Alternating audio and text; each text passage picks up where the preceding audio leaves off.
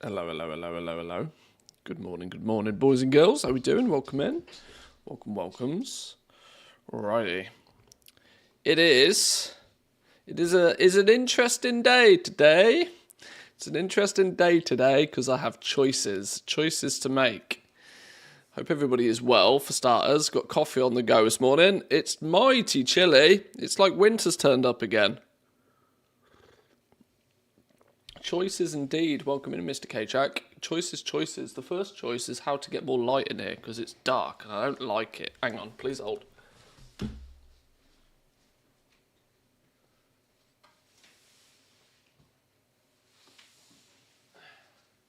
Some natural light at least.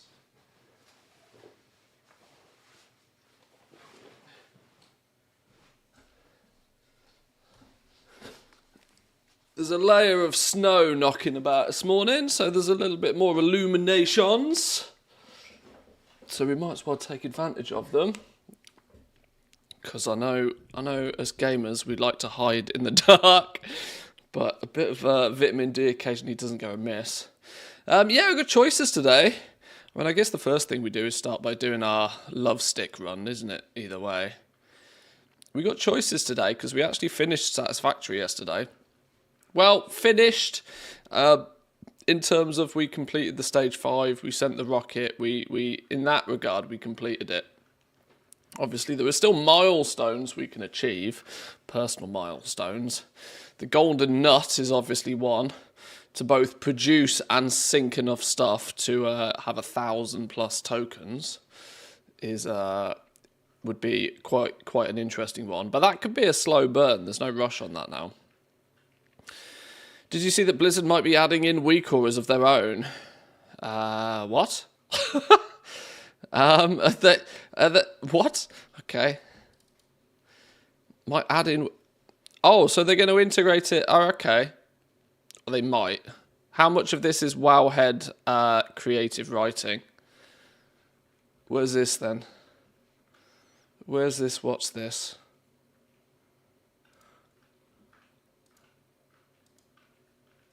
What's this? Where's this?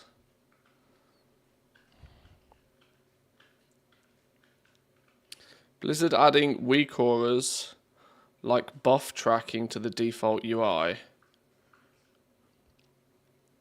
In the latest 11.1 PTR build, 2 new files were added that may indicate some form of tracking cooldowns and buffs is coming to the default UI. Weaker auras. Well, this is historically what does tend to happen a little bit here, isn't it? It historically is that Blizzard might copy an add-on idea, but then implement it in the Blizzard way, which is all right. Let's have a read, shall we? Let's have a little look. Let's not dismiss it before we've had a read. Turn the tunes down just a touch. So what's this then?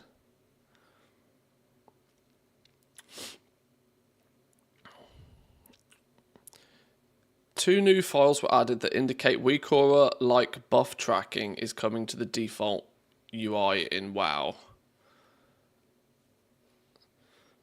Add-ons in endgame content. Add-ons have been popular discussion over the last couple of years with boss mods, weak auras, and other add-ons getting so powerful that players feel like it's impacting their enjoyment. I know what add-ons are. I'm aware of the new Lua files. In the latest 11.1 PTR build, 2 new Lua files were added with interesting names. Cooldown Viewer Constants Documentation and Cooldown Viewer Documentation. Similar to the player housing documentation that was originally found on the Cataclysm PTR. Well, okay. Cooldown tracking is a bit of a stretch to call it weak auras, because weak auras is very all-encompassing. You know, cooldown tracking is one tiny little usage of weak auras. Okay, there's quite some creative writing here going on, I can already tell. Central utility tracked buff, tracked bar. Some fields for cooldowns, spell IDs, linked spell IDs, self aura, has aura, charge. From initial speculation, This looks like, at minimum, it could be a default UI version of a cooldown tracker similar to OmniCC. So not weak auras at all then. So not actually weak auras, more like OmniCC. But you knew if you put weak auras in the title, you'd get more clicks. Fucking hell, wowhead. Jesus. You could probably make an argument that this would go one step further and allow for some weak aura functionality in the base UI, being able to track essential rotational buffs, track utility cooldowns of you and your group, buffs and cast bar of friendlies or enemies. Ian has mentioned one of the main things players use weak auras for is moving important buffs and debuffs to the center of their screen so they can see them during a hectic encounter without moving all of them there. If there was a way to do this using the default UI, it'd be of big benefit to players. Speculation then. This is far from conclusive and only speculation at this point, due to the only thing we've heard on this is being 2 Lua documents. That being said, if this does end up being real, we know that player housing is coming in Midnight, so we might well find some information about this in Midnight as well. Some sort of party cooldown tracking similar to OmniCC or what WoW Esports uses on their broadcast. However, this could be the start of an in-house version of weak auras. We know that Blizzard has been looking at add-on usage in raids and have identified it as a problem, but they couldn't really do anything about it at the time. But with in-house weak auras, they'd be able to control exactly what the system can see and do, and then have the ability to scale back raids to compensate. Yeah, it'd just be Blizzard auras then, wouldn't it? It would just be, if it's going to just be... This is the thing, right? Anything that Blizzard does themselves is likely to end up being significantly more basic than what content creators have done themselves. It is the direction to take, though. I do agree. Like, if they want to have this stand that add-ons are allowed, but they also want to have some element of control so that they don't have to keep making encounters so ridiculous, because otherwise they know that people just trivialize them with an add-on. It does make a little bit more sense for them to at least have a touch more control over it, and that the start of that might be with them providing more in-game features and functionality for sure. Now, I don't know Lua, so this is just all gobbledygook to me. But anybody that knows Lua can have a read of that. Oh, so are we to say that... Yeah. Okay. Once again, it's like 2 lines of code. It might turn into something, it might not. I wouldn't get too excited. I think it's a step in the right direction, though, if Blizzard takes more control over the UI. There's no negativity to that in any way, shape, or form. The reason why 9 out of 10 add-ons exist is because Blizzard hasn't integrated it into the game themselves. Its add-ons mostly provide extra value to players that the default UI doesn't give them. So, the more Blizzard can do, the better. That's cool. Taliesin and Evertel going over player housing. Some data mine season 2 Mythic testing. Mythic Plus testing. How is this still going? It's flipping release candidate, right? Where's MMO Champion? MMO Champion does a significantly better job of data mining whatever does turn up. Oh my god, add-ons. I love you, MMO Champion, but Christ. Your add-on usage is, like many websites nowadays, over the top.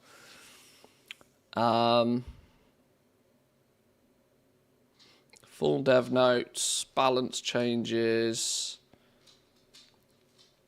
Still doing a bunch of balance changes, apparently. That'll please people.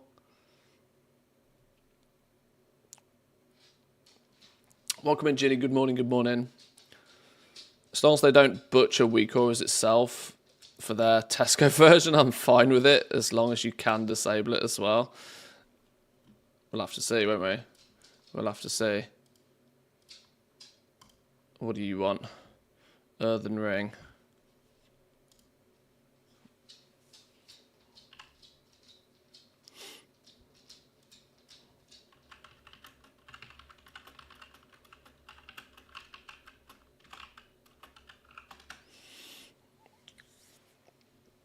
Oh, hang on. If we're going to be in WoW for a little bit, I'm taking things slower today. We might end up back on. Satisfactory later.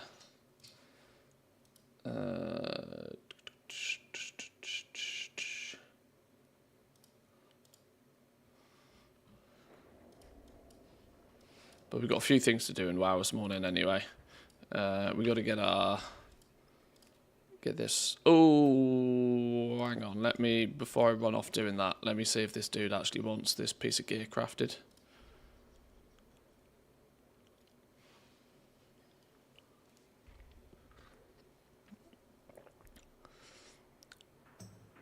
Never a slow day for Dawn Crafters, by the way. This Amulet of Earthen Craftsmanship and the Ring of Earthen Craftsmanship is 90% of the work orders I see.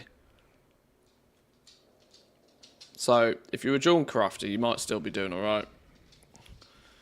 It was a wise move to throw some points into here to get things up and running. Filling this tree out was pretty worth.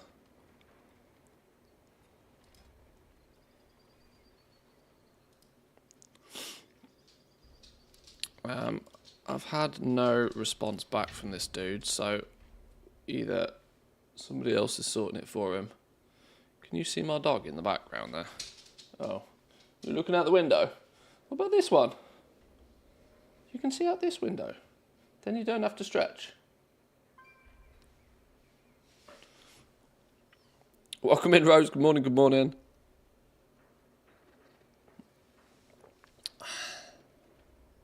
Am I the only one already tired of player housing? There's no way it can possibly live up to the hype. Well, natural pessimistic Manthius over here was probably the first to try and, remind people that there's 20 years of dreaming about player housing. 20 years of different people dreaming how they want player housing to work. So there's going to have to be some compromises by players when it turns up, for sure. It's never, ever, ever going to be everything that everybody's ever dreamed of. But I just hope that Blizzard can do it justice and it turns out to be, at the very least, fun, right? I couldn't care.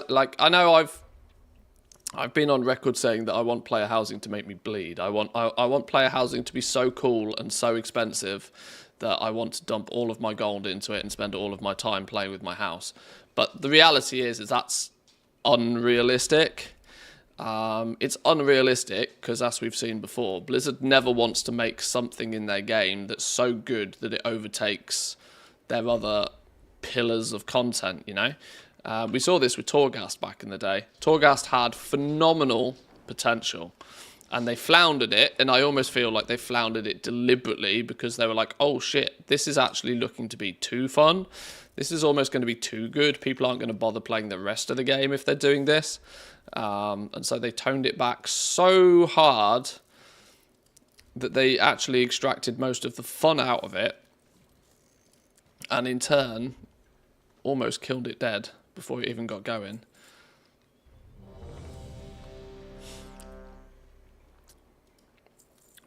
There's also a significant amount of the player base that still very clearly remembers garrisons, and will be very keen for it not to be Garrisons 2.0. I do think there will be a wide selection of feedback on player housing. A very wide selection of feedback. I think there'll be people throwing completely opposite opinions all over the place with it. I think it's going to be very difficult for Blizzard to even filter through this feedback to decide what's useful and what's not.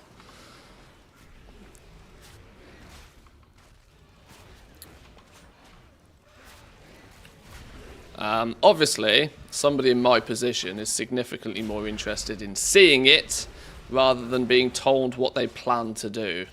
I've been in the game long enough now to understand that being told that they're going to do something doesn't mean a lot. That don't really put too much value in that until you actually start seeing something. Until you can get your hands on a piece of content. Hey! Hey! The hunt is over.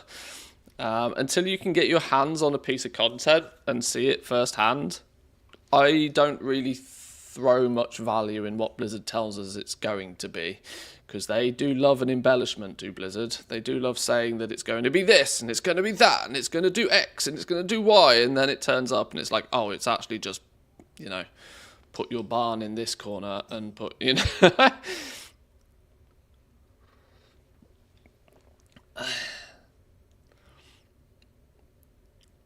We were woken up by a snow plow ploughing the 0.3 centimeters of snow we had overnight.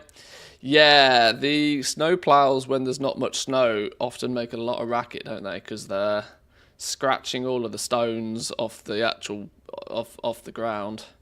And I'm aware of roughly. I know what city you live in, and I know the landscape in that city is often the roads can be interesting, should we say.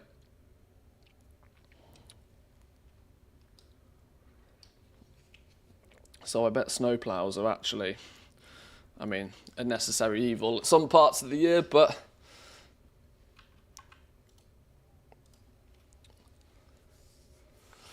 kind of suspect those initial houses will look weird for most of the races outside of humans and orcs. A huge tauren or a tiny gnome in a house sized for a human, I'm not even sure.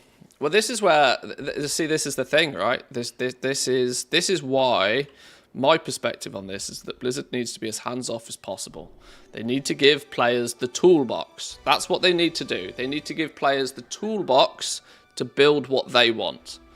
If Blizzard can focus on giving players the toolbox rather than focusing too heavily on giving people the actual things, what's likely to happen, and I see Blizzard going in this direction, especially because they're going to want rewards and stuff to be they want it to be a new reward path. What they're going to do is they're going to give you the Lego pieces, and then everybody's going to have to take those same Lego pieces to build their Lego house.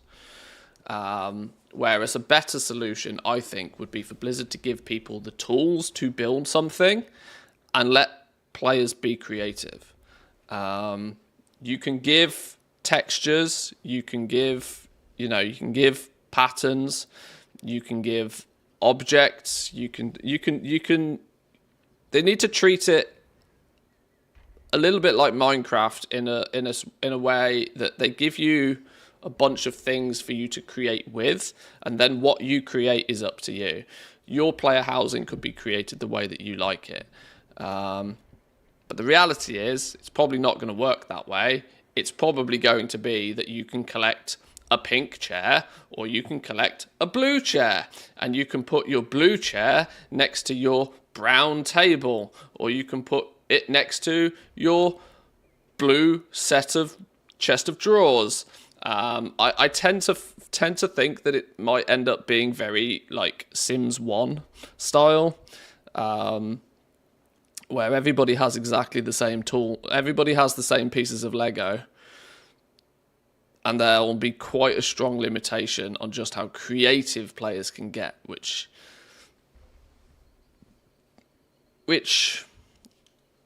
will be suffice for it to be considered player housing. But I don't think they're going to do a great job. Knowing Blizzard, I'm not sure they're going to do a great job of giving players creative freedom, which is what I think a lot of people actually want with their player housing. They want that creative freedom. And why Garrisons didn't work, because Garrisons had 7 options, and you pick one, your garrison looks exactly the same as everybody else's garrison. And this is what kind of worries me about them making the cities and saying, right, you can either live here if you're Horde, or you live here if you're Alliance. It already triggers some skepticisms of, is it going to be too...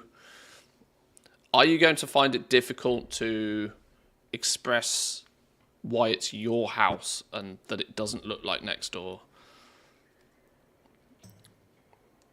But this is the problem. 20 years of people thinking. So we'll have to see. Where did me love stick go? Where did me love stick go? Did it go straight in the... Did we learn it straight away? Where'd the love stick go? What was it called? Why can't I see it? Am I being dumb? Surely it should be around here somewhere. Did it go? Does it go straight into your inventory? Doesn't usually do it. Oh, maybe it goes straight into your inventory.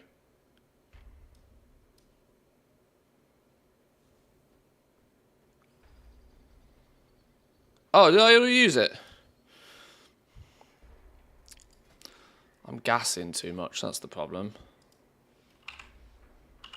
What's it called? Love Witches Sweeper or something. This thing.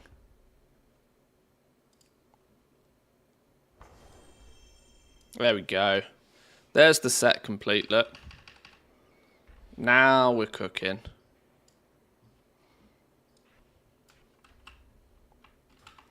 Now we're cooking. Oh, I've still got first mate Manthe. That's probably not really Do we have Manthe the Love Fool?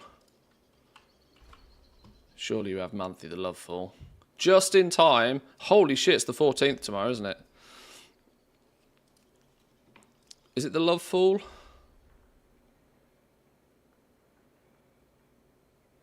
Is it the Love Fool? It's the Love Fool. Why, after all of these years, they haven't ignored the word the when alphabetizing these? It's like you have two separate lists. You have all the lists that are a single word. In fact, no, it's like three. Like you then have of something as an entirely separated but alphabetized list. Oh, of and of the. It would take 2 minutes for some dude to code this properly so it ignores of and of the and only alphabetizes the capitalized letter of the title. Then it would make these much easier to find. I'm clearly being picky though. There we go. Manthe the Loveful. That's the one. Didn't Plumber add a search bar for titles? They did something for titles. Oh, I'm not sure. Maybe they did.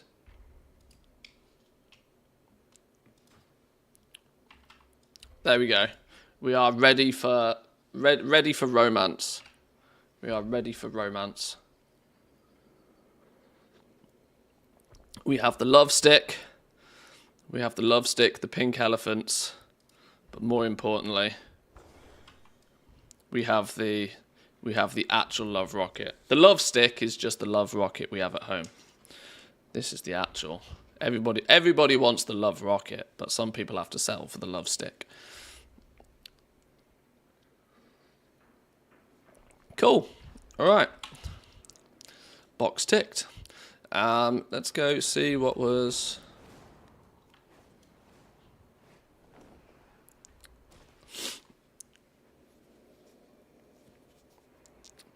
with the no refunds, this points to a special profession. Yeah, no refunds. I love you long time, but no refunds. Welcome in, Jack. Good morning. Good morning, good morning. I've been expecting you. Are we assuming that feasts will be going up in price again in the next month? As I say to everybody, and I'll say the same to you, price is something that I very rarely like to guess upon, purely because it's crystal ball activity. But yeah, demand for feasts will definitely go up. It depends. I've not been tracking food prices and stuff in any way, shape, or form. It's not a market that I really pay much attention to. I would imagine it follows the same sort of theory that the early birds 6 weeks ago would have bought a bunch of cheap food items. They're probably now reselling them for a 20% markup to people who are buying them now, thinking they're smart stockpiling now because they'll go up in a couple of weeks' time. I would probably go as far as to say prices for materials right now are at a high point, not a low point. And their resulting crafting items probably the same. That said, feasts is often something that the very second the raid comes out, the market gets completely bought out, the price gets 3x'd, and people make bank for the first couple of days with some aggressive cancel scanning. If you want in on that, give it a go.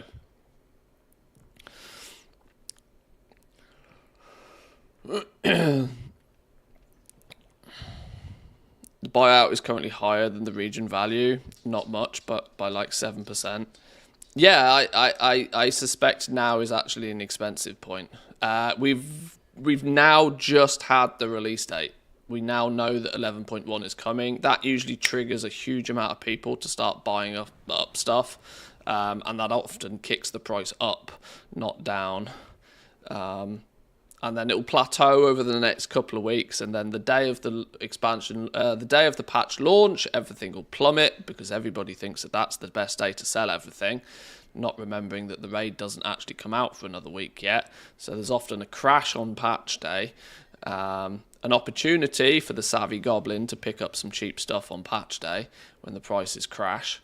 And then when the raid actually launches, you hope at least for demand to kick in a way that pulls the price up as well.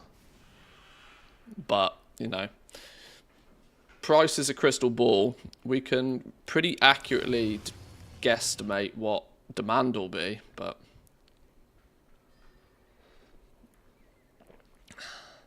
crafting feast is more expensive at the moment unless you are really lucky with a multi-craft. Yeah, like I said before, as of 4 to 6 weeks ago, the materials to make the feasts were probably significantly cheaper. Day trading on prices is usually a net loss. You need to buy the mats when the mats are at the good price, and it doesn't really fluctuate so much weekly anymore. It's more of a case of that you want to stock up and stock up big when the mats are actually at their cheapest, which would have been 4 to 6 weeks ago now. I've not checked a bunch of stuff actually. I mean, we can have a little bit of a look. We can use this opportunity to have a scout and see if there's anything interesting happening.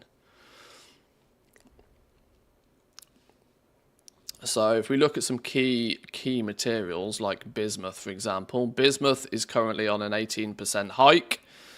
Once again, proving my point that things are more expensive right now than they arguably could or should be.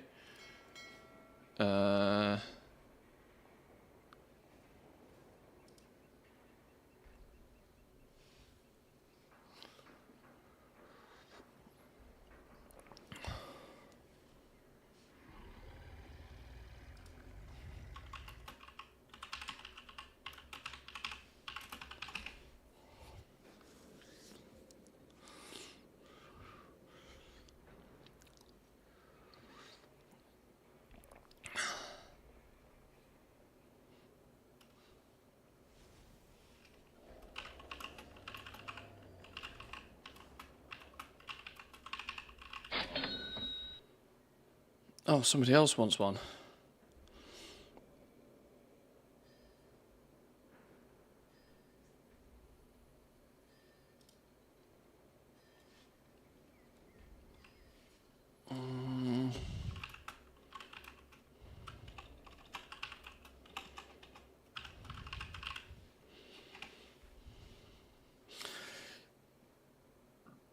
This seems really silly, right? But I've been trying to think about how players can optimize the use of this little add-on as well. We'll get back to the auction house in a second. But this is where I'm really digging deep for my for my own days of like marketing and sales, because one of the problems that CraftScan has is that everybody uses the defaults. So something really sneaky and subtle that you can do is input deliberate spelling mistakes. Because if you input deliberate spelling mistakes it makes your replies look 100% more realistic than the default perfect grammar, you know, capital letters, full stops. The defaults, you know, are grammatically correct. If you go in and change some of them and take the capitals away, slip in a spelling mistake in there, you can still be automatic with a lot of your replies, but it amplifies the realness of it, because there's a lot of people that almost by proxy will ignore the default stuff, which is quite funny. Dyslexia stonks. Yeah, exactly. Could very much be a thing.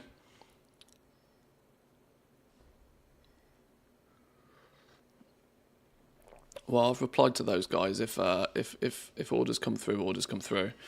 But yeah, so looking at a few materials then, things like bismuth is nearly 20% up to what it has been recently, indicating that now we've had a patch launch date. The price has recently been rising on bismuth, not going down, meaning that if you bought this a few weeks ago, you could now be selling it for nearly 20% profit. Spoiler alert, this is exactly what I did. I can't remember when I put my little video out talking about my initial investments. It was quite some weeks ago now. I can't find it offhand, but we're now in a position where I would somewhat suspect a bunch of things to be a bit cheaper than they were recently. Blasphemites, on the other hand, are 20% down. Although that said, as of right here, right now, 196 is actually significantly higher. So these have actually, when you look at the market value is only 182. They're significantly higher value than they should be, but they're actually technically that's back to normality, really. So Blasphemites realistically haven't moved.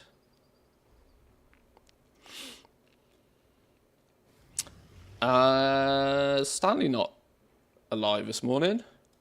Stanley not alive this morning. He's here. Did he pop up and say hi? Hey Stanley, are you alive this morning? Oh, there he is. Oh, he's still got his Satisfactory set up on. I should have given him a Cupid bow or something, shouldn't I, for tomorrow? That said, Stanley also doesn't seem to be saying anything. Stanley's broken. Stanley's busted. I've been having technical issues again with Stanley. Oh, splendid. What's your favourite video game to play? Don't worry, even if it's not as impressive as my gaming skills, I'm sure we can still have a jolly good time chatting about it.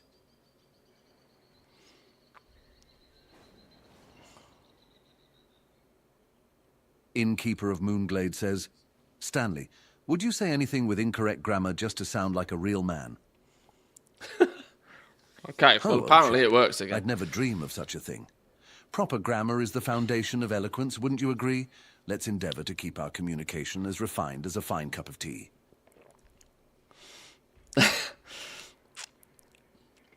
Well, Stanley works again. He was just being a little bit slow. I'm not sure why.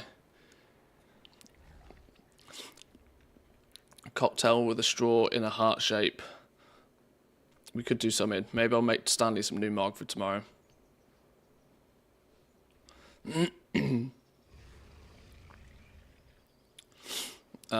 What else we got? Gloom chitin is massively expensive right now at Q3. It's been hovering around 6 gold a piece at Q3. It's now all of a sudden 9 gold. Ironclaw ore at rank 3 is pretty flatline in terms of price right now based upon where it has been. but it's not necessarily a material most people need in bulk. Prospectors are actually more likely to prospect Ironclaw ore quality 2, which is being bait priced. But still hasn't moved much in price, honestly. Nullstones, what are Nullstones doing? Nullstones are up a little bit. Loot based on TV their says, Stanley, recent... what could you suggest to elevate your advertisement to customers so you stand out from your competition? Ah, a wise question, my good fellow. To truly shine amidst the competition, one must offer impeccable service, a touch of humour, and a gentle nudge to check for a Twitch Prime. Remember, the factory must grow. Maybe don't listen to Stanley on that one. If you start adding, please check for a Twitch Prime, then you might not get anywhere near as many orders.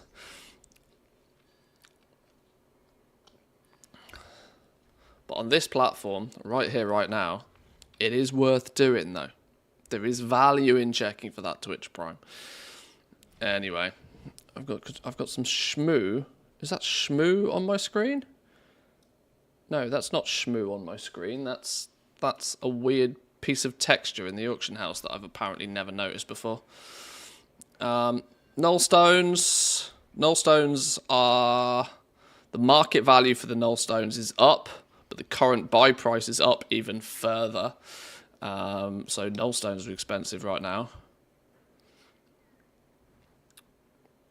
Storm Charge Leather, similar position. It's been around 6 to 6 gold, 20 a piece for a reasonable amount of time. It's now what you consider quote-unquote expensive based upon recent history. So this is how the ebbs and flows of market prices go, right? 6 weeks ago, if you bought a shitload of materials and started investing a bunch in mats, you'd now be able to offload a huge amount of those for about a 20% profit.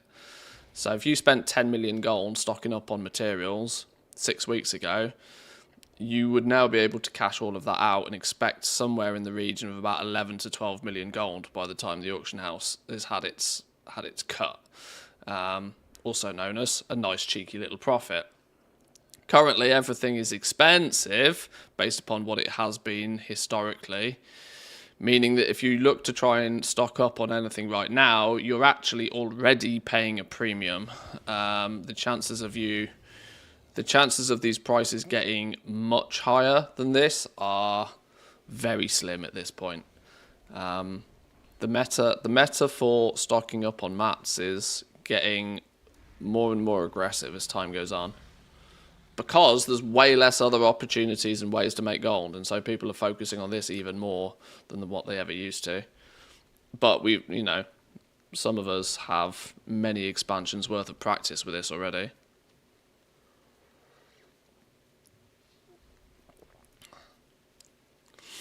I must be too greedy expecting 100% profit on finished product and 200% profit on raw mats. Yeah, that's just not happening. There's never a scenario where a material is going to triple in price, not at this point in the expansion. Not without some crystal ball knowledge of something that's dramatic that's going to change.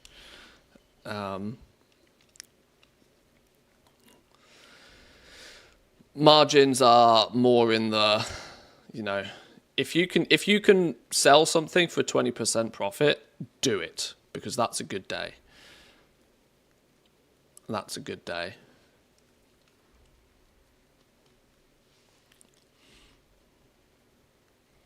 Pummel permits 460. Is that what these are at now?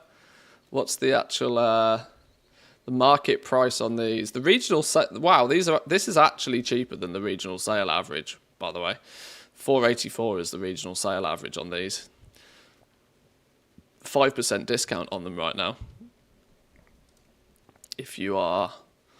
I've not seen, and that's probably because the cost of doing this is ludicrous, but I've not seen anybody really try and industrialize that mount so much. What's it even called? I can't remember what it's called. I'm out of practice with WoW.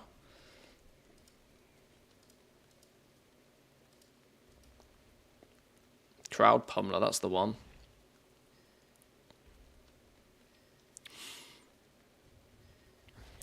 It's still got a market value of 2 mil, or as close to. Regional sale average 1.5. Even TSM tries to claim that its crafting cost right now is 1.5. Maybe because it's such an outrageous big bucks thing. The thing is, though, is if you got to be real brave to try and do any of this at scale. You got to be real brave to try and do any of this at scale.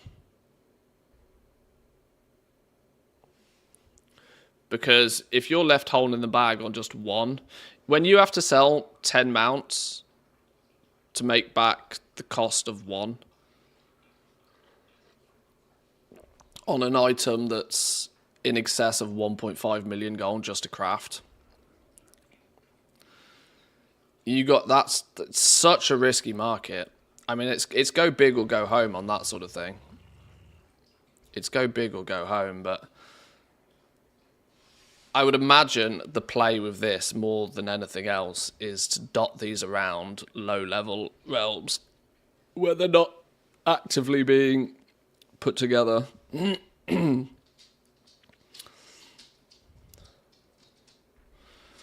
Stocked up on old world maps, just in case the player housing rumor is true, and they'll be used on housing crafting.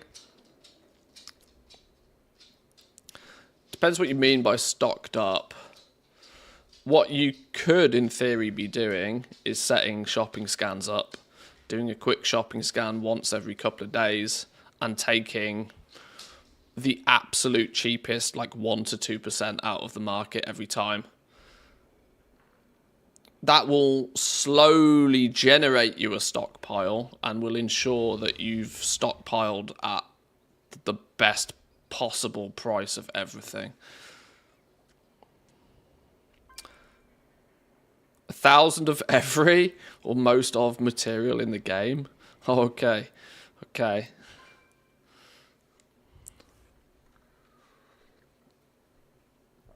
Best of luck with that one. No need for me to stock up on old mats. I got 3 guild banks full of them for farming for ATT. I purged all of mine when the region-wide auction house came out back at the end of Shadowlands. I cleared out all of those banks, sold everything, made a stack of cash overnight, and called it quits. That was the point where I decided. That's where I decided that having any. That's when I decided that the supply was forever and a day going to outstrip demand.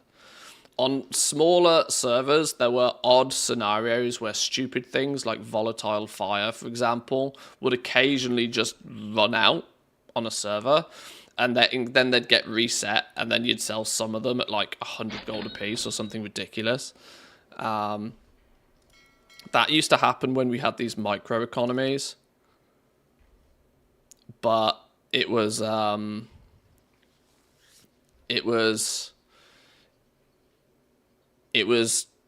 seen to be too risky when all of the materials were going to be put in one arena. Guild bank full of pyrite ore. I refused to log on to that character.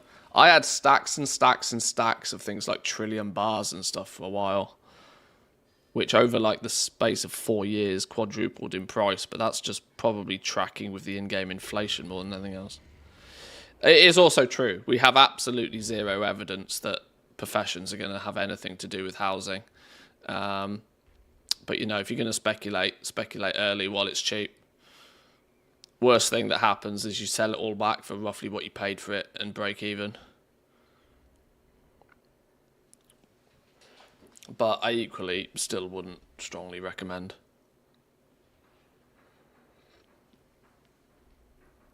Just purely storing 1,000 of everything is a pain in the ass. We should actually do something, shouldn't we? We should actually do something. I was thinking we'd end up back in Satisfactory today. I'm going to be honest, I'm not totally convinced we will. Let me quickly do some quick changes here.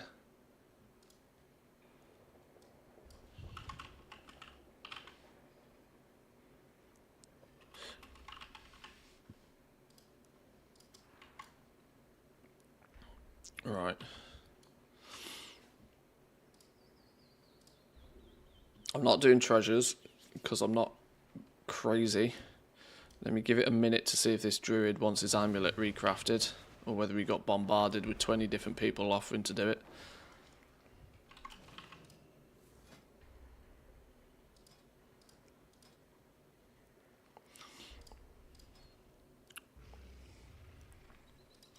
Right, I'm going to assume he doesn't want it. Let's get a few characters. Let's check a few characters' situation with their professions. Play catch up a little bit.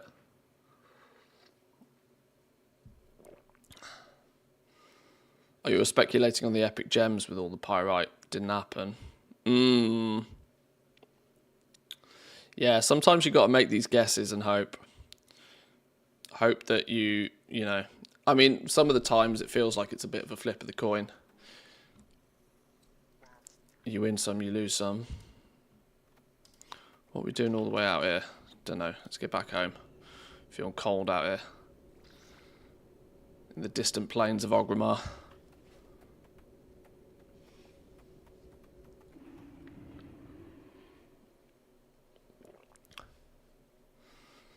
All the recipes and plans from TBC instances. There is a lot of world drop stuff. Burning Crusade was an absolute nightmare for world drop stuff. But that said, it does also mean that quite many of them, you're better off just buying the recipe. Especially now we can go on vacation to find them at the cheapest price. That's at least the approach I went with quite a lot of them. How may I aid you? Ancestors watch over you. Enjoying Season of Discovery at the moment. People are actually buying stuff on the auction house. It's good to see Season of Discovery still going. It didn't grab me much past the first phase, unfortunately, which was, well, it's because they had that middle phase where it just didn't really get the love I was expecting it to get. Although, that said, it does seem that they're putting more effort into it now towards what's clearly the tail end of it, which is unfortunate because it means I haven't kept up with leveling my character or gearing or anything along those lines.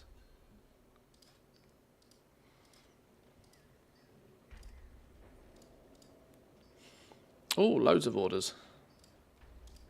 Some of them are even money. And we do all of those. Quick 600 gold. Adds up. Adrestea says, and what game are you plugging today?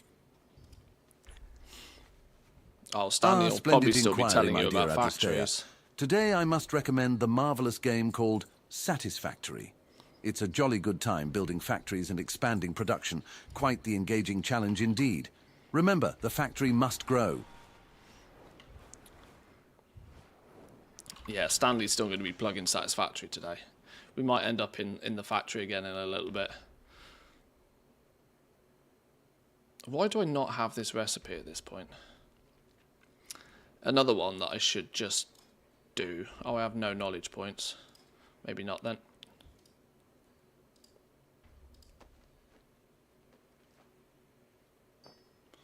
People still putting in orders for books.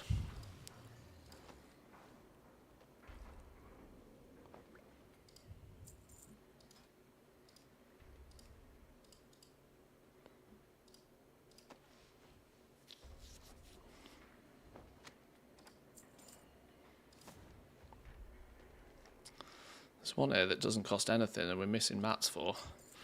What are we missing mats for on that one? Oh, it's asking for like rank 1 pigments.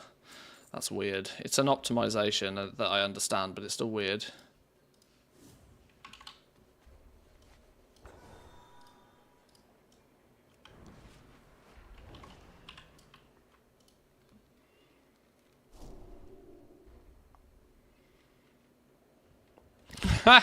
Look at the patron orders we're behind these days. Holy.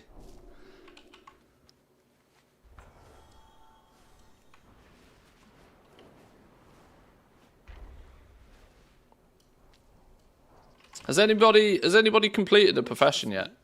Walk with the Earth Mother. Somebody must be getting near, right? I'm pretty sure engineers should be very close to completion if you've been relatively proactive with it. Engineers, I think engineering tree is 480 knowledge points, which I'm starting to believe is within the realms of like grasp at this point.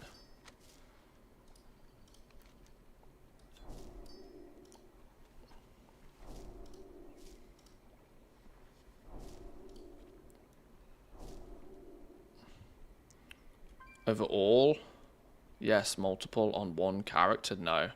Oh, well, we're talking about on one character here. Skinning's getting close, 40 points left. Once it becomes possible to complete on my Herber miners, I might spend an afternoon just pushing them. Doing any form of catch up with Herbersman mining has actually been quite painful though, because they clearly nerfed it. They clearly stealth nerfed it at one point.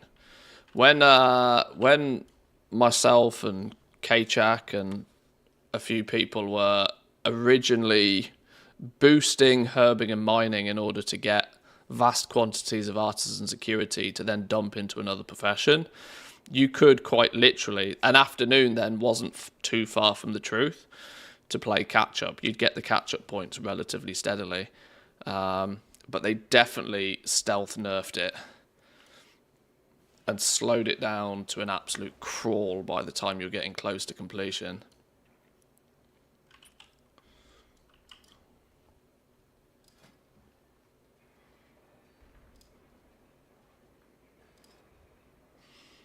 Mm, 7 points, I guess you go in there. Sure. This tree's full. Textiles is full. We need 40 points before quality fabric is full. And then it's just the gear side of things that's like, whatever. That said, both cloaks, hats, cloaks and robes are probably the three that is worth working towards, even if you don't care about that sort of stuff, because you've got profession gear here, and everybody wants a cloak.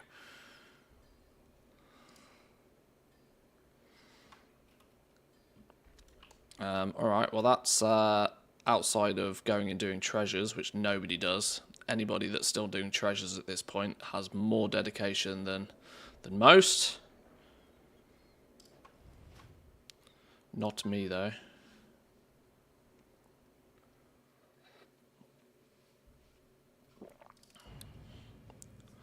Pretty close to finishing with 4 of my professions: drawn crafting, tailoring, scribbling, enchanting.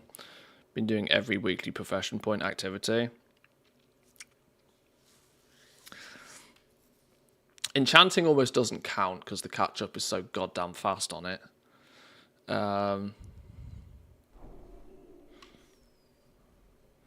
Yeah, I think drawn crafting, tailoring, scribes have a similar amount. When I say complete, I'm talking about like filling the knowledge tree, even though it's in no way, shape or form required.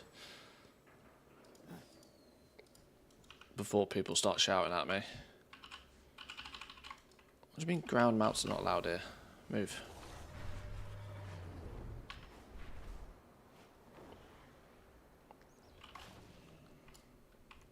What brings you here? May the eternal sun shine upon you. Oh, for lot.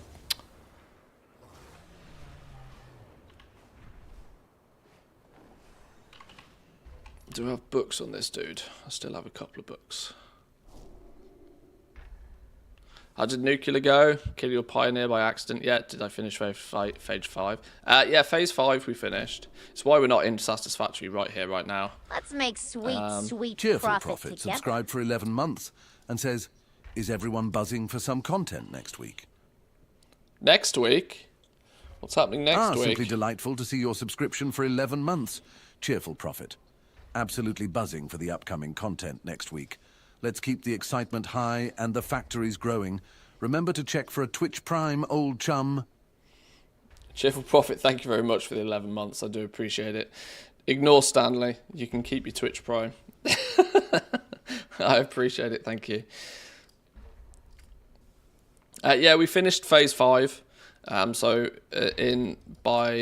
on paper at least, we completed Satisfactory now, which was fun. On paper. I say on paper because we haven't got the golden nut, and obviously you never technically finish it. It's like claiming you finished Football Manager. But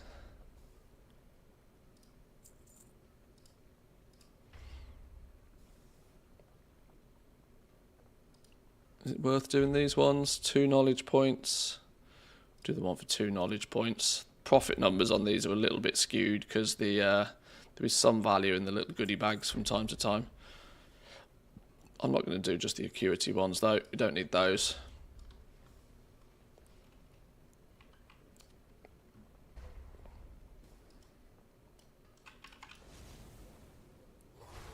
Yeah, we had a little bit of a look at that earlier, Jack. We had a little bit of a look earlier. I think it's good that Blizzard is going in that direction. Wowhead is clearly using quite a lot of we will continue speaking. hang on, was that 20 storm dust? Nah, you're alright. May Rook nor Ram take you far. There's quite a lot of creative writing going on there. It's not exactly very weak or alike. It's more like a cooldown tracker. But it is at least something. It's something, potentially. It's another slow day at Wowhead, I can tell. Quick, find a line of code we can make a headline about. Get the stir the pot a little bit with the old add-on argument. Is it worth doing some disenchanting to catch up on enchanting? It's probably more worth doing it now. We can do it now, can't we? Because it's not like I'm going to...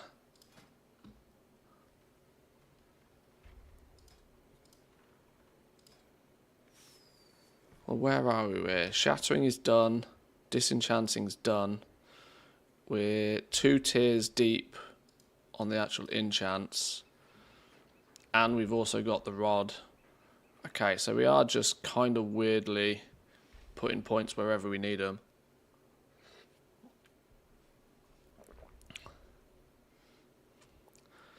I have a goblin with potions, a dark iron blacksmith, some gatherers, and a decent scribblist. I've made way more with enchanting than anything else. Concentration goes so much further with enchanting than it does most other professions. So yeah, over time, if you're consistent, enchanting will still make a pretty penny. That said, I made millions with flasks at the beginning of the expansion. Absolutely millions with flasks, but that's not going to be easily replicated. The reason I made millions with flasks is because I was like the first person in the EU to have a bunch of them. So I kind of had the ability to set the price for a few days. Not an advantage that you get more than once an expansion, really.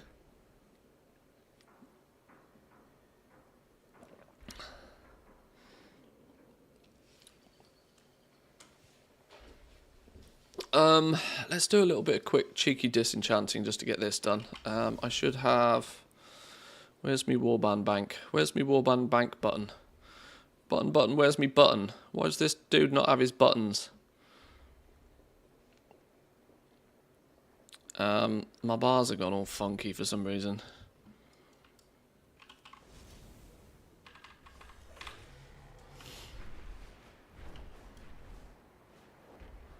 Let me hand this quest in real quick.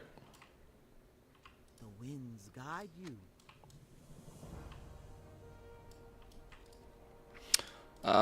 actually, if I do the catch-up, it means I've got to go get treasures first, don't I?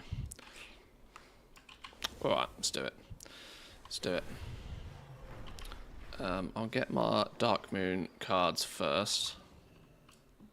I have calibrated my prices to be reasonable. Where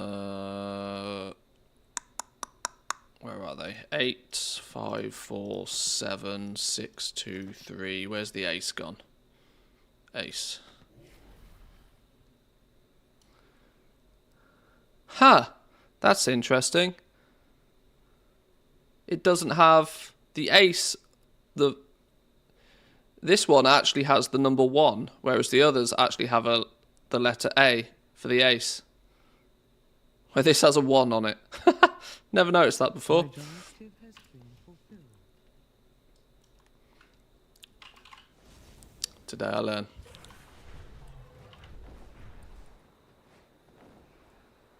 Any profession standing out in Season 2? Do you think the car customizing with engineering will make a dent?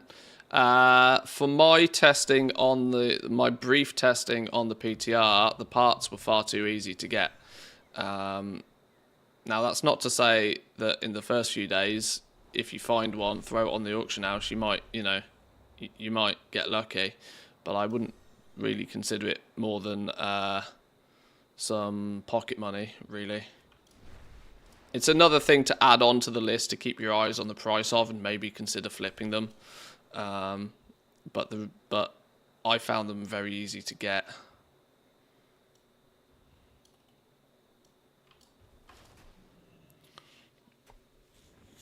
Oh.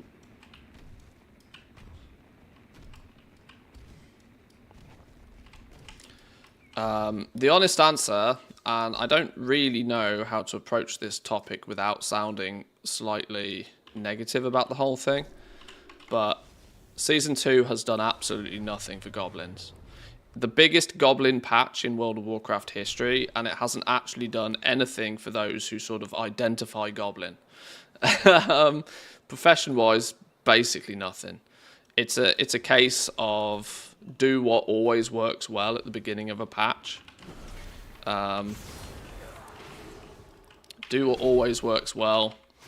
Sell your potions, your flasks, your enchants, that sort of stuff. What's going on here? Oh, that's why nothing's in the right place, because we're in prot spec instead of retribution spec. That's better.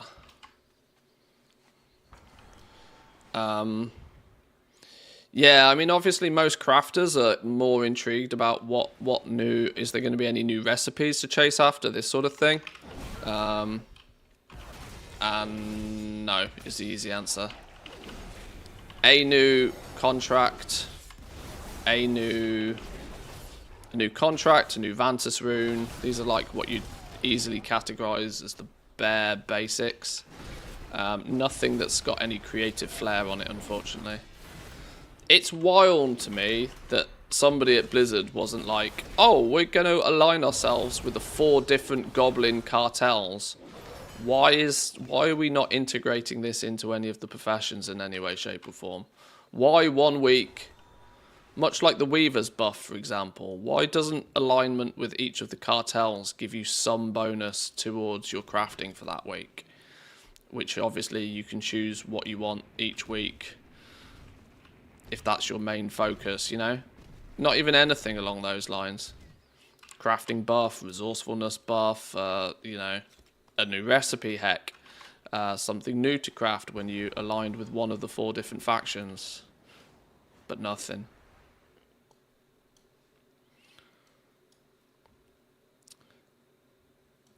At this point, I should get into PvP because they seem to get more updates.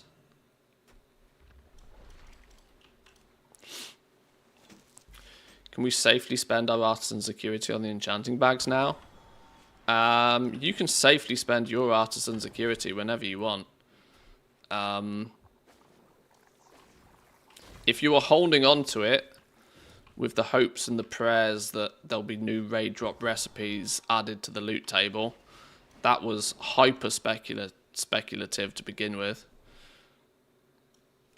when there isn't any new recipes to obtain, then there's not really super duper mega value in that, I wouldn't say.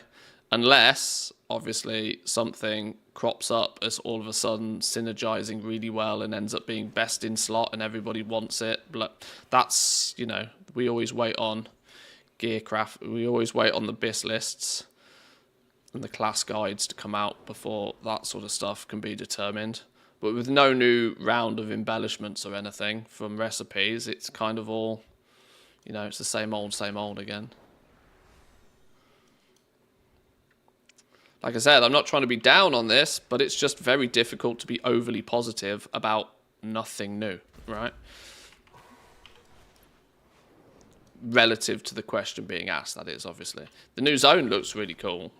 Like, this is the conclusion to all of this, is that the new zone is going to be a lot of fun to play in for a week or so. Running around, killing the rares, doing the world quests, grinding out the rep, and, you know, slowly unlocking different stuff. But from a purely goal-making, profession, economy standpoint, nothing's really going on. Not that you could get overly excited about. It's more of a continuation of Season 1 in that regard. Keep gaining your knowledge points. If you've ballsed up on any character, remember that you're going to have to reset.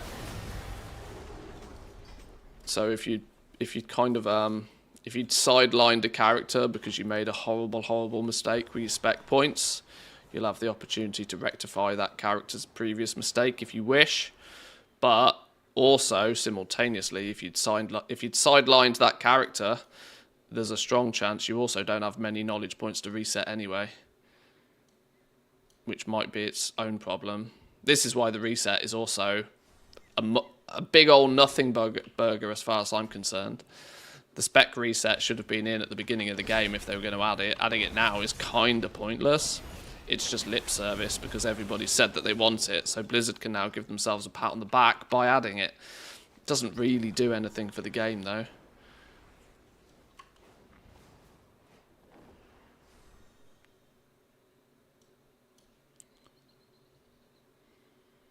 I suppose the other thing to clarify that is in the back of people's minds is this multi-craft and resourcefulness hotfix, which is not coming, let me clarify, is not coming in 11.1. I would basically remove it from your memory because it doesn't look as if it'll ever happen. And categorically, it wasn't going to make a huge difference anyway. It was another mountain out of a molehill situation as far as I'm concerned. It would have only affected a handful of crafted items by a difference of a few percent. Tiny, really. Spell threads would have been affected ever so slightly. Some inscription stuff would have been slightly affected. But the only problem you would have had is if you were holding a massive stockpile of those crafted items in the first place. And how many people is that really going to affect? Not a lot. This is why my plans will be pretty straightforward. We'll play the death out of the new zone for the first couple of weeks. Run around collecting all of the stuff, hunting down any achievements, getting any sort of grab any new pets, kill the rares, grind out a bit of reputation. We'll play the zone for a little while. We'll look at crafting a few things for when the raid comes out. There's always some good goblin goal making to be made for the first couple of weeks of the raid. But we probably won't get much more than 3 or 4 weeks out of it.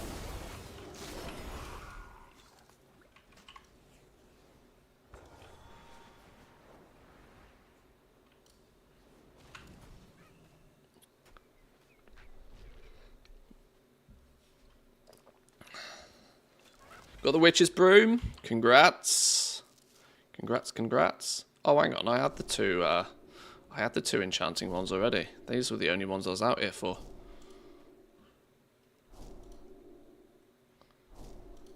Now we can go do some disenchanting. Made a ton on skinning. Well, skinning's gathering, isn't it? So you know, you never fail to make gold when doing any form of gathering, because you're not trading the gold you already have in the hopes to turn it into more. You're trading the time. So yeah, your gold total will always go up any form of gathering you do. It's just whether you're going to be content with the amount of gold you can generate in any given amount of time. Maybe I am going to have to give you some storm dust. Just have some storm dust real quick. Right, how many do we need? Shimmering dust 70 plus the, what is it, 5, 6 we get for the weekly.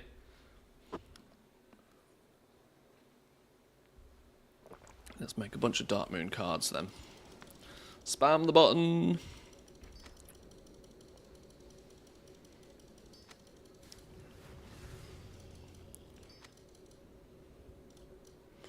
The irony being is I reckon we probably actually stand to make gold by doing this as well. Are the cards still going for like sub 10 gold a piece each? Mostly. Oh, all apart from the ace, which is like 50 gold a piece these days. Probably because the deposit fee on the ace is like way higher for some reason. I still bought all of mine for like 12 gold a piece though.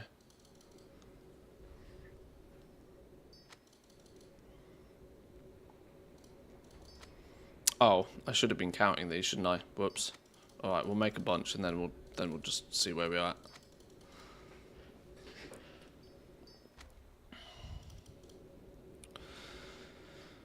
I wonder if there's anything constructive I can do with my artisan's acuity at this point. Obviously, my main focus is getting all the recipes and stuff first.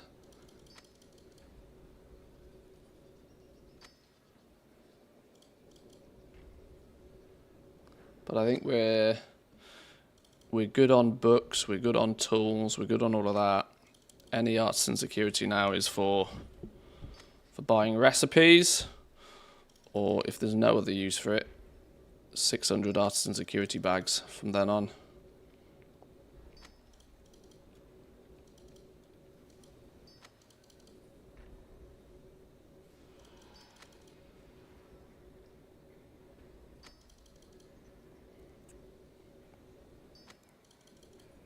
How are we doing, Pack B? Welcome in. Good morning, good morning.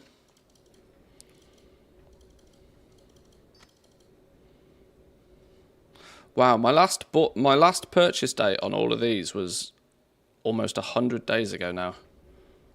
Sheesh.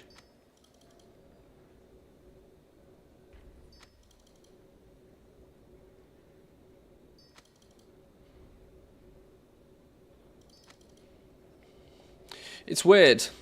I both simultaneously think that The War Within has been out. It both feels like the game's only been out 5 minutes, but it also simultaneously feels like the game's been out like 9 months, when it technically hasn't.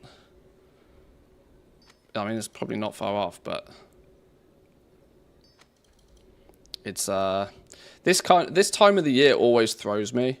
Christmas, January, or December, January, and February, my brain is just a mush. Anything that happens in those 3 months. It's been the same for years. I don't know why.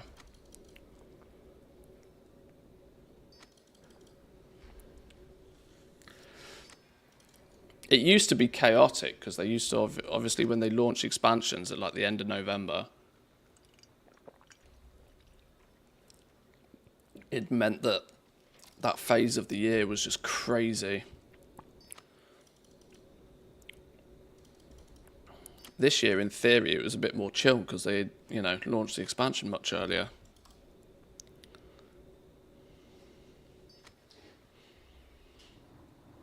I'm betting on alcohol consumption levels. Jack the Dipper says, "Shut up, stinky chat." My dear Jack, some cause no need for mush. such pungent language. Let's keep things civil and remember, even the stinkiest of chats can bloom into a flourishing garden. The factory must grow, after all. Get told. Get told. Right, there's our base knowledge points. Need 70 more from here on out. And I would love if we could keep this ratio of Q3 crystals.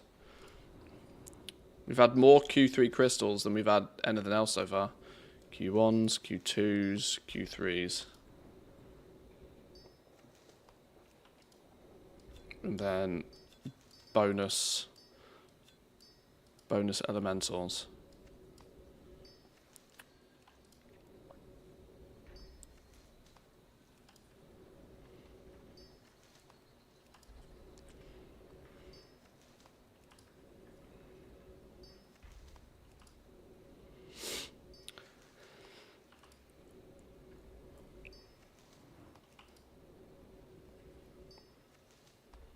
Seems to be that we're at basically the point where it's a relatively even distribution of these now.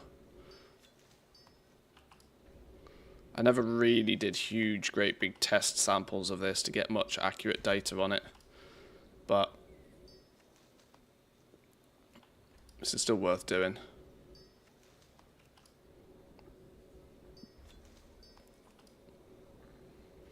Are any of these components worth anything anymore? Ley line residue? 100 gold a piece? Holy shit, what's going on with ley line residue? That stuff's gone through the roof. That's 50% up as of recent. That would have been a really nice one to invest in a couple of million to a few weeks ago. Drizzling Rose says, does the factory have a union? Oh, a delightful inquiry, Drizzling Rose. The factory's union consists of dedicated workers united in the noble cause of expansion and productivity. Together, we shall ensure that the factory prospers and grows ever grander. And the rich get richer. Oh, sorry, that was, sorry, that just fell out. Don't know where that came from. That'll be a no then. Yes, that was a political answer from our Stan. Stan, what a fucking Tory.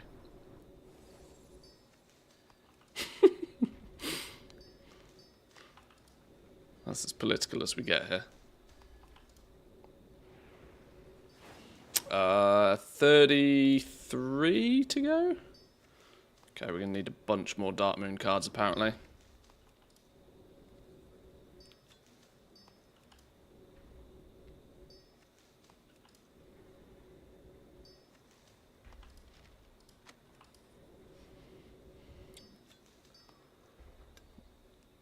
$27 more cards. Oh, we got 26 here. We need to go down to 499. Okay. We need to go down to 499. Once we get to 499, we can stop converting them.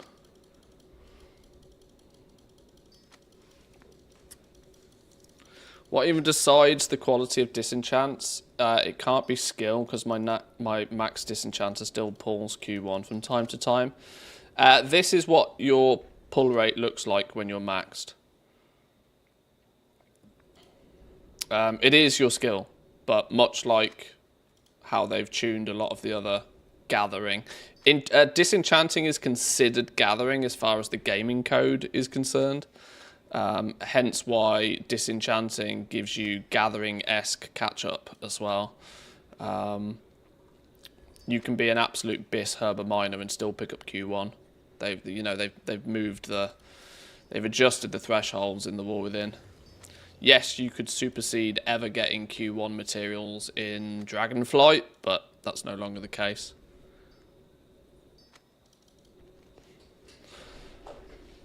But even though Q1 mats are clearly inferior for a lot of stuff, they have been better this expansion.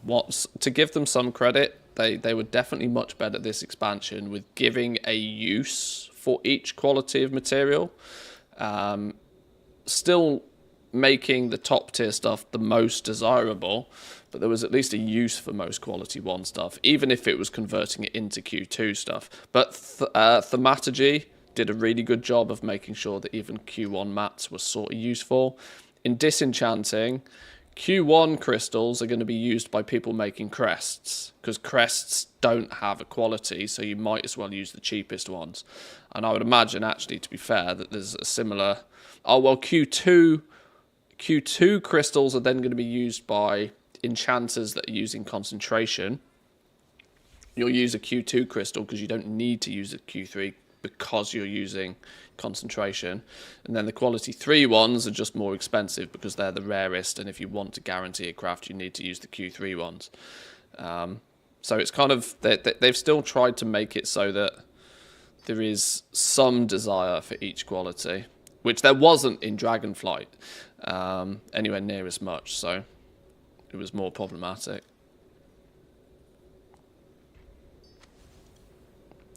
Right, $4.99, there we go. Now we can disenchant the rest of those. And that should be our enchanting catch-up done.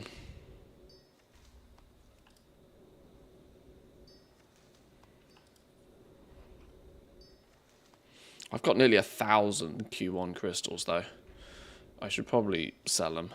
It's still 17,000 gold worth of stuff. I don't need them particularly for crests. It's one of the mats that I don't really crafters themselves don't have much use out of these. But people making their crests need them.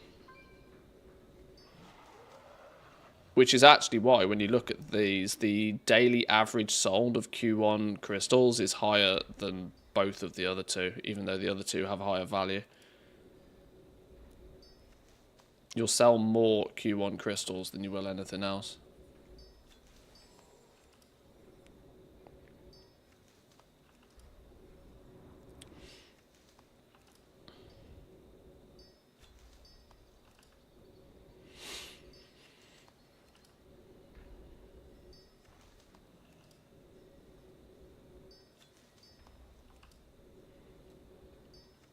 Yeah, there's no need to use any better than quality 1 materials when you're crafting crests, because crests don't have quality, so just use the cheapest, is the theory.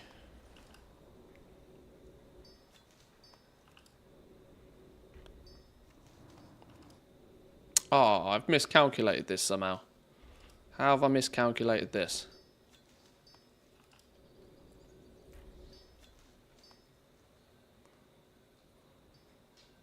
Oh, no, I didn't miscalculate it. I'm a mathematical genius. There we go, 70. Now to learn them all. Give me all my points.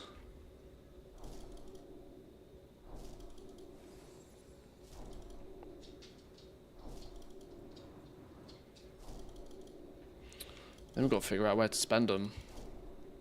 It's weird that many folks use rank 3 mats for crests in public orders, because some people will be stupid.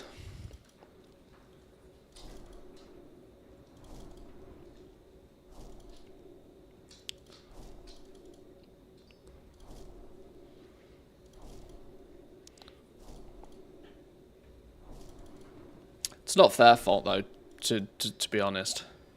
You know, it's if you don't engage in crafting all that much, you're very quickly conditioned to understand that better quality mats make better quality thing.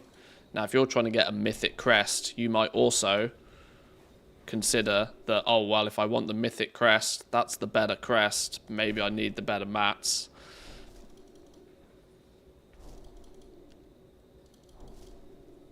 If you're not thinking about it, it's probably an easy mistake to make.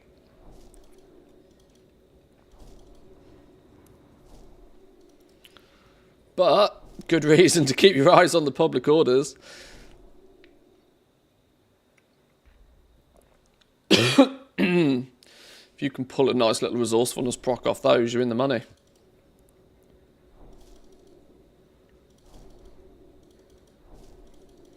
That's the point, actually. Do I have multiple rods on this dude? I think I only have the 1 ingenuity rod on this dude. It might be worth making a full resourcefulness one for that reason.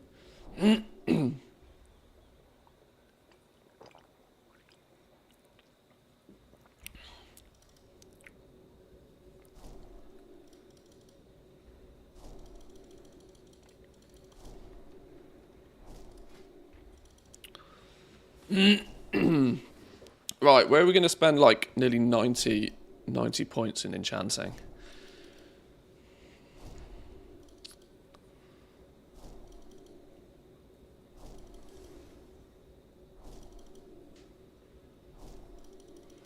Smash the button, smash the button, smash the button.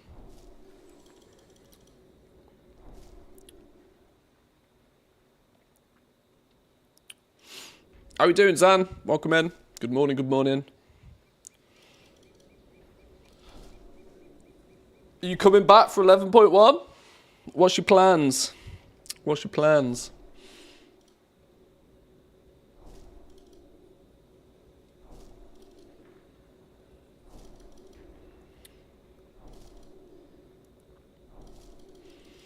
Oh, my spamming finger aches.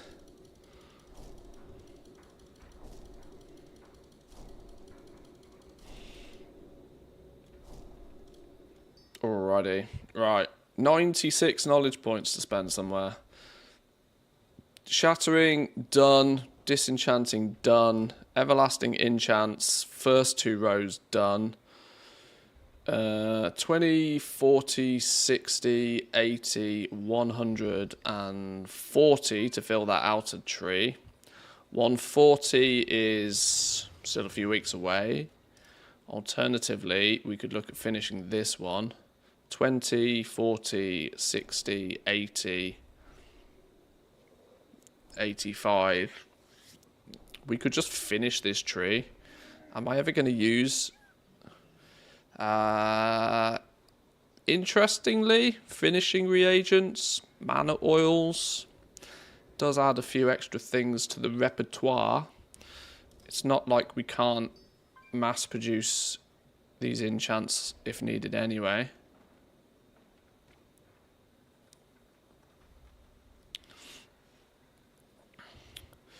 Blizzard decided to give us poor goal makers nothing. Yeah, in the biggest goblin patch they've ever launched, there is actually nothing for those who more identify as goblins.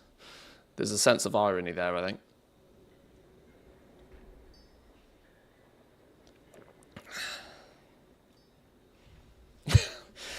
Playing other crafts whilst waiting for concentration crafting days. Are you still keeping up with those few hundred characters?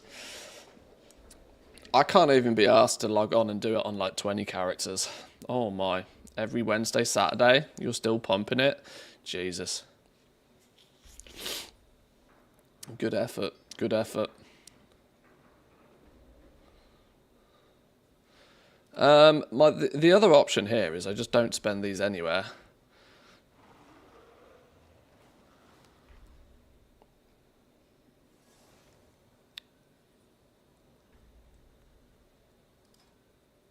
What's the probability that I'm going to get into mass crafting enchants in Season 2?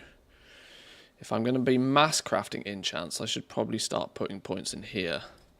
Because oils, finishing reagents... This is the question. Do I have a character that makes the finishing reagents themselves? Already? I'm not sure. Well, now I've got the knowledge points. At least I can spend them when I need them. The effort has been done. We can spend them where needed, when needed. Identify as something, try again in 4 years. So I don't live in America.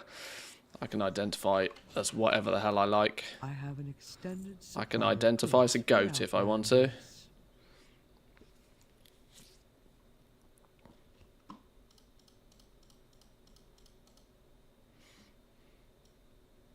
Return and peruse my inventory. How many knowledge points then is that in enchanting now?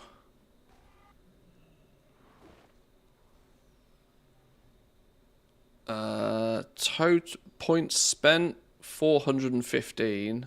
I have 96 unspent points. So what's that? 511. Are we at 511 knowledge points in enchanting now?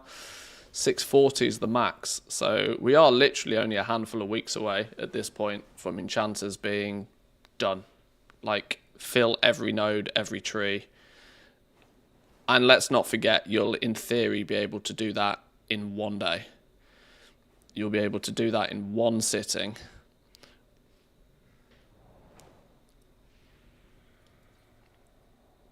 And if you're smart about it, smart about how you allocate those points, it probably won't even cost you anything either.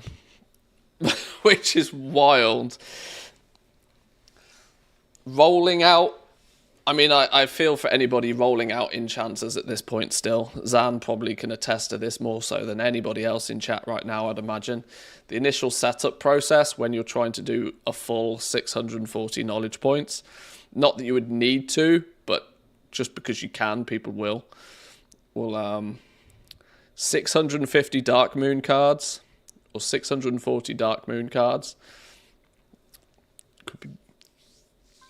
Well, I mean, I guess you get your first 100 or so basically for free anyway, don't you? I don't know. Either way, the fact that you'll be able to do that literally from 0 to hero in one day is pretty wild. That's pretty wild. Why am I missing uniques on some of my characters? Oh, because on some of them I haven't bothered to buy things like the books and stuff. I see, okay. Yeah, that makes more sense. Okay.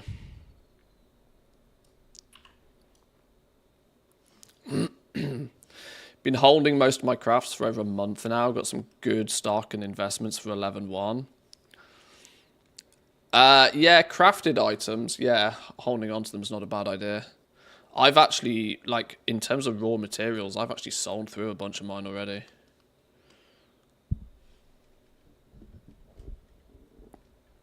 I did one yesterday. Around 350 points now. Yeah, you can absolutely blast it. Being on 500 plus knowledge points already in enchanting before the first major content patch of the expansion launches is pretty wild. Right, that dude is done then.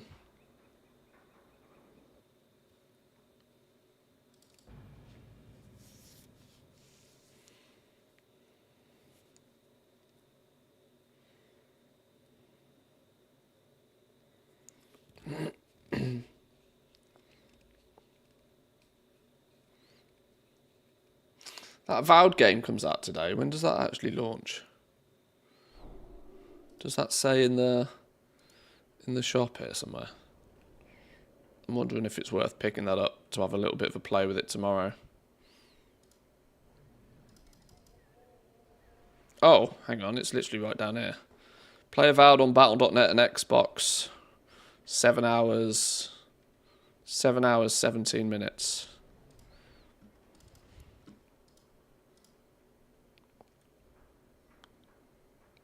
Other professions would be a 4 to 5 months of Spark catch-up. Yeah, the catch-up realistically only double, like, does it double? It probably triples your progression speed. So what would have taken some people 6 months will take you 2 months. So the catch-up's not really super speedy. It's kind of, and this means you will kind of, the catch-up is there, but you're always going to be chasing your tail, because if you, let's say you start in 11.1, let's say you didn't do professions in 11.0, you jump back in for 11.1 and you're like, all right, well, maybe I'll give professions a go now. The catch-up's there, the respec's there. I'll use my respec. I'll do some catch-up. Your catch-up duration will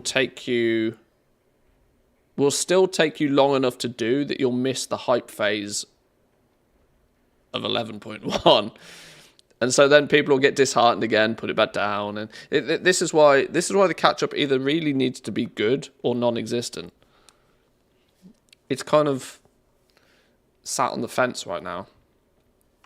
Enchanting, unfortunately, makes all of the other catch-up systems look dog shit, because everybody's perception of what works well is enchanting. And especially when people still see enchanting making a bunch of gold with concentration, they don't realise that if that same catch-up was in all of the other professions, there'd be even less gold to be made with them than there is already.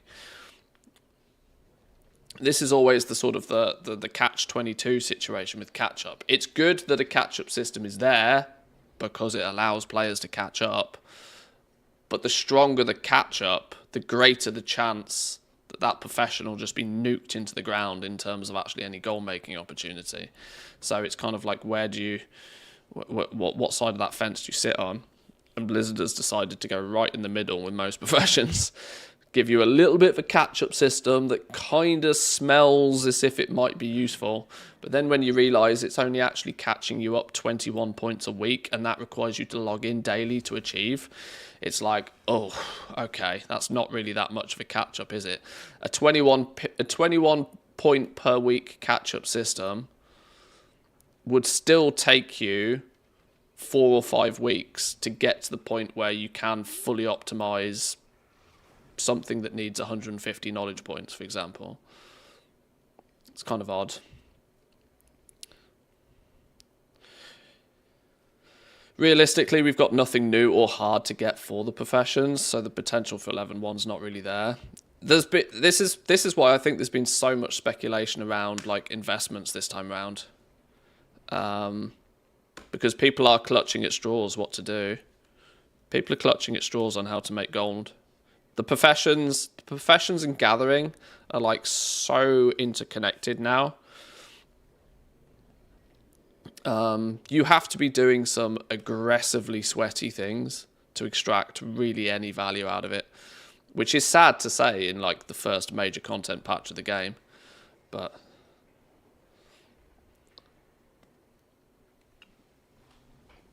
only more leads, you know, puts fuel on the fire of stating that you should just go ham in the first couple of weeks of an expansion and then sit back for the rest of the expansion and be like, right, we're good. Prices might go up for a couple of weeks because of the new season hype. Nothing crazy though. Well, they'll go up, but then all of the materials will pull up with them. So it's still the advantage of that. Well, if you didn't buy your materials 6 weeks ago, you might still be fighting over 1% margins. But the argument there is that the crafting hasn't really added any value. It's, you know, because you could alternatively just resell the materials and achieve the same.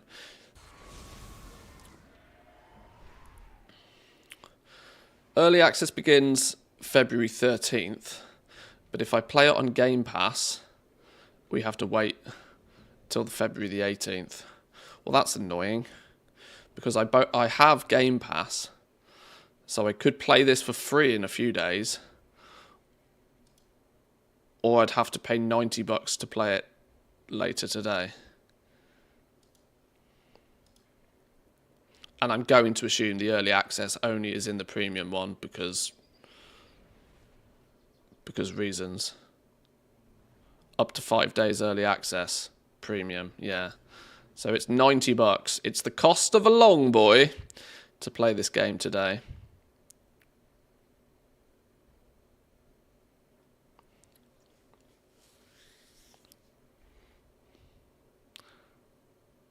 It's on Xbox 2 for sure, the early access. Yeah, but not Game Pass. Game Pass will be the standard issue, standard version.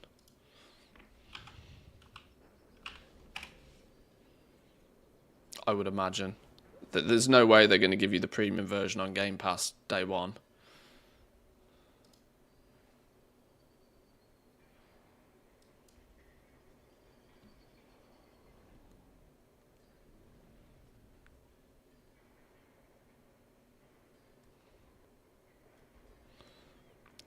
Available on the 13th. Only if you pre-order. Oh, that's the premium upgrade edition. Requires the game in the first place. Where's the Game Pass one? Game Pass. Coming to Game Pass. 18th. So yeah, if you want to play it for free on Game Pass, you got to wait till the 18th. So it's play it for free in a few days, or cash in some tokens, play it later today.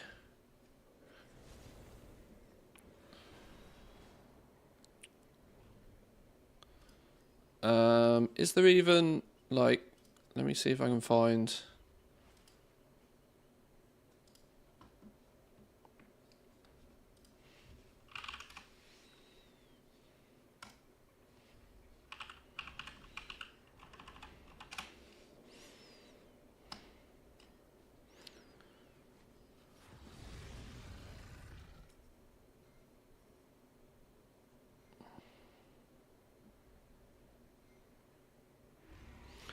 Played 20 hours of Avowed. Oh, Force Gaming. I'm pretty sure I've heard of that channel.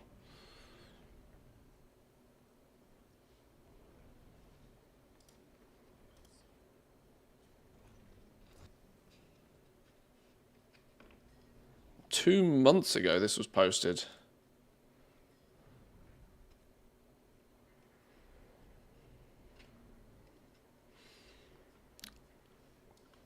Let's have a little look at this. Let's see if this game's even going to be worth paying attention to. Arguably, the only reason I'm paying any attention to it is because it's on Battle.net and I can technically play it for free. But we'll see. You know, cash in some gold and all that. Let's make sure you guys can even hear Chrome.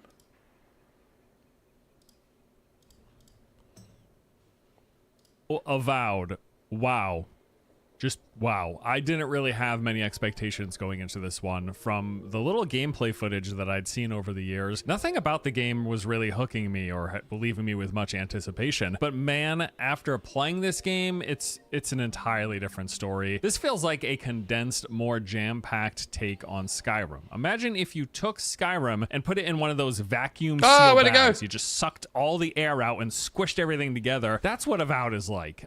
There's little in the way of open expanse for you to wander through, sure, but instead what you're left with is points of interest, camps, huts, enemy outposts, caves. There's just stuff to see and do everywhere you turn. And I'm comparing it to Skyrim because there's some obvious connections between the two, but I don't quite think it's going to reach the heights of Bethesda's masterpiece. However, nevertheless, even just from my early preview of the game, I'm pretty confident that Obsidian has built something worthy of praise here. While it is smaller in scope, Avowed still manages to deliver a sense of exploration and discovery in a fantasy setting infused with Obsidian's charms, loaded with secrets, puzzles, and loot to be found, interesting characters and places to discover. I don't know, man. I'm just impressed, frankly. I really enjoyed what I've seen thus far, to the point that Avowed is now one of my most anticipated games of next year. I liked it that much. So let's talk about it. Things begin as per usual at character creation, although unfortunately for whatever reason they didn't let us record the intro to the game, maybe due to spoilers, I'm not exactly sure, but all of the expected stuff is here. You're going to select your character's appearance from a wide range of options, including the godlike features that you want on your face, which ties directly into the narrative. We'll get to that. You also pick your background, which determines your starting weapons and unlocks certain dialogue options. And then after a brief tutorial introducing you to the basics, you arrive at the docks of the first playable open world zone, which are the Dawnlands. And here you will immediately meet a few new characters who then lay the groundwork of the game's story, which is you are playing as a dying breed of god-touched beings, and you specifically have been sent on this mission to help the people of the living lands. Help them with what exactly? Well, there's a mysterious plague that's been spreading, wreaking havoc on the people, creatures, and environment. Your goal is to solve the mystery of that plague, helping however you can, while also dealing with these magical crystals that whisper to you from time to time as you play through the game. And there's also the fact that you stick out like a sore thumb.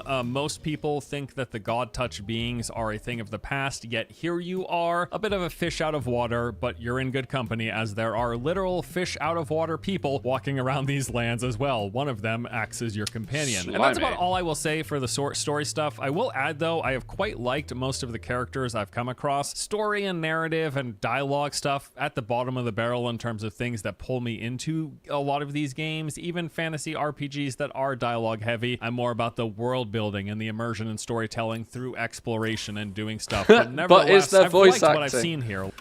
Is there actually voice? It says toggle subtitles, so I'm going to assume it's at least voice acted, because if you turn the subtitles off and it's not voice acted, then nothing happens.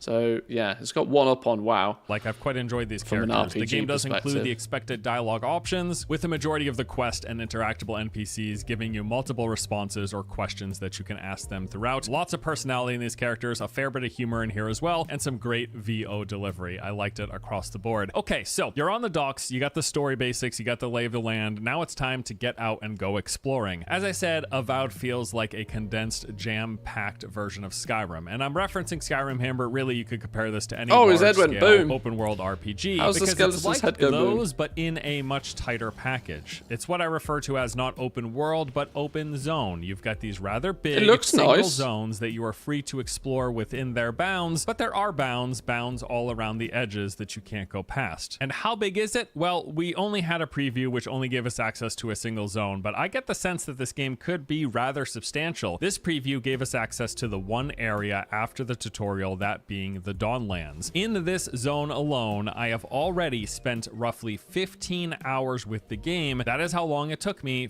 to go around and see just about everything here. But not even everything, because we didn't even have access to the city of Paradise, which is a rather large, taking up a good chunk of the center portion of the map that was restricted from the preview, presumably because it progresses the story into the subsequent zones. So my guess is that this first zone could easily have a solid 20-ish hours of content if you spend time thoroughly going around looking for everything, checking in every mode. corner, searching around for loot and hidden treasures and secrets, and there's a lot here to see, which we'll get into. So pulling back from the Dawnlands into the world map, we can see here what looks to be the rest of the available play space.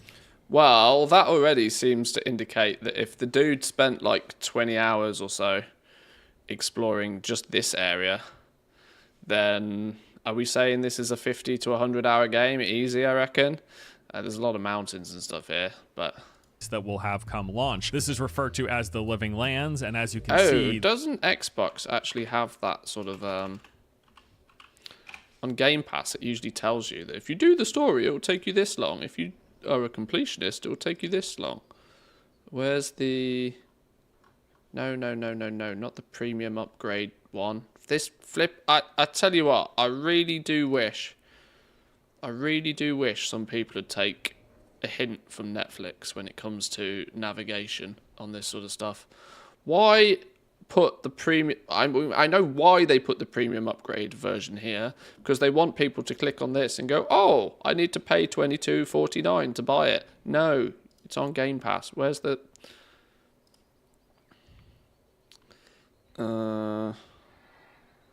Oh, maybe because it's not actually out yet. Is it in the more section? No. They often put like it will take you this long to do this, this, and this. A casual 72 gig, by the way. Spicy.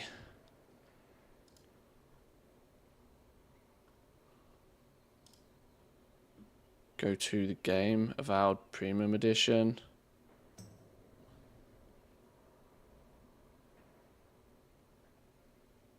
No. Clearly doesn't want to tell me roughly how long it will take to play it. Maybe that's because that data's not really there yet. Alright, it was worth a shot.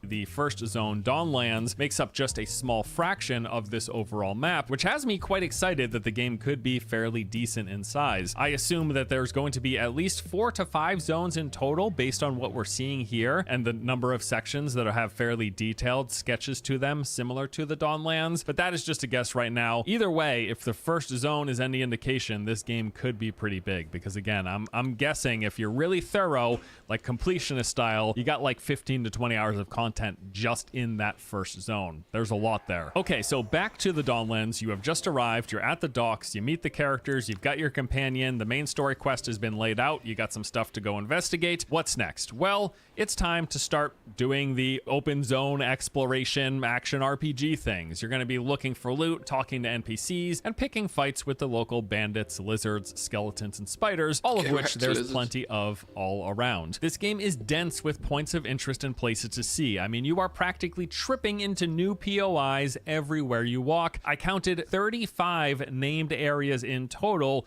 in the Dawnlands alone. Now, I'm not going to walk you through each and every one, but I will highlight some of my favorites. After exploring the first major town, which I spent a good 30 to 60 minutes in, going around, picking up all my quests, interacting with the vendors, rooting in corners and in buildings, and going up scaffolding, looking for hidden treasure, which there was a lot of. After that, I then set out west of town and discovered this lighthouse. There were some notes outside that hinted at the thing being haunted. Scaling the scaffolding around its exterior rewarded me with a bunch of loot, including these unique move speed enhancing boots, and I found a treasure map that sketched out the location of some even more valuable loot. I later found that treasure, by the way, using the visual guide of the map marking its location, and I love when games do this. They give you a sketch of the surrounding landscape and landmarks and then Xing the spot where the treasure can be found, and you just kind of got to figure it out as you're moving through the world. I figured it out. I found the treasure. Wasn't super hard, but again, I like when they do this instead of just placing the pin on your map. Leaving the lighthouse, following the coast to the north into the fractured shore area. Do we think WoW does this too often, by the way? Do we think shit's far too easy to complete in World of Warcraft these days? By the fact that everything is 100% fully understood, usually before the game even goes live. This is why I tend to think that World of Warcraft, especially retail, is arcade mode now. I mean, I am just as much at fault for this as everybody else, but add-ons like Zygor, Handy Notes, literally, you just follow a dot. Like, 99 times out of 100, you pick up a quest and you just go and follow a dot. Which is why, like, the RPG aspect of WoW has been non-existent for years, in my opinion. Not without add-ons telling you where to go and do everything. But even in the game, even if you have 0 add-ons, you pick up a quest and it just tells you where to go.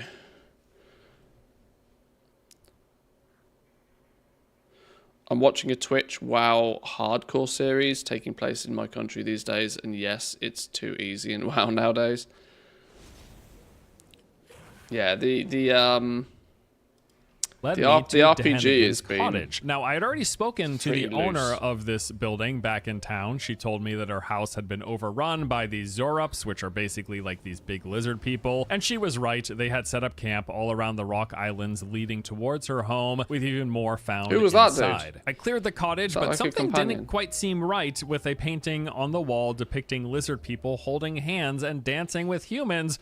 Seems like there's something more to this, and there was in fact, but I won't spoil it. Fast forward, after a bit more exploration, managing around with loot and doing my inventory and hanging out and chatting with my companion, I then stumbled across this old fisherman's hut with a note inside warning us to avoid a nearby cave as something dangerous was lurking inside. Do not go to the cave. I immediately seek out that cave, finding one right around the corner, stepping inside of the ruinous caverns. I was then introduced to my very first dungeon. There's many of these scattered throughout the game, presumably. I have already found 3 in this first zone. This one was a cave system chock full of spiders. Traversing deeper inside eventually led me to my first real boss encounter against a rather large spider queen. This was a pretty tough fight, actually. I ended up dying during it in attempt number 2. The spider queen was dead, and I was rewarded with a new unique armor piece as a result, which I think I'm still wearing. That's like half spider, half crab. There's also an old cemetery that's being ransacked by grave robbers. There's abandoned ruins full of booby traps, ghost with some valuable treasure up top. There's a massive subterranean temple that's loaded with enemies, puzzles, bosses, a nefarious NPC who's got some ulterior motives, and a shrine to one of the old gods. And that is just 6 of the, count them, 35 named points of interest in the Dawnlands alone.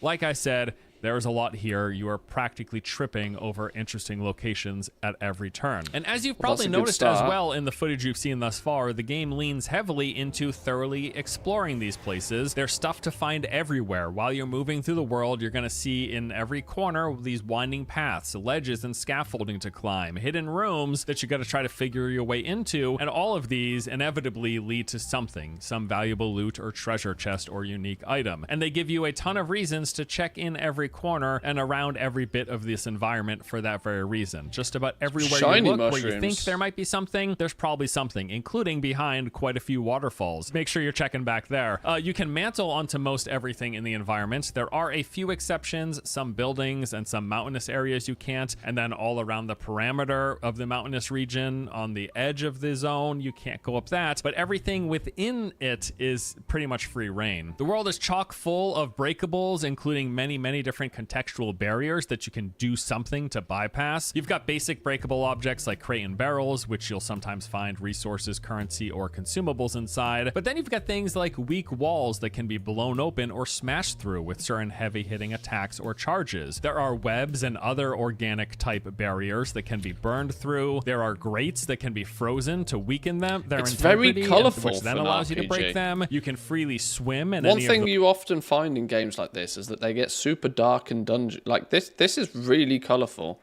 and you can kind of tell from, you know, the art here that that's clearly a design goal of theirs, to make it like really bright, vivid, wacky colours, which often takes away the monotonous, oh, we're in another cave kind of feel, which I like. I appreciate that in games. The bodies of water, many times you're going to find resources, chests, or even hidden caves underneath some of these locations. You can even freeze water anywhere, which creates a temporary platform. You're going to find things like these rock formations out in the ocean that can only be accessed this way, and a lot of these formations have some loot. So you want to freeze, make your pad, jump up, collect the loot. There are special generators that need to be struck with some form of electricity in order for you to activate them, often opening doors or secret areas. Yeah, lots of secrets, lots of things to discover, and a lot of focus on exploration, on rooting around the environment. Even though this isn't like one continent's worth of open world and it's more an open zone kind of game, there's so much here and there's so much exploration and things to find within that space, which is why I said it's like Skyrim vacuum sealed into a condensed package. That's how I felt while playing through this game. Now let's talk about combat. One of my most important things in any game that I play, I want the game to feel good when I'm engaging with enemies. I would say the combat in Avowed feels pretty darn good. If we're continuing to make comparisons to Skyrim, which I get, probably getting tired by now, it feels leagues better than that, like substantially better. I mostly played melee, going with this fighter build, primarily using a shield as well as a one-handed weapon, although I was starting to make use of ranged more often, using muskets and pistols later on into my session. Headshot. Everything here has a nice sense of impact, good sounds, good animations, enemies responding to being struck. All around, I think the combat felt good. You've got basic attacks as well as heavy variations. You can block, dodge, and parry, and the whole combat dance revolves around balancing your attack cadence to manage a stamina meter that you don't want to overcommit, because then you'll be drained. So it's all about dealing some damage, then avoiding enemy attacks by either blocking, dodging, or parrying, and then doing a counter, all while trying to make sure you do not deplete your stamina, because that puts you out of commission waiting for its recovery. Enemies have some sort of a stagger bar as well. You build this up, and when it's full, any attack you perform will then give a big, heavy damage dealing combo. Crouching will put you into stealth, which allows you to perform sneak attacks from behind if you remain undetected. The game's got a built-in self-revive called Second Wind. Basically, you can use this once per fight as it's on a big cooldown, but it gives you a second opportunity. Your primary resource is this thing called Essence. It is spent whenever you cast special abilities or spells. If you're playing like a caster class, they do have mages in this game. For me, my main spell that I was using this on was Charge. Essence can be refilled with consumables, but then also when you kill enemies, they'll drop these little small orbs. Those consumables that will seem rare. And also in combat, you have access to a radial menu. You can pull it up, it will pause the game, and then this lets you select certain abilities. You can consume potions or other consumables like food and essence restoring ones that give you buffs. There are throwables like grenades and different elemental ones. And then some of your companion abilities are in here as well, because yes, as mentioned, you do have a companion. The game basically gives you one right at the start after arriving at the docks in the first main town. His name is Kai. He's got a backstory and all that, but in terms of combat, he's got a few useful skills where he can engage with and stun enemies. He can apply burning debuffs and quite a few other things. Now, other than helping in combat, he's also going to chime in with little quips now and then. You're going to build a relationship over time. The game has a whole camping system where you can do some managing and progression stuff, but also talk with your companions. Now, I do assume that there's going to be other companions as well that you unlock later on in the game, but with all my time time in the first zone, Kai was the only one that I ever came across. As you've seen in the footage, there's quite a variety of the typical fantasy enemies that you're going to be fighting. You're going to see bandits, you're going to see the Zorops, those lizard people. There are spiders, you got skeletons, you got ghosts, you got ogres, and a variety of different bosses. I don't know exactly, I didn't keep tabs, but I want to say that I saw like 10 to 15 bosses in my time with the game. The party camp, as I mentioned, all throughout the world are these camping locations. They're designated areas, and it acts as a place for you to rest. Going there will restore your health, and you can use it to pass the time, sleeping through the night to restart at the daytime. You can also talk to your companions, having a little dialogue and building a relationship. And then there's also quite a few management and progression systems here. You've got a stash, which is storage for any spare items you don't want to carry around. The game does have encumbrance. It wasn't too oppressive, but I ran up against being fully encumbered a couple of times in my play session. There's a cauldron where you can go to craft food and make upgrade materials. You've got a workbench to upgrade your weapons and armor, increasing their stats as well as their rarity. And there's an enchanting system specifically for that unique yellow gear where you can use rare materials to enchant the item, adding either enhanced effects that it already has or additional effects, some variety in terms of customizing for your build. And then you've got this totem shrine. You find totems as you play. These are dedicated to the old gods, and activating the totems reward various passive buffs, which give you some just nice additional enhancements. Now, in terms of progression, this is an RPG, and there's quite a lot of it. You will level powering yourself up. You've got abilities to pick from. These are broken up into 4 different categories. There is fighter, ranged, wizard, godlike, or companions. Ooh. I would naturally fall into the ranger category. Hashtag hunter for life. Godlike sounds interesting though. Grants a stealth attack against unaware enemies whilst crouched behind them. Summons a lance of energy that causes massive damage. You were born with this power. Okay. Player level 6. Bunch of experience. Okay. This was the video that made me pre-buy the game. Doesn't look too bad, does it? As RPGs go, doesn't look too bad. Like I said, I'd like the aesthetics alone are more than the grey and the brown and the dreariness of a lot of RPG games gets me before I even consider buying them. Ranger, wizard, and then the godlike abilities. Fighter is basically your melee and tank focus. Ranger is range weapons as well as stealth. The wizard is your mage, and then the godlike abilities you unlock no matter which class spec you decide to go with. These are mostly tied to the main story quest. You start off with backstab as your first godlike ability. The next one that I unlocked was this AoE damage and heal ability. And then I also got a passive HP boost as well. It looks like, based on what I see here, there's going to be 4 additional active and passive skills that you unlock later on. I should note that you can mix and match as you please from the 3 different class trees, however you like. For example, I started as fighter, but I eventually picked up a few skills in the ranger tree, mainly increasing my one-handed damage, since I was using a lot of one-handed melee weapons. There are both active and passive skills in those trees, and each skill has multiple ranks you can increase. You unlock more of them as you progress every 5 levels. And then there's also a whole section for abilities that you unlock for your companion. Also, when you level up, you get character stat increases called attribute points. These consist of 6 categories. There is might, constitution, dexterity, perception, intellect, and resolve. You start out with a certain distribution of these based on whatever you picked during character creation, and then for every level you get 1 additional point that you can spend. Looks like there's some diminishing returns here which incentivize spreading them out. You can also find gear that will add it. You know what's really weird? The more I watch this, the more I want to actually reinstall Cyberpunk and play that. I don't know why. I'm getting bigger desire to play Cyberpunk than I am getting to play this at the moment. In fact, I think I've got Cyberpunk installed still. I do. I was playing it not too long ago. Additional attribute points as well besides what's in this panel. Speaking of gear, there's a lot of gear to find in this game. One of my favorite things, looking around, getting good gear, trying different builds based on the unique gear that I find. Massive amounts of variety here. In fact, I counted 15 different classes of weapons in the game, and there might be even more. That's just what I've found so far. These include muskets, axes, bows, daggers, great axes, grimoires, pistols, spears, wands, and there is more. In addition to the weapons, you've also got armor. There is a base armor, which basically consists of like your chest, shoulders, and legs. It's one piece just called armor. And then there is also a slot for gloves, a slot for boots, an amulet, and 2 ring slots. And then for all of the gear that you find, it's going to drop in different rarities and quality, with the most valuable gear being uniques, the yellow items that are of high value and also come with special bonuses. Here's some examples of some of the uniques that I was wearing with my character. I had Wayfarer's armor, which is a tanky piece, regenerates health when I'm below 20% and also adds 10% move speed. I had Gloves of the Strangler, which gave 10% crit chance and 20% bonus stealth damage. The Arcanist boots I found atop the tower, granted 5% bonus healing and 10% move speed. I found the title ring, which made it so that I would regenerate health whenever standing in water. The Vindictive Band, which gave critical hits,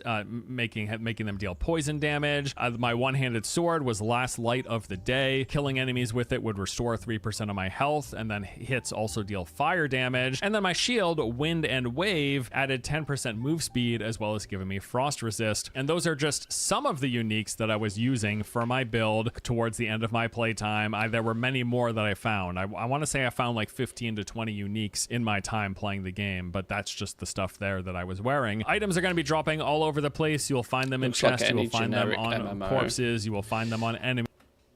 I'm not finding anything about this that stands out.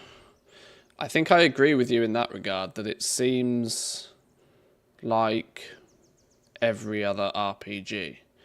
The reason I think I was getting cyberpunk vibes was because of the vibrancy and the colour. And then I instantly thought that, oh, if I go play cyberpunk again, then maybe I can, you know, go full Netrunner this time, or I can go full into, like, you know, there was a lot more creativity in cyberpunk in which direction you could go. This feels like, oh, I'm going to be a mage, I'm going to be a ranger. Like, sure, you can cross over a little bit, but there's not so far anything that stands out as that. There's no USP with this. There's no unique selling point so far that differentiates it. It's Obsidian though. The story and the world building will be good. Obsidian has done what? I don't play this genre of game all too much, but what were Obsidian responsible for?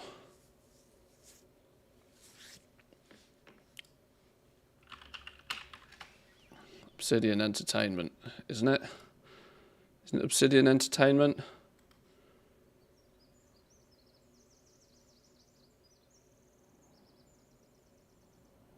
Obsidian Entertainment. Star Wars, The Old Republic, Neverwinter. Okay, well, so they're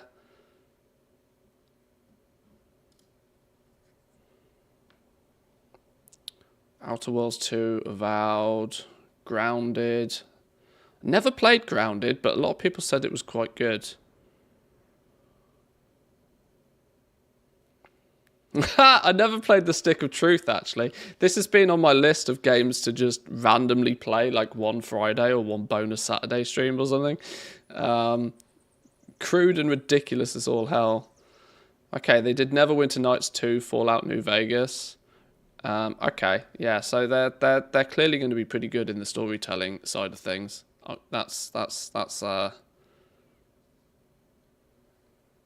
enemies that you kill, you're going to get a lot of different types of weapons. You'll see many stacks of like a one-handed common sword, and you can choose to either store those, sell them, or break them down for crafting resources. And all of that gear can be ranked up and enchanted as well, making it stronger, moving it through the tiers, increasing its quality and rarity. Okay, so that is the recap. Let's go on to my thoughts of the game thus far. In general, as I covered at the top, I really like what I've seen of Avowed. I'm thoroughly enjoying this game. The amount of detail packed into every corner of the world. I love the loot. I love finding yellow unique gear with the bonus stats. It's exciting every time I get a new piece. I think the combat feels solid. Like I said, melee combat in particular is leagues better than it was in Skyrim. Visuals of the game overall I find quite pleasant. It looks pretty. I like the fact that they went rather bold with their coloring. This is especially good looking when it comes to nighttime. Many of the plants in the environment have this bioluminescent glow, which just looks really cool. The game is also really polished from what I saw. In fact, I don't think I encountered a single major bug or glitch in my whole time of playing. I really like most of the character NPCs that I've come across, and again, that's like low priority for me, but what I saw was pretty good. The game seems like it's going to be pretty big. If that first zone was any indication, depending on the number of zones that they have, we're looking at potentially many hours of exploration here, which I'm excited to see how that pans out at full release. Also, quite a lot of funny moments. Like, for example, one of my early companions, after coming up on shore shipwrecked, I jumped in the water. I was just looking for loot or something, and my companion was like,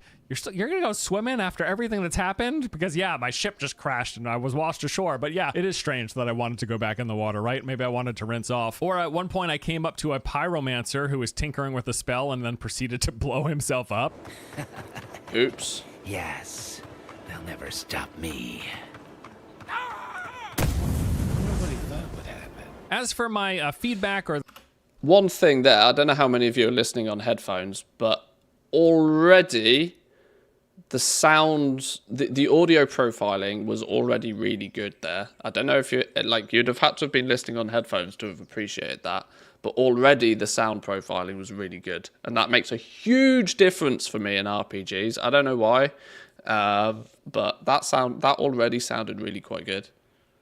The things that I'm not loving so far, probably one of the biggest ones is the UI, specifically the combat related UI, like enemy health bars and the damage pop-up numbers. They seem really out of place with the rest of the game. Like, they seem out of place with the immersion and the environment and the world, and they even seem out of place with the rest of the UI. The combat related UI, I got used to it, but it really stuck out to me initially as like, whoa, I don't think this looks good. It doesn't jive. Something wasn't clicking with me. I also this as a UI screams console, right? This entire UI is designed for you to be sat on a sofa like 2 meters away.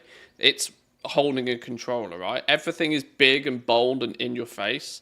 Whereas obviously those who are playing on PC tend to have they'll change the scale of view. They will shrink all the UI elements down a lot. This is very console first by the looks of things. Related UI, I got used to it, but it really stuck out to me initially as like, whoa, I don't think this looks good. It doesn't jive. Something wasn't clicking with me. I also don't love that as the main character you have to have this fungal stuff on your face. It's part of the godlike attributes. Now you kind of hide it so that you don't actually see it on your character, but it's part of the narrative. Fungus you are on your face. A god touched, and other people notice that you're a god touched because you've got like basically a coral reef growing out of your face. You can't not have it. You have to have some variation of it. You can just hide it so that you don't see it. But yeah, I was like, okay, whatever. Performance, gotta say, was a bit all over the place. This is also probably one of the bigger negatives. The first day of playing, it was rather choppy. The frame rates they stayed high. Like, I think I was still hovering between 90 and 120, but it was fluctuating a lot. And that's just as bad as being like a low. It's not as bad as fluctuating at a low. 90 to 120 is fine, but what kind of hardware is this dude running? A YouTube channel that I've heard of with over 1 million subscribers is probably going to have a beast of a setup.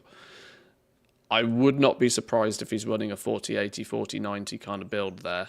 That means that it might be pretty tough on peasant spec hardware to get above 60. Low frame rate. Like, it'd be way worse if it was like going into the 20 FPS, right? But it stayed high, but it was really fluctuating. I didn't love that. Now, on the second day, I tried enabling DLSS, and that basically fixed the issue. It was pretty smooth from there on out, but it would be preferable if we could play without DLSS enabled, so hopefully they work on performance coming up to release. I'll also add that as much as I really enjoy exploring in the play space, the world does feel a little static. It is densely packed with points of interest, but it's also kind of light on enemies. There will be some locations, some of the points of interest, and specifically the dungeons will have rather large groups, and there are some enemy camps that are pretty highly dense in number of enemies, but the spaces in between and a lot of the smaller points of interest are pretty much empty. I would love to see more enemy density, even if it was just an option. Like, maybe the higher difficulty increases the number of enemies. Speaking of which, there are difficulties. I played on hard. There was one more difficulty right above that. Maybe I'll try that at release. And another note in the dislikes parts or the cons would be that the game is pretty darn handholdy. The puzzles have all been very easy. The traversal locations are quite obvious. Any climbable area will either have ropes hanging from it or have some sort of paint on them. Oh, wait, hang on. What's this? Recommended is a 10700K and a 3080. 3080 for recommended. Jesus. Okay. That's quite spicy. But for a game of like this, that's probably not outrageous. 10700K, 3080. Yeah, 6 to... okay.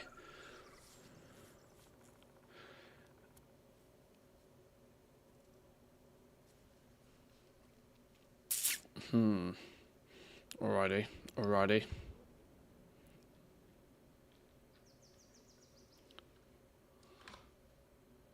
Even the loot and treasure is pretty easy to find because it all makes this kind of glittery, glistening sound, so you really can't miss the fact that there's loot hidden somewhere. It's just a matter of figuring out how to get to it. And even all the objectives and the things that you can pick up, they're all glowing. Now, I think some of the stuff you can turn off in the settings, so it would make it less handholdy if you wanted to be more immersed in the world and not have highlighted objects, or I don't know if you can disable the treasures making a glistening sound, but I just wanted to point out there isn't much brain power required for exploring the space or for finding secrets, but there are still secrets and exploration to be had. It's just pretty straightforward, if that makes any sense. But even with those negatives accounted for, overall, man, I really like Avowed. Like, I am so pumped. Yes, it's one of my most anticipated games now of 2025 after just playing this intro. Loved what I saw, loved the open world, loved the combat, loved the exploration, loved the character building, loved the points of interest, loved it as an RPG. Just so much I loved across the board. I think this game is great, and I cannot wait for its full release. Really keen on this. All right, well, that... Okay, well, have an updo. Congratulations. That sounds... Intriguing. Is it worth, that's the next question becomes very quickly and easily, is it worth throwing 90 bucks at it now to pick it up later today? That's a difficult one for me because in 4 or 5 days time we can play it for free. Like paying for early access in a single player game is real fucking sleazy. Real sleazy. 3080 has 10 gig of VRAM, so the VRAM requirements aren't really that high. Yeah, maybe not too bad. I'm just going by the fact that I suspect he has an absolute monster of a PC and was getting like 90 to a 120 FPS. If I had Xbox Game Pass, I would not have spent WoW Gold on it. It's, yeah, that's a 50-50 one for me. We'll have to flip a coin. Maybe we'll play it tomorrow, we'll see. We'll see. Like I said, watching that actually gave me more desire to go play Cyberpunk again than it did to actually push for a new game, which is weird. Yeah, 90 bucks if you want to play it initially. Business expense. Oh, it doesn't matter because if I buy it on Battle.net, it's in essence free because I just use gold, right? And I've actually, I just use Battle.net balance. I wouldn't take money out my back pocket for it. Not 90 bucks. I'm not going to take the credit card out to pay it.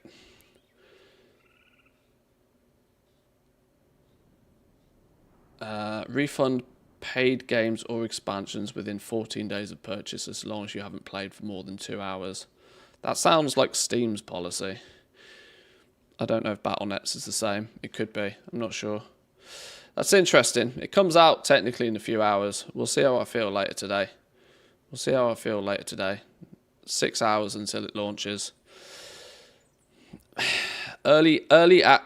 Charging more for an early access in a single player game though is one of those business decisions by these companies that I kind of almost don't want to promote because that is scumbaggy. It's real scumbaggy. But the game looked reasonable. Reasonable enough that we might consider playing it, but it might be worth waiting a few days. But will somebody please think of the shareholders? Yeah. How are we doing, Dirt? Welcome in. Good morning. What are we ranting about today? We're tinkering and keeping ourselves busy in WoW, whilst checking out whether it's worth playing Avowed later today or tomorrow or over the weekend. Get the South Park game instead. Chef's Kiss. That's probably on Game Pass already.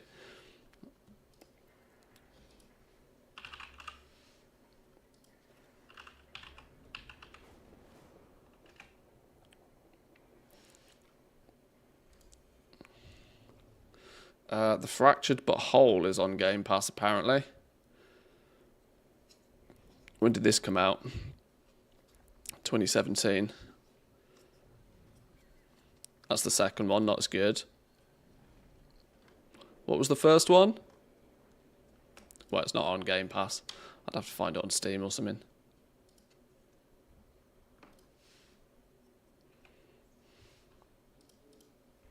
Oh, Stick of Truth.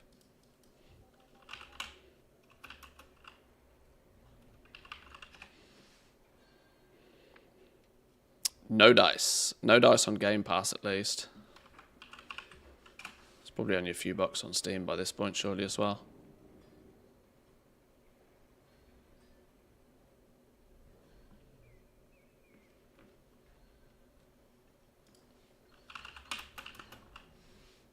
$30 still. Holy.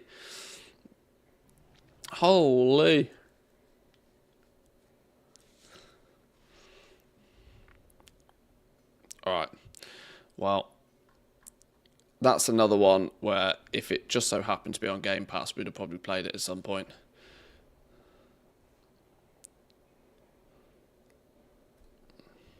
Just wait for it to be sub $5. I got it for $4 with the discount.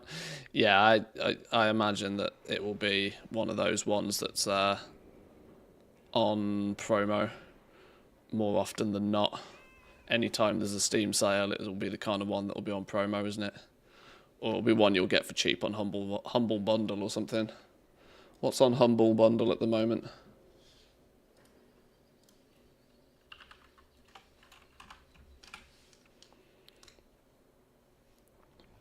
Yeah, cookies. What's on Humble Bundle right now? Games bundles. Better with a friend, co-op stuff. Destiny 2 is on Humble Bundle. Destiny 2 Lightfall, Destiny 2 Forsaken, Shadowkeep Pack, and more.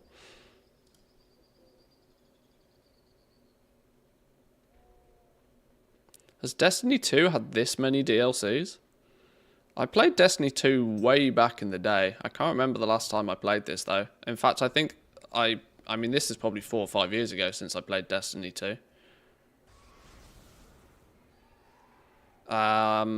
I think I probably, in fact, thinking about it, I probably last played Destiny when it was on Battle.net. So I think that's probably why I played it and when I played it last. Pay at least $30, get all these 7 items.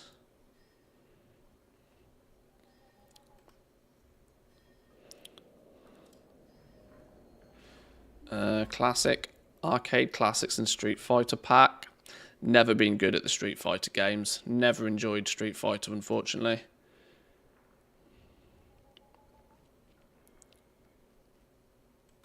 Destiny 2's been around for 8 years. Haven't played it since it got removed from Battle.net, not paying for that.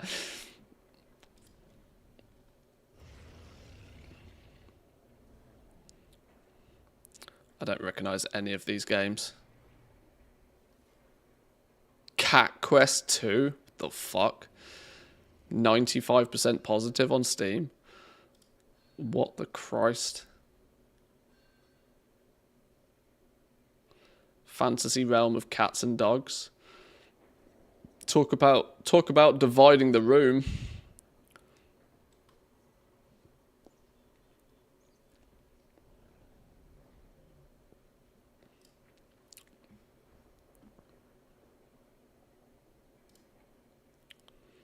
Alright, okay. Anything interesting on Steam?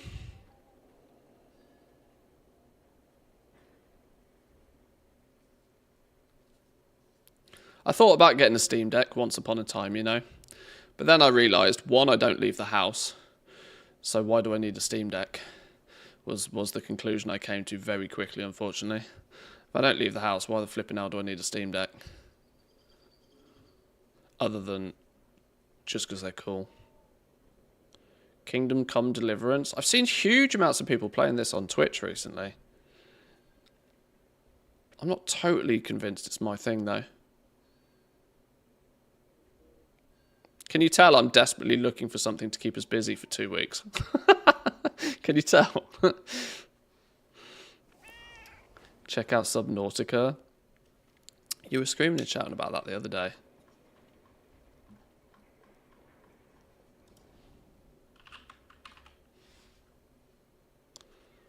There's Subnautica 2. Overwhelmingly positive. Well, that's a good start. Descend into the depths of an alien underwater world filled with wonder and peril, craft equipment, pilot submarines, and outsmart wildlife to explore lush coral reefs, volcanoes, cave systems, and more, almost trying to survive.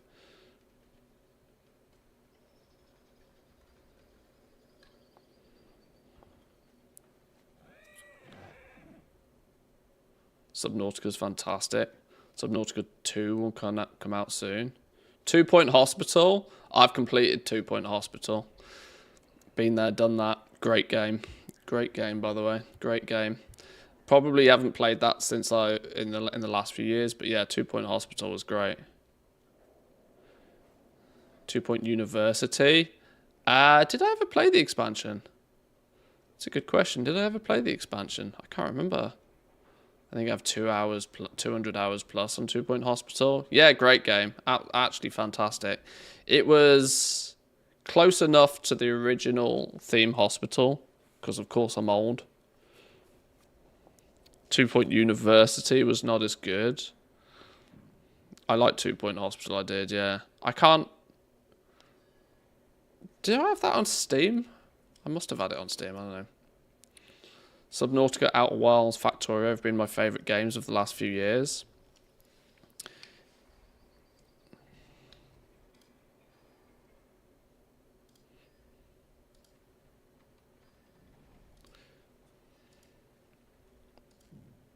That is a scary ass octopus.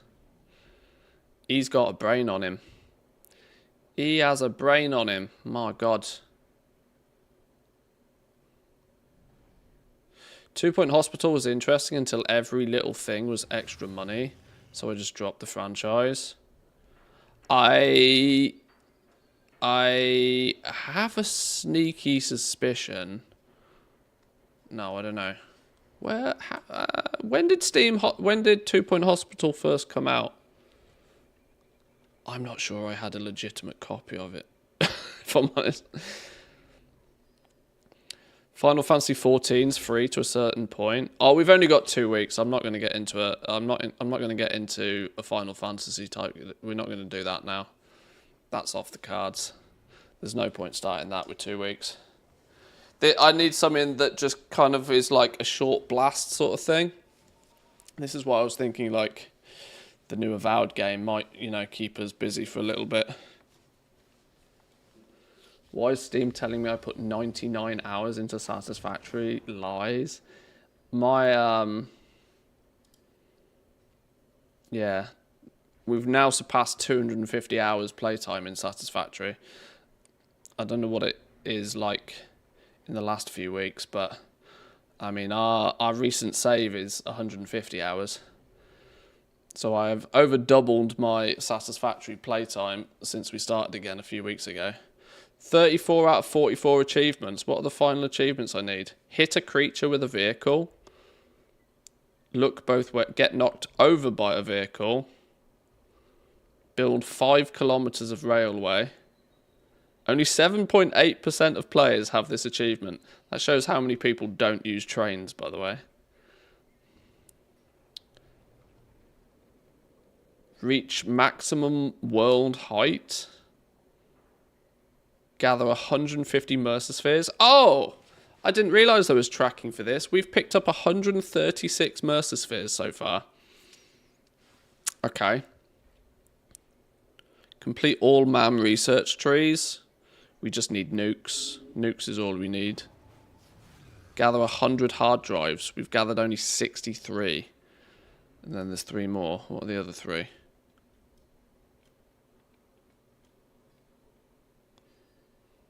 Haha, buy the golden nut. Yeah. Buy the golden nut. 2 hidden achievements remaining. Oh, what are the hidden achievements? There's probably buy the golden nut, and there's probably buy everything from the awesome shop, isn't there? I would imagine.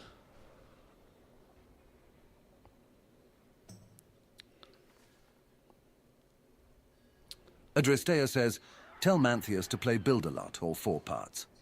Build-A-Lot? Never even heard of it. Ah, Adrestia.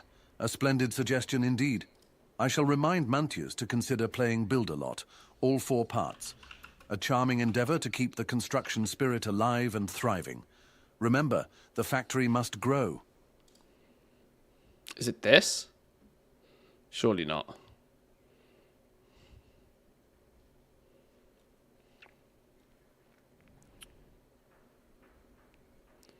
Send the housing market through the roof as you build, buy and sell houses in a new strategy game, Build-A-Lot.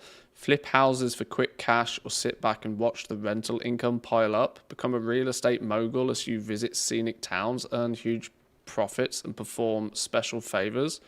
Perform special favors? Hey, I know it's nearly Valentine's Day and all. Performing special favors. Got to be mad. 60 reviews, very positive. Literally never heard of it. Build-A-Lot, Build-A-Lot 2, Town of the Year. Build-A-Lot 3, Passport to Europe. Build-A-Lot 4, Power Source. Literally never heard of it. Requires Windows 98. Ah, shit, we're out of luck. We can't do it. We haven't got Windows 98. Ah, we're still all the way back with Windows. We've only got Windows 11. 98 is like 80 more versions of Windows ahead of us. It's not going to happen, unfortunately. Our computer's not strong enough for this. It's a shame. It was a good shout. Railroader.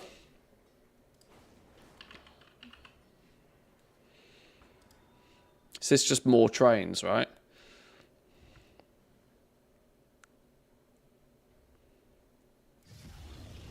You and your fellow railroaders, fucking hell, are the lifeblood of your railroad. Switch cars industries, keep people moving whilst running local passenger trains. Run trains with a purpose in transition era.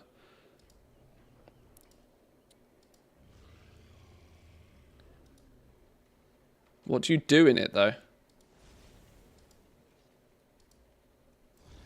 Overwhelmingly positive, though.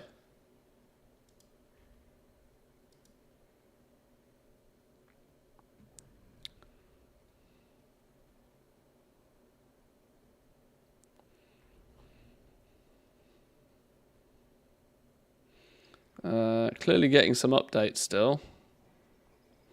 Trains with a purpose in a player-driven world.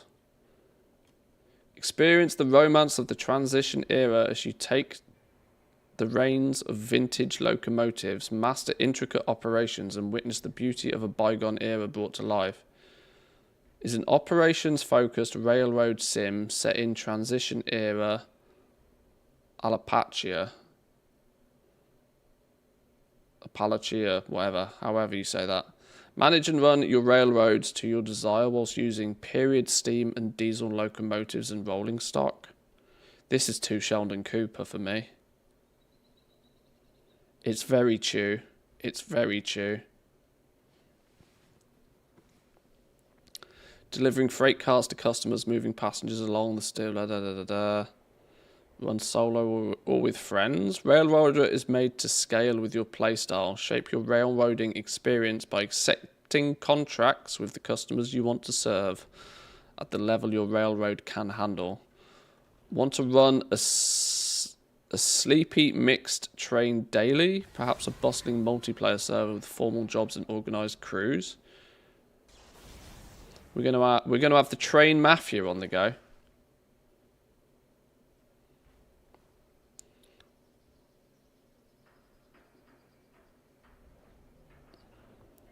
This is the railroading game I've been waiting years to play. As it stands now, even in early access, Railroader has so much to offer and a lot to do. Its primary aim is to simulate railroad logistics in the transitional period, covering everything from yard switching and freight to passenger services as well. Don't go into this expecting in-depth operation of locomotives. The controls are simplified in order to make the overall task of running a short line much more approachable to a wider player base. There's an element of intrigue about this, but it also screams train simulator.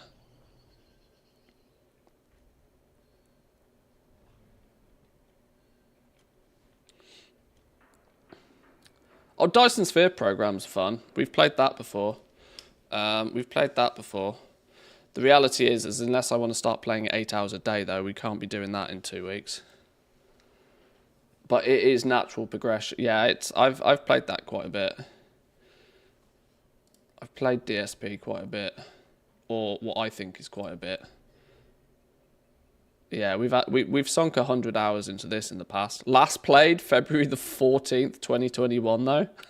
It's been a few years since I played it, mind.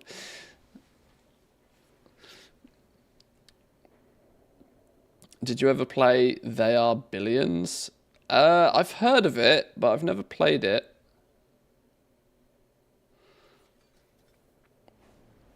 They Are Billions.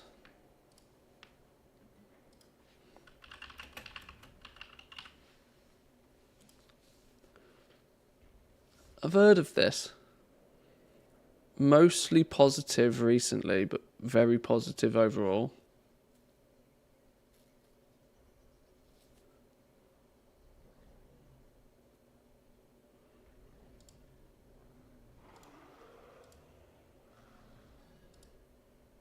Isn't this like a weird sort of tower defense style-y one? What the hell's going on there?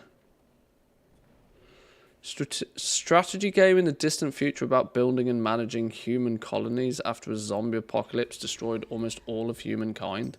Now there's only a few thousand humans left that must struggle to survive under the threat of infection. Billions of infected roam around the world in massive swarms, keeping the last human colonies. 48 missions with more than 60 hours of gameplay. Build fortified colonies to survive the infected territories. Okay. Dev abandoned the game years ago, right after making a few unpopular changes that nobody liked.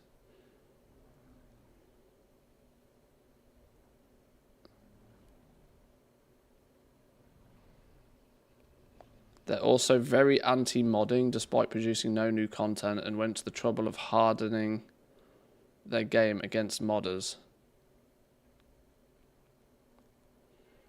2 main game modes, survival mode. Played 4 hours, felt like 1. Replayability is high because the maps are randomly generated.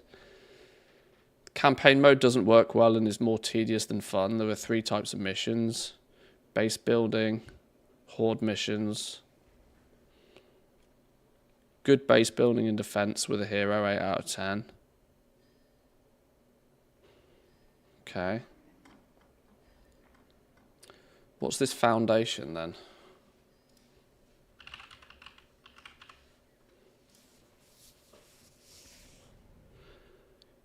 Gridless, laid-back medieval city building game with a focus on organic development, monument construction, and resource management.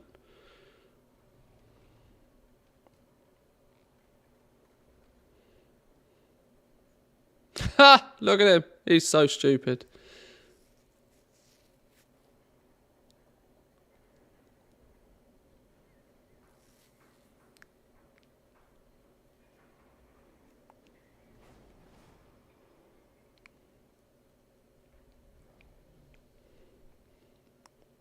Real cartoony. It's quite a cool art style to it.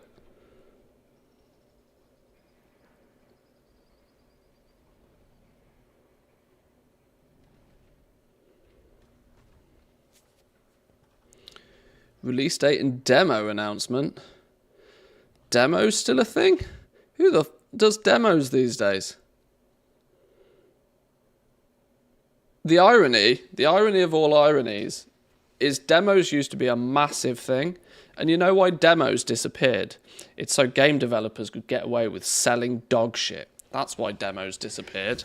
I'd be glad to see demos coming back to life, you know? Let me grab a drink, hang on.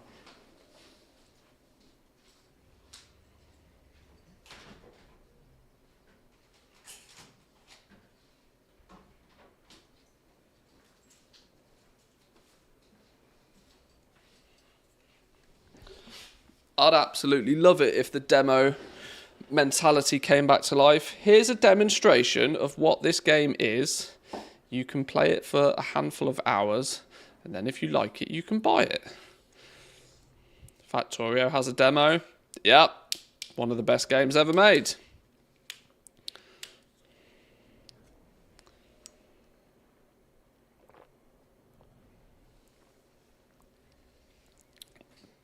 I used to also, like, I used to love getting the console demo discs.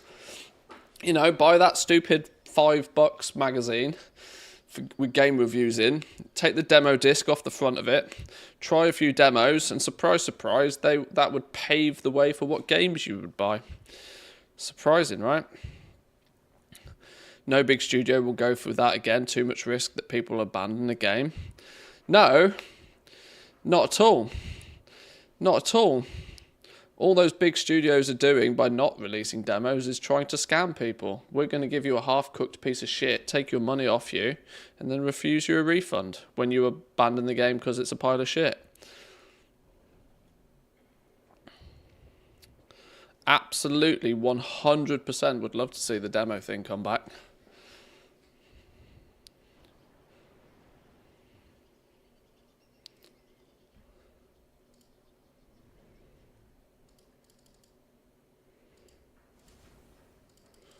Why can't I? What's the point of having this if I can't?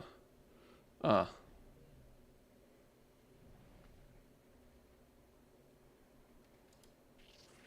Can we have some pixels?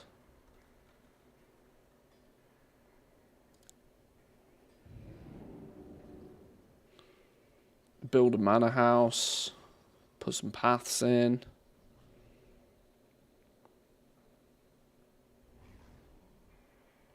Wood cutting, residential. kind of looks like My First City Skylines. Kind of looks like My First City Skylines. That said, City Skylines 2 was fucking terrible. I think the last time I played a demo, it came on a magazine disc cover. Yeah, exactly, yeah.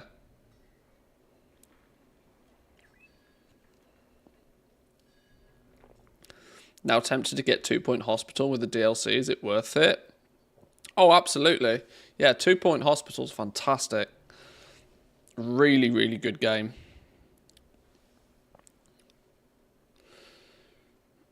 Manage your resources and stuff. Are any of these games we've had a look at on Game Pass? Because then I can obviously install them at no actual outlay because I'm already paying for Game Pass.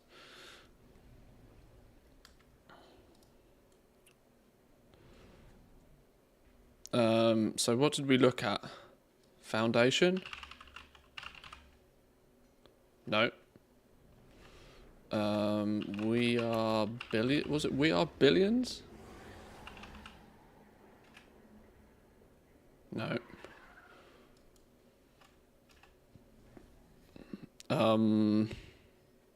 Railroad? No. Does Game Pass not have anything these days? Is this probably the issue? Is this why not so many people have Game Pass?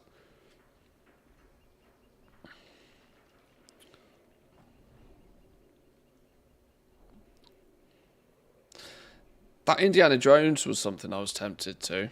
But it's flipping Bethesda, isn't it? It's literally Bethesda.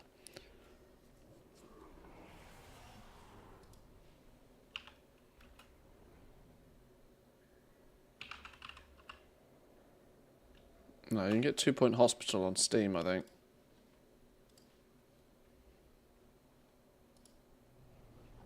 It's not in my Steam library, so I don't know where I got it from. 2 Point Hospital. Oh, this is only a few bucks.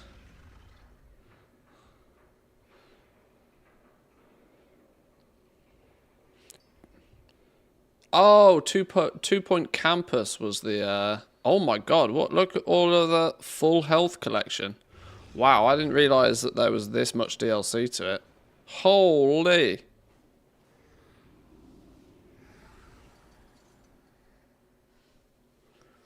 I like the kind of games with economy in it.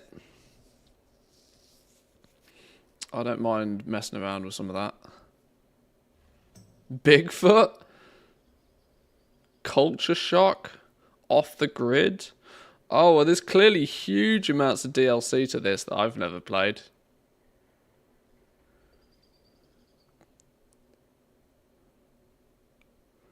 There's clearly huge amounts of this I haven't played. Is that the full bundle? $40 for the full bundle.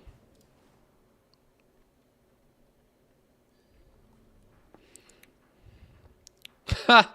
Yeah, you pay $7.50 for the base game, and then it's like $5 for every DLC imaginable. This is another one that on Humble Bundle, it's probably a fraction of the price.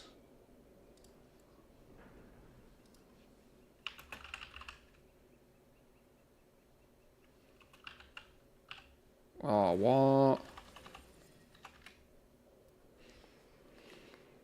Maybe not.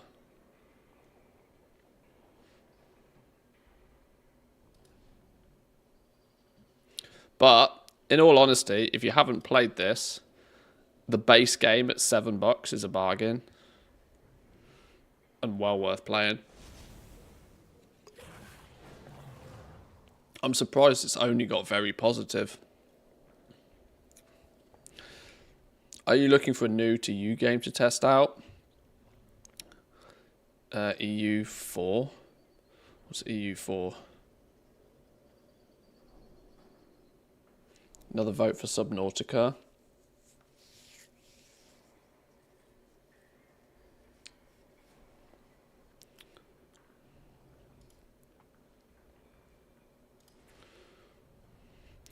Two Point Studios has ventured into 2 Point Museum. Released on the... Oh no, this is coming out. There's a new one coming out in March. 2 Point Museum. Oh, that might be worth paying attention to. Even though it violently clashes with 11.1. That could be fun to look at.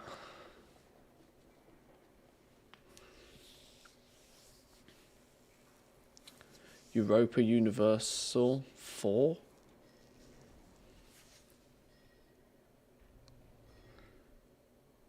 Two Point Campus came out in 2020. 2 Point Hospital came out in 2008. Well, that's probably when I played it then. I probably played it way back in 2018. And there's a strong chance then that I might have got a dodgy copy of it rather than an official copy.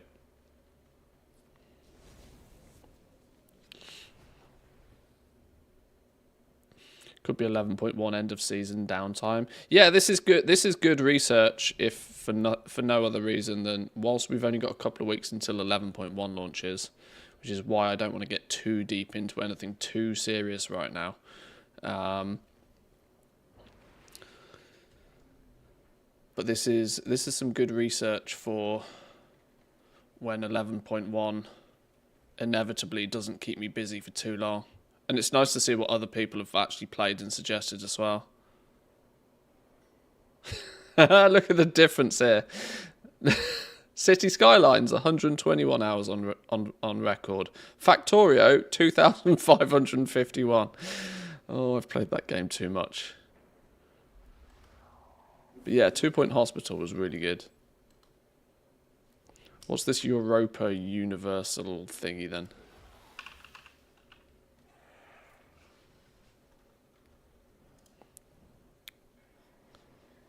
Rule the land and dominate the world with unparalleled freedom, depth, and historical accuracy. Write a new history of the world and build an empire for the ages. Oh, this isn't so much a me thing, unfortunately. This is the kind of game that wouldn't appeal to me. It's also done by Paradox, which these guys are just going to absolutely scam the shit out of you for money. Yeah, this is more in line with Civilization, isn't it? Not really my kind of thing, unfortunately.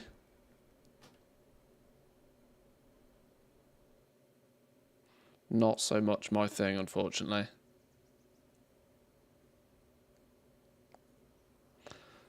What about City Skylines 2?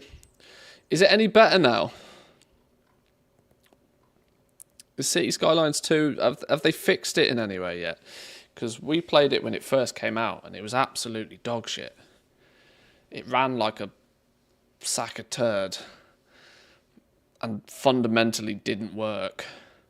There was huge aspects of the game that was just like, there was a UI for it, didn't do shit behind the scenes. It was really broken.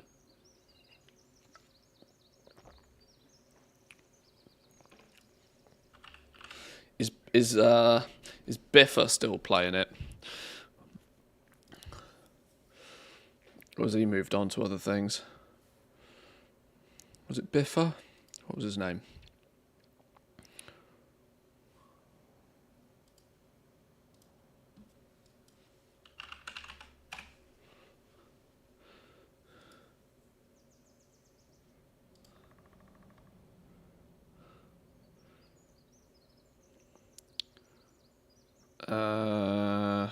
Probably hashtag ad. Timberborn. Civ 7. Yeah, clearly diversifying.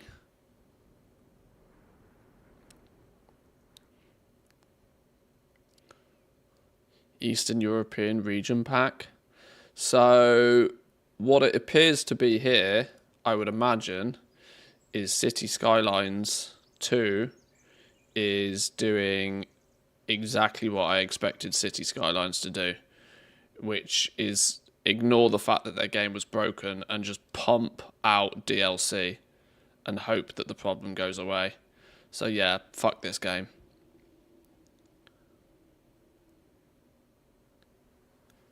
I think this is, when did this come out? October 24th, 2023. So it's been out less than 18 months and was fundamentally broken on launch. And yet now we've already got a bunch of DLC for it. Yeah, fuck this game. No, sorry. Not going to be willing to waste time on that. I don't know.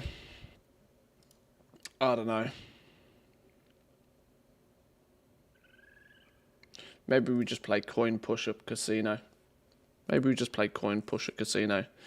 You know what's really silly? I've got 30 plus hours played in this game. This is so ridiculous.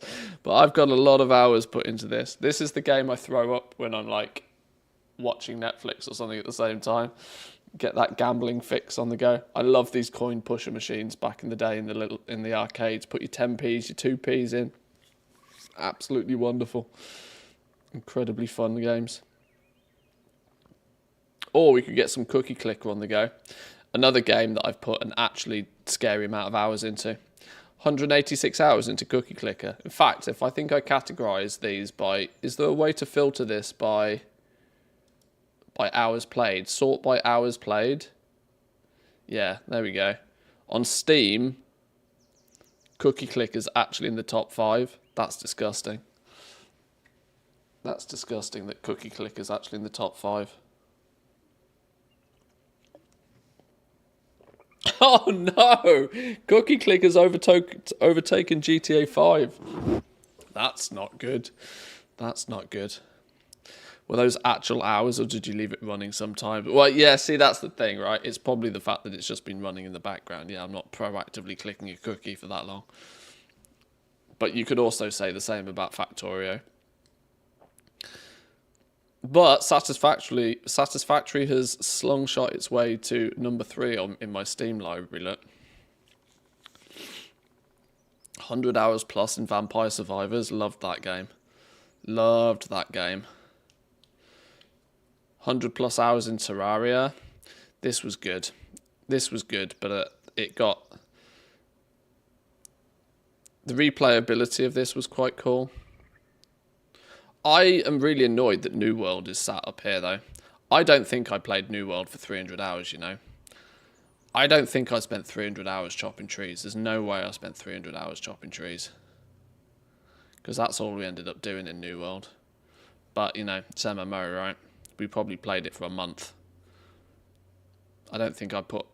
We must have played it for more than a month to have got 300 hours in it. Stage 1, Denial. Yeah, you're probably right. Probably right. The New World part of that title is very, very small. Yeah, it couldn't be smaller if they tried, could it really? Almost desperately to detract from the fact that it is the New World game. I said we'd go back and play that once upon a time again.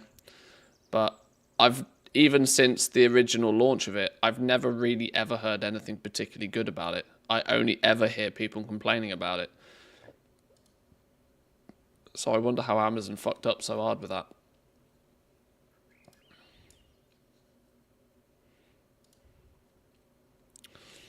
Alright, well, we've got a few options. I'll consider those and I'll have a look into a few things. Oh, flipping hell, No Man's Sky is another one.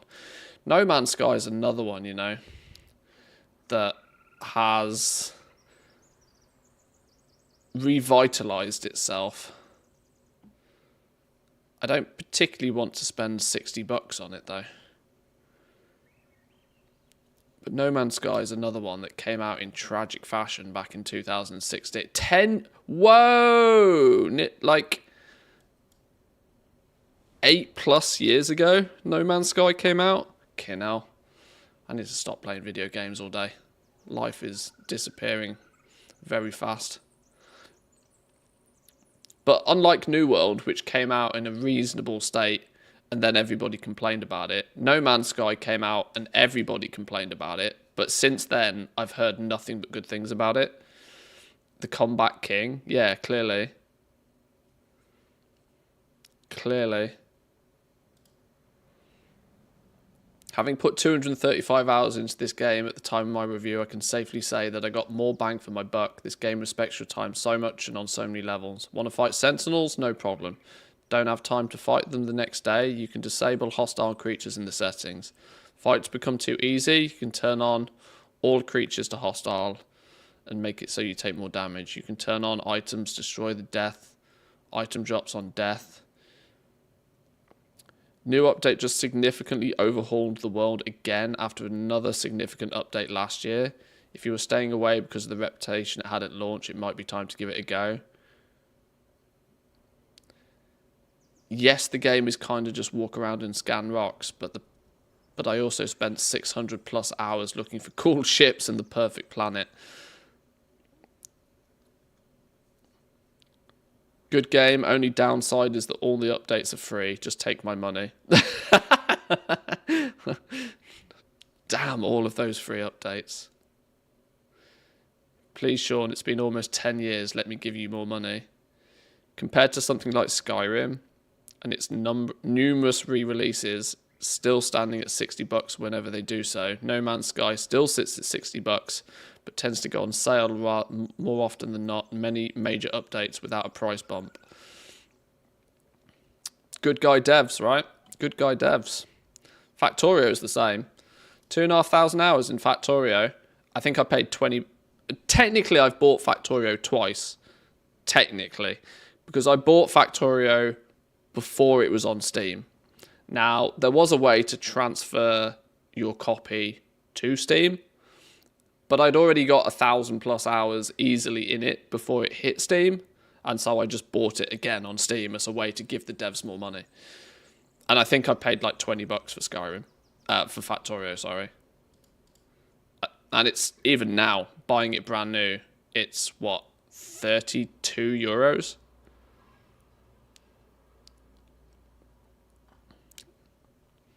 So I've probably never spent more than 50 euros on Factorio, but I've got 2,500 hours out of it. It's wild. Isn't Preach playing this right now? Is he live right now even? I saw Preach was playing this the other day. Yeah, he literally is. He literally is.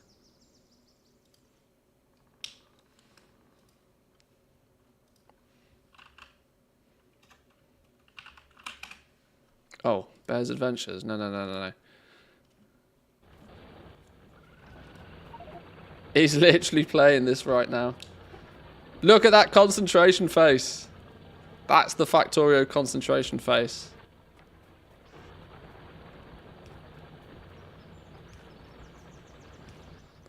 I'm not gonna lie though, if this is his first, here now doing this. I wonder how much of this is chat assisted.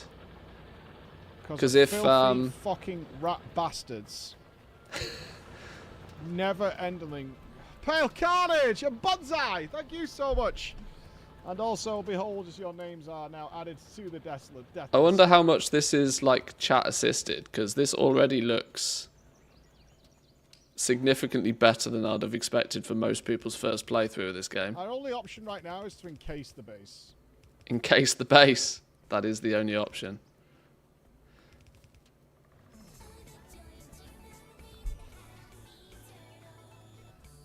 I ask you, what is happy about this? Right? See, little things like this, his little smelter setups. He's got ore being mined going into a little smelter setup. He's clearly changed his design philosophies over time. Even happy about this? He's putting a belt all the way around. Was that belt? Did that belt have coal on it? All the way around the edge of the base? Fucking sticking coal. Oh no! Oh no!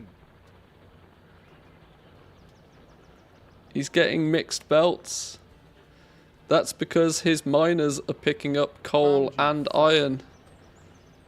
He doesn't know yet. He doesn't know. It doesn't technically matter, but it will clog up machines.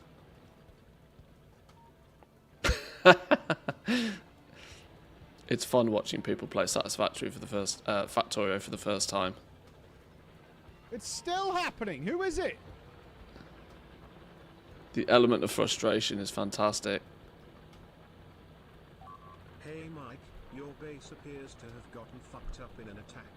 Thought you would know. Can I get VIP for keeping you informed? He got rid of this miner, which was the problem. This miner was the problem. It's because he's got a mixed patch of iron and coal, and that's always really annoying. Maybe inspired by Dosh in his sushi belt video. Maybe. He's clearly had bugs in here, though. He's had friendlies come visit him.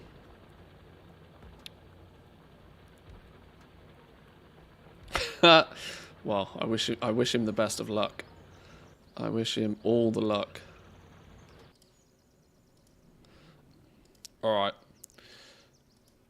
Let's play WoW for a little bit more, and then we'll figure out. I'll have a little bit of a look. Oh, Teardown. That was fun. Didn't play that for very long, but that was quite fun.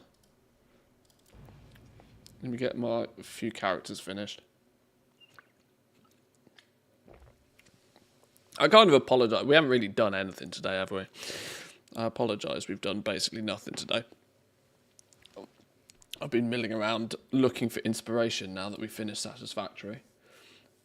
What I should have done is not played Satisfactory for 150 hours in about 2 weeks. That would have probably been the smarter move, wouldn't it? Then again, if I'm going to be honest, one of the reasons I went so ham with Satisfactory at the beginning was down to the fact that I was expecting 11.1 to come out next week. It came out a week later than I actually expected it to come out. But that means we've got a little bit of interim time. A little bit more preparation time. Get a few more last things. Oh, we didn't pick up our weekly quests. Whoops.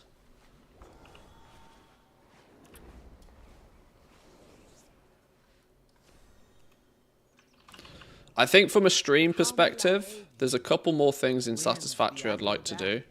I think getting Nuclear up and running is the main one. I'd like to work through that and showcase some of the clear and obvious mistakes I'm going to make on that. But I think long term, like streaming Satisfactory, I think if you just get into like design mode, it's not super interesting. I wanted to make sure at least every day on stream we were doing something and we were moving forward with the game. When you get more into like, oh, well, I've completed it and I just need to be creative now, I think I will find it more difficult to keep it interesting. I tried to make sure there was at least a point and a goal and a direction to most of the Satisfactory streams over the last few weeks. And as I say in WoW, I'm mostly about the journey. Once I've got to the destination, I get bored super fast. Was there one alchemy order that was worth doing? One.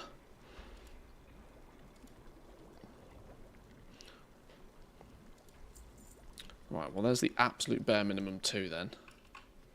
The rest of them are dog shit.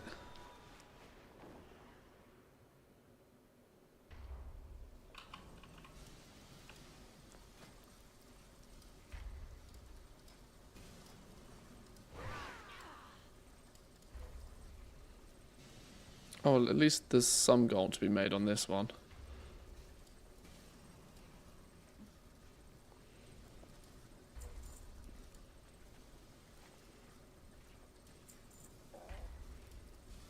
We might as well bang out some of the other ones if they make us gold all the same. Oh, we're missing mats. Cancel that one if we're missing mats.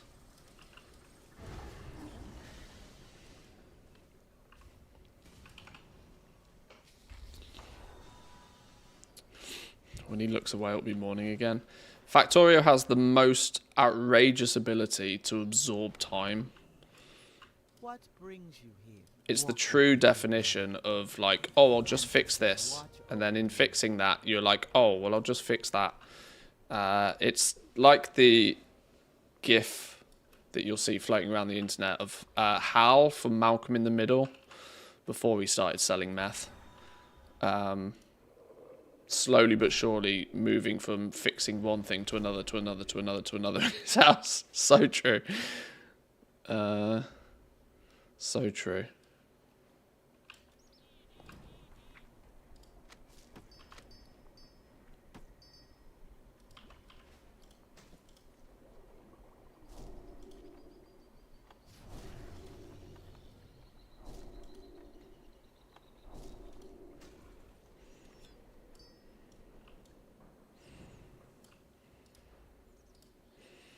Where do we stand with these then? Wait, there's still a book I need to buy with scribblers. Really? Okay. Oh yeah, this dude was set up for thaumaturgy, wasn't he? That kind of meant I had to pick a direction to go in, either flasks or potions, and my choice was, well, neither, apparently. There's more logic in going into potions because I have a fully spec'd out flask dude already. 30 in here, 25 in here.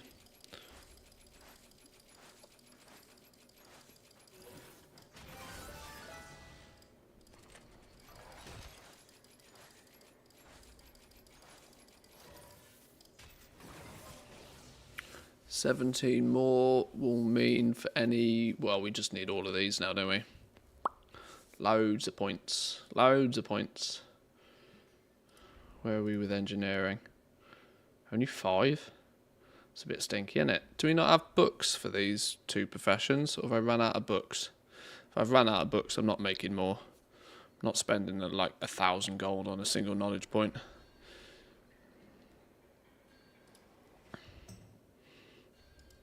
I guess I was filling this side out. Have some more points. Go, go, gadget, go.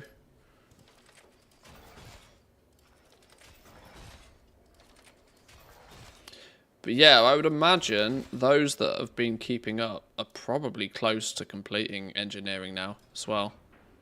I mean, I'm clearly not, but not by a mile, but I think the... Is it 400? If I've remembered right, it's exactly 480 knowledge points for engineering. Oh my god, I'm such a geek, I need to get out more. 480 knowledge points, I reckon people are like basically there now. I've got 219, and there's potentially 167 on top of that. That's 300, nearly 400. Yeah, there's not that many weeks away from engineering being like 100%ing.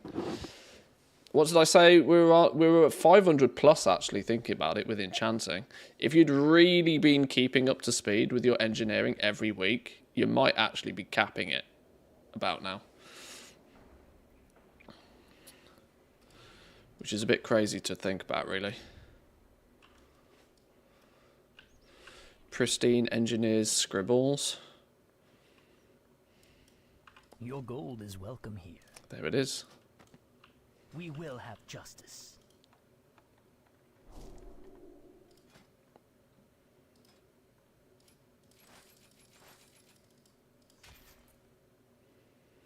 I'm missing 29 points on engineering. There we go. There we go. That goes to show. You could be really close to the finish line with engineering now. If you'd been proactive and kept up with it. That's crazy.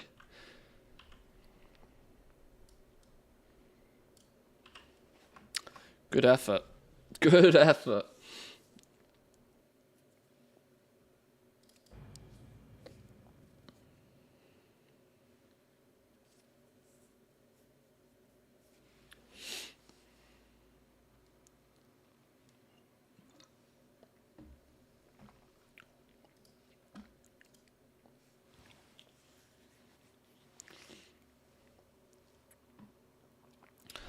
Come on, game. Speedy, speedy now. Right, what have we got here? Jewel crafting.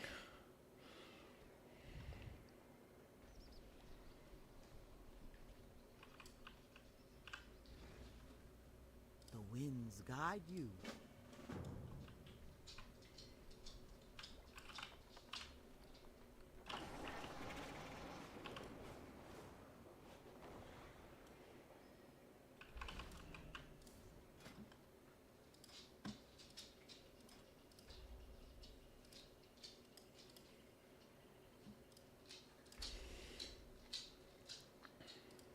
Honestly, if you've got a bunch of crafters, though, it's really not being highlighted or focused upon all that much by people.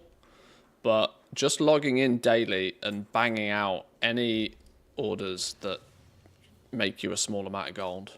It's genuinely only pennies, but the point is that it will add up. It's one of those things that lots and lots of small little things add up really quick. And it doesn't take 2 minutes to do it. Disable all your add-ons, have craft sim on only, and just blast them.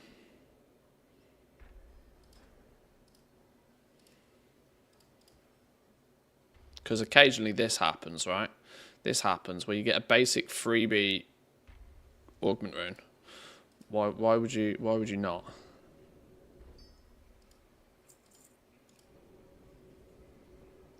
Have you seen or discussed the ban wave? No. I often don't, honestly, because if you've been banned, you've done something naughty. Not bothered.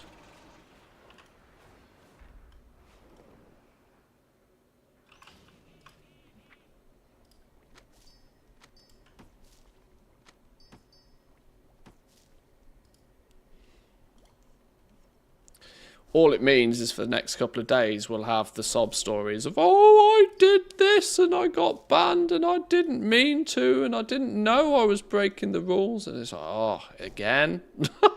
Again? Play with fire, you get burnt.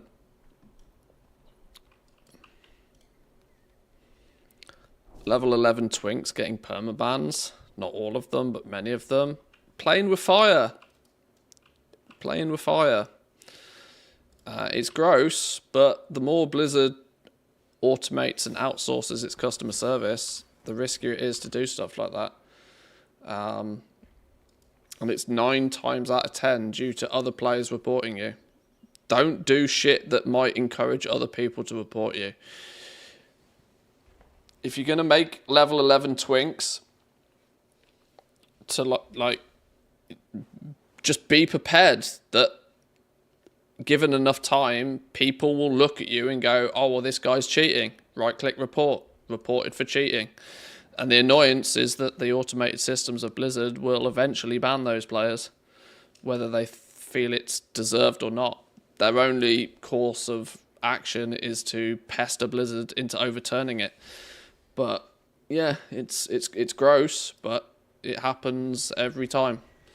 It's why I don't do much particular multi-boxing. It's why I don't really focus on these kind of weird outline. You know, the topic of conversation comes up every time. Oh, multi-boxing isn't, you know, you're allowed to do it, but like it's just boring at this point. It's repetitive. Just don't play with fire. Play the game in a relatively normal fashion. Don't give people a reason to report you. Much like work orders. If you're spamming trade chat, you run the risk of enough people right-click reporting you for spam that you'll get your account silenced. Worst case scenario, you'll catch a ban. It's gross, but Blizzard doesn't employ customer service people these days. You just got to play the game. I empathise with those that get caught up in the web, but just pester Blizzard. Pester Blizzard to give you your account back. And if you don't, move on.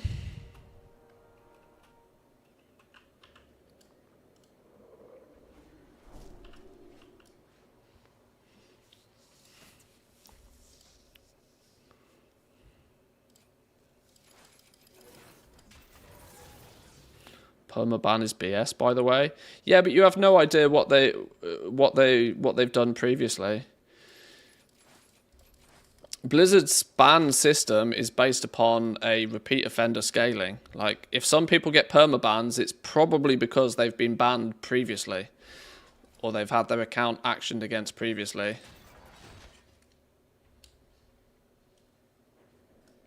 You tend not to get a permaban for your first offense, unless you've done something that's really game-breaking. I certainly wouldn't read into too much about what people say on the internet about what they have and haven't been doing, though, in this regard. Because it's a tale as old as time. Oh, I got a permaban for, and I was only doing this. I swear I wasn't using, I swear I wasn't botting, Oh, did you? Oh, I was only using the Razer keybinds. So, okay, so you were botting. Yeah, unfortunately, I've seen this story so many times now, I don't actually have that much sympathy. I don't, unfortunately. Like I said, if you feel you've been caught up in a net that you shouldn't get caught up in, pester Blizzard, try and get to speak to a human, get somebody to look at it, and then hope you'll get it overturned. If not, call it a day, find another game.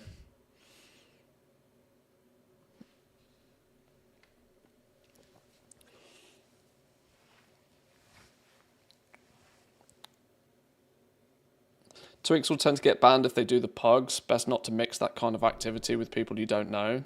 This is it. It's relatively well known these days that there's an automated system in place that if you get reported for doing something fishy enough times in a short enough time period, you'll catch an automatic ban. And that automatic ban might be more severe if it wasn't necessarily your first issue.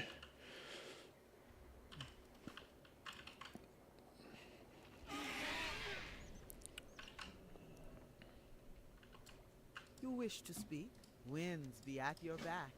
Ancestors watch over you. I'm reading several people doing nothing in common so far, but I'm discovering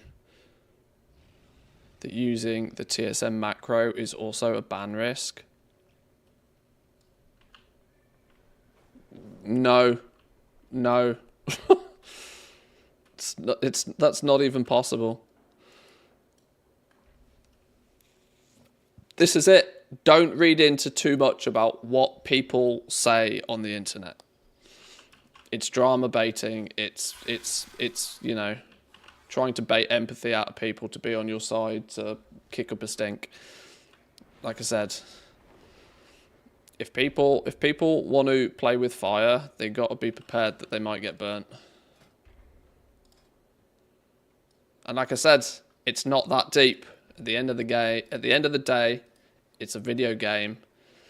If the developer of the game, the publisher of the game pisses you off, stop giving them money and go play another game. Just like anything, if a business pisses you off, stop giving them money, go find another business.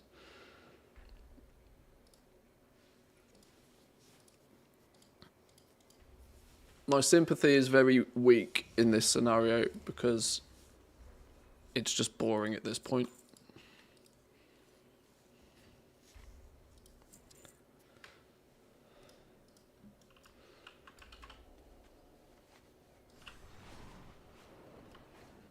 And spinning stories that using a certain thing will lead to a potential ban is just adding more fuel to a fire that doesn't need to be done. So please don't.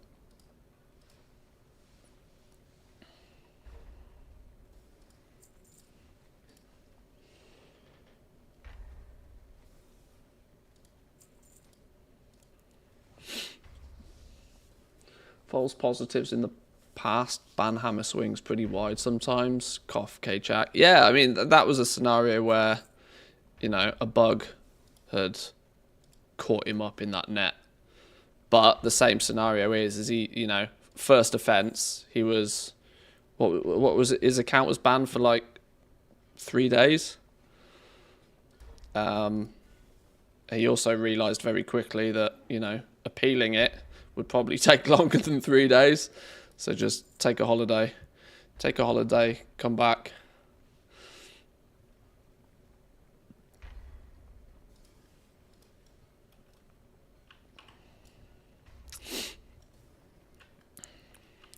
On top of that, if you get banned, Blizzard support will never tell you exactly what for, so people can claim this, wonder where they got the info. Yeah, exactly. This is it. Blizzard will never give you definitives. That's literally rule 1 on their customer service. Like, never give people definitives on what got them banned. You broke this rule. How you broke that rule is usually up for you to determine. It's an indication for you to maybe not break that rule again.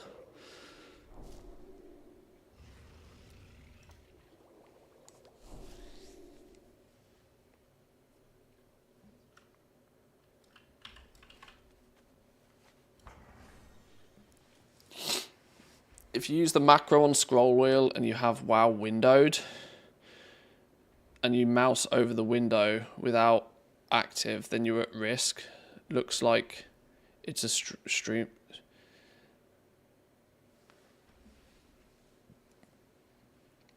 As I've said about 5 times now,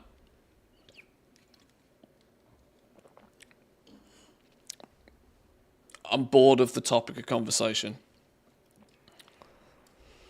Blizzard doesn't wish to provide sufficient customer service in their game, so you have to play around that fact that maybe just don't do things that are a bit dodgy.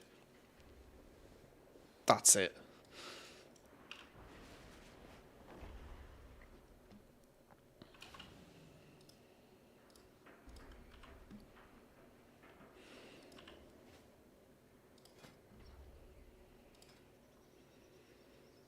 $64 knowledge points. How the hell have I ended up with so many knowledge points on this dude? Oh, maybe because I'd never bothered to put any points in here in any way, shape or form. Jewel crafting, to be fair, is just a concentration build. That's why. Blacksmithing's the one I should probably pay more attention to. 2 knowledge points?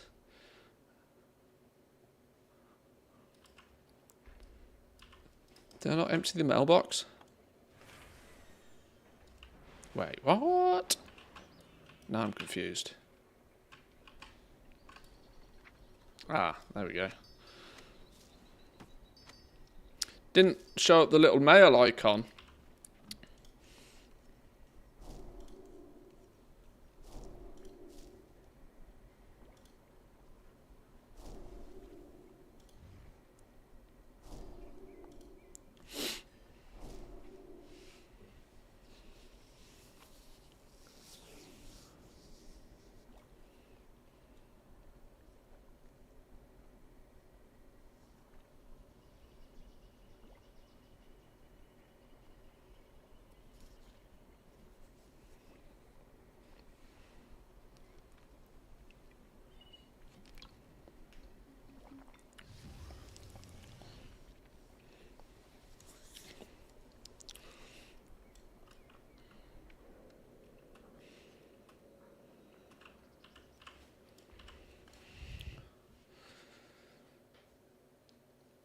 Renown exploit, even if it was unintentional. Yeah, so they told you what you did that got you banned. You engaged in an exploit, whether intentional or not. That's different to telling you exactly what it is you did that got you banned. That's different from telling you that, oh, you were banned for botting or automation. That could be the reason you got banned, but that's very different from saying, oh yes, you were using this macro that achieved this. They're never going to tell you the actual step-by-step thing that you did that broke, that was the problem. They might broadly tell you, like I said, what you were banned for. You were banned for an exploit. Don't exploit.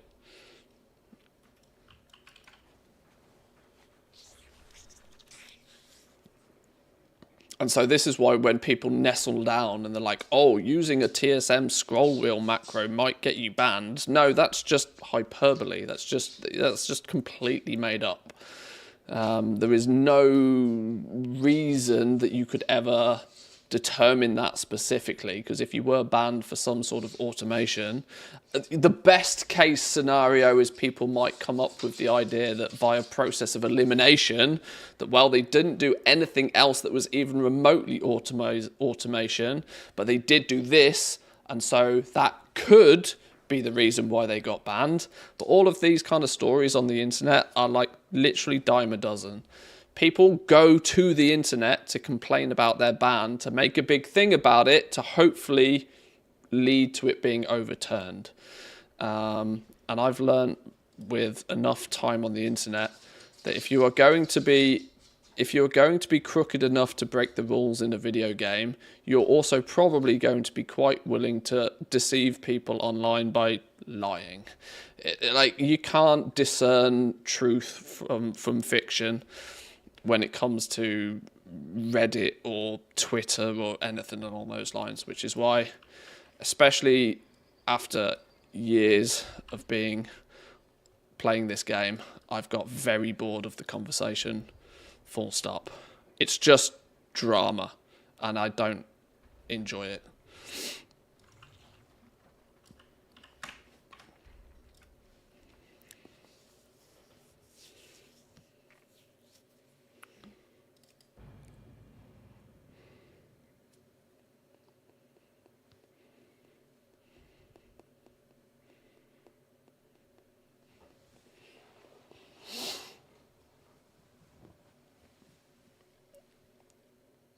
I try my best to make sure that I steer clear of anything that's even suspicious.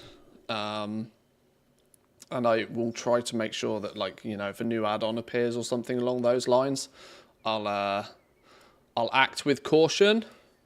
Something like the Something like the, what was it called? That one, the auto stacking one that people are using these days with crafting. I can't remember what the flipping hell it's called.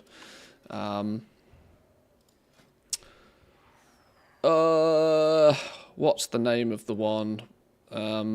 Mass salvage assist, for example. I was naturally cautious of this at the beginning because it does something in the game without you actually doing anything.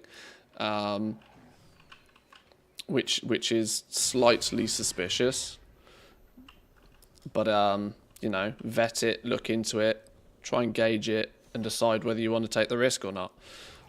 Ultimately, if an add-on is an add-on is out there that is problematic, it's quite well known that Blizzard will just squish them. Now, of course, an add-on that's absolutely brand new, completely fresh, may not necessarily be on Blizzard's radar very quickly, which is why I tend to act with caution. Don't play with fire. Don't play with fire. Don't get burnt.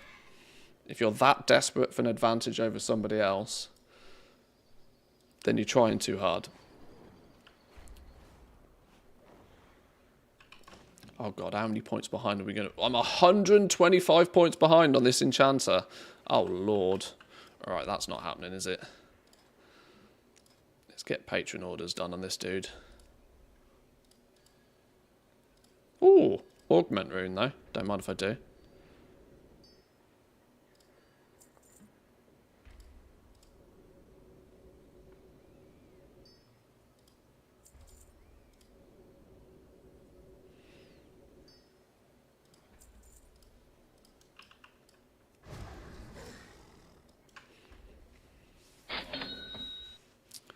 Such stretched truth drama. I mean, that's usually the way that it is.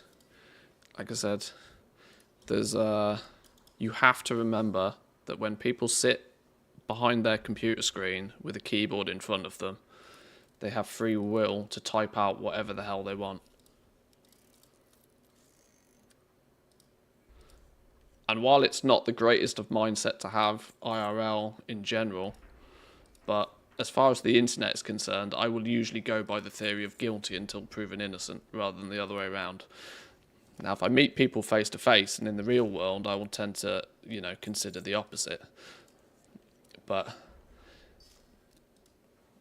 on the internet, I'm sorry, if you get banned for something, you're guilty until you prove you're not.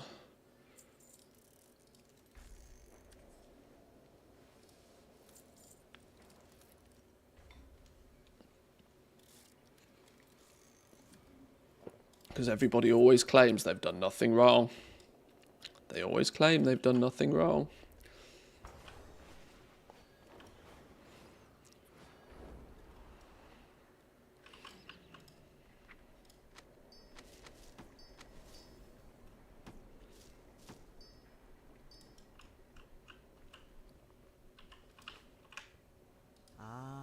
I've been expecting you.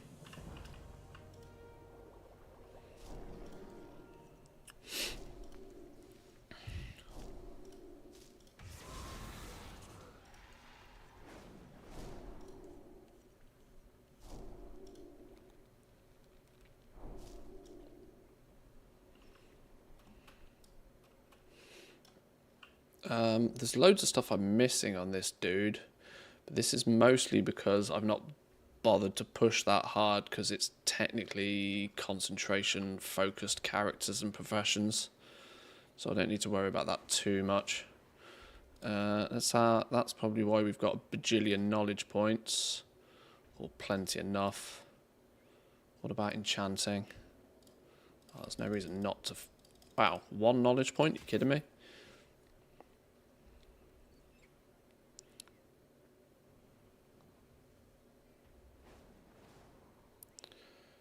Try and scan the dust in the auction house and then go to craft sim cost optimization. My dust rank 3 is stuck at 3 gold without bait prices in the auction house. Oh, I don't use Auctionator for craft sim. I use TSM.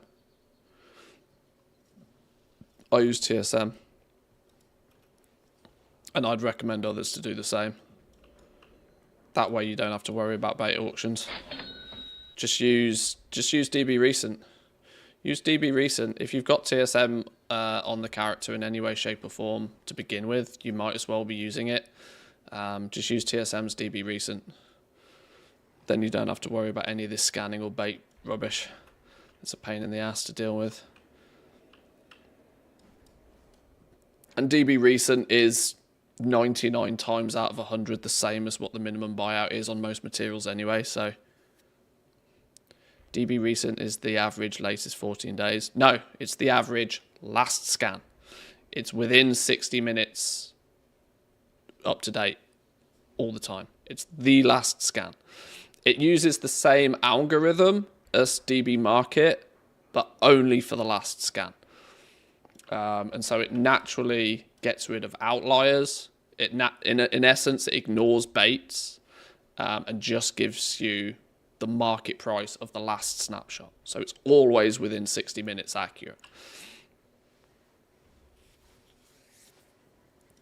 Yeah, there's no need to be. The only time you would ever want to use something like Auctionator for this is like week 1 of the expansion. Anything past that, though, TSM and DB Recent is going to be light years easier and more up to date. I don't know if it's set up by default. I can't quite remember, but like when you go into the options for Craft Sim, you can set your price source here as Trade Skill Master. But then under this, you can change what the defaults are. And I use it to use DB Recent. I can't remember if this is the default. Oh, this is now the default. Okay, they've made it so this is the default by the looks of things. DB Market is by default. Okay, I can reset to default and it seems to use DB Recent. Maybe they've actually gone in and changed what the changed what it is. But this in essence means it will use the most recent price, excluding baits. So just use this. If you, like I said, that's only if you've already got TSM installed. I wouldn't have TSM running just for this purpose. You want to be using TSM for something else because it's a big heavy add-on. But if you are using Craft Sim, you are light years better off using DB Recent. It's there is always a scenario where it might be slightly wrong, but it's 9 times out of 10 it's perfectly adequate. So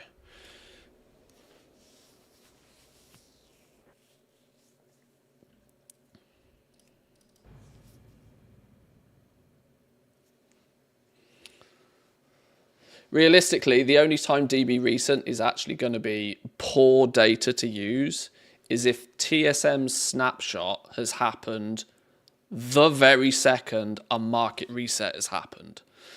But within an hour, that market reset will have probably gone back to somewhere near normal anyway.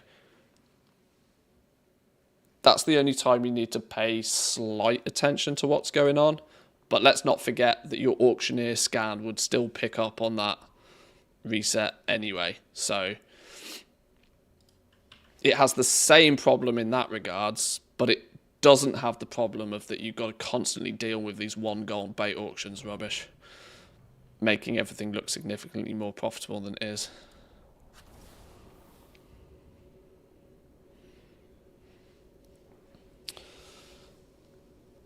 That said, actually, TSM still has trouble tracking sales from your mailbox. And I've had this confirmed to me that it's still a problem, which has meant for me that an add-on like Journalator, if you're caring about keeping accurate track of your both your purchases and your sales, you are best off looking at something like Journalator now, I think, which is slightly frustrating.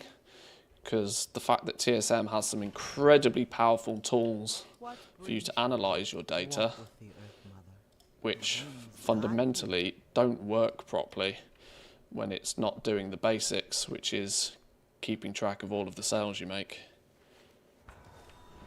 But they're aware of the problem.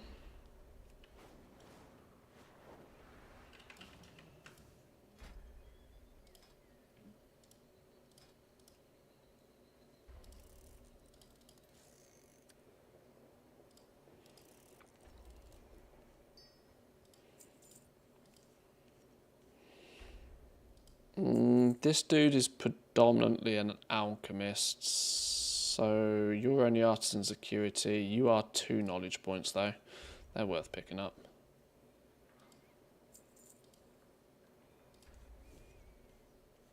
Have they fixed the crafting stuff yet? It depends what you mean.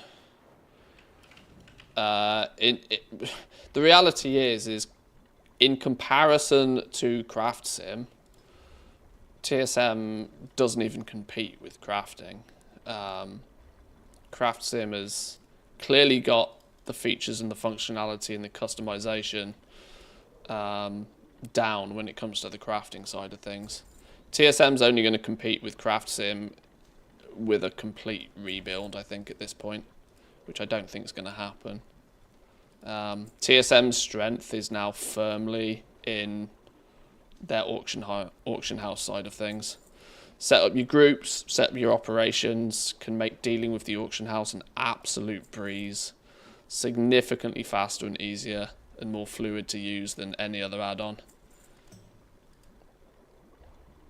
But of course, there's only really an advantage if you're crafting a wide selection of, if you're trying to sell a wide selection of things, or you're doing it cross-realm and this sort of stuff. That's where TSM really excels these days.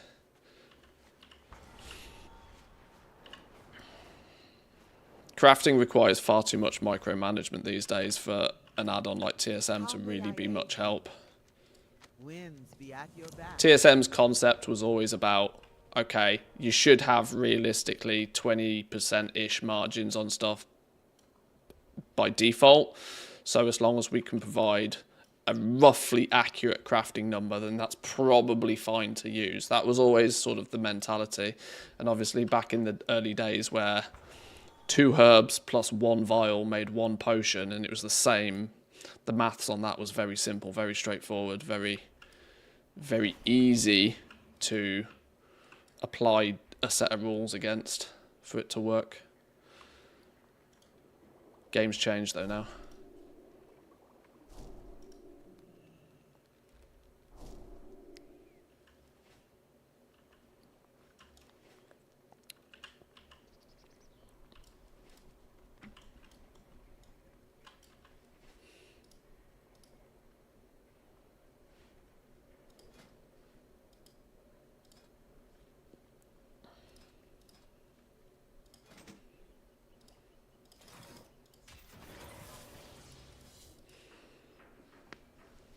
Oh yeah, this dude was trying to full build. Oh, I really wanted to have got this done by 11.1. I'm probably not going to. I wanted both flasks and potions 100%, but I need 40 points in Myco Bloom Lure. I need another 23 points in bulk production. That's like another 60 knowledge points I need to be min-maxed on both flasks and potions on this character. Which, if I'd been playing this dude regularly, I would have probably done. But I'm not going to be able to do now. I'm too far behind.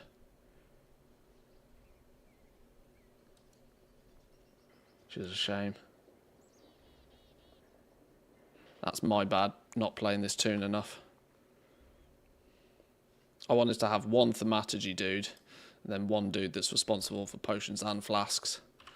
Now I might have to split it into 3 for Season 2.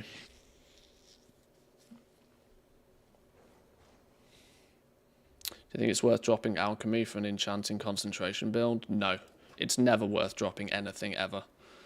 Just roll another character. Roll another character. It's 3 or 4 hours of effort to make a brand new level 70. Really doesn't take long to make another character. Pick a class you enjoy playing. It might take you a little bit longer, but just Pick a class you enjoy playing. I'm at 324 out of 325 characters. Well, then you have absolutely no need to drop anything on any of them. Just pick one of those characters and put enchanting on that.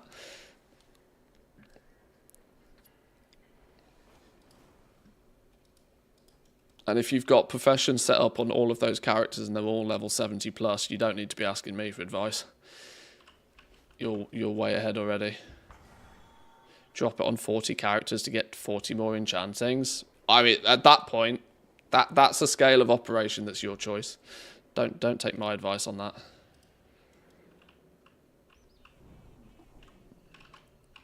If you feel like that busy work is worth whatever the potential difference may be, that's your call. I can't help you with that, unfortunately.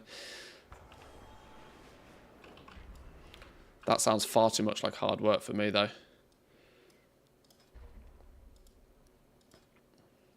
You got to consider what would be the potential uptick in profit by doing that, and then does that represent the effort it's going to take to switch all of those characters around?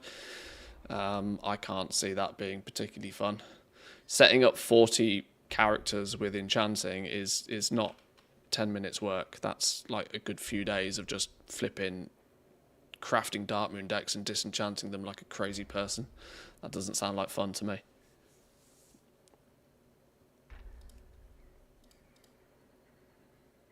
Oh, we're missing a bunch of mats here.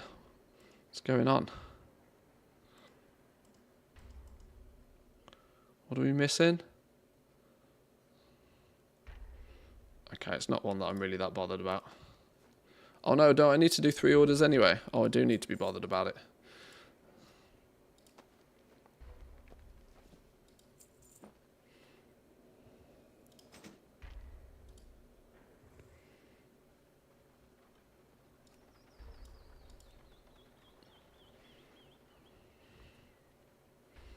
Wait, hold up. Hold up. What's going on with these? Oh, these have been reset, look. These are somehow 300 gold apiece all of a sudden. Sure. Is that the Q2 versions? Okay, that's weird.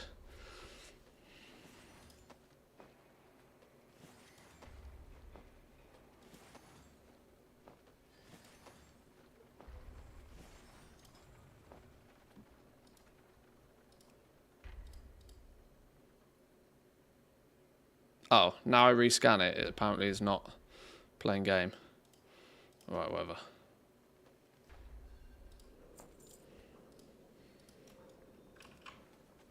Let's go do enchanting real quick.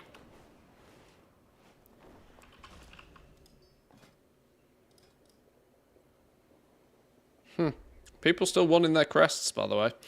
If you happen to have enchanters lying around that have got the crest recipes, just sit and camp public orders today by the looks of things. I've seen huge amounts of orders for these come through already. It may feel like a dead game, but it's clearly not.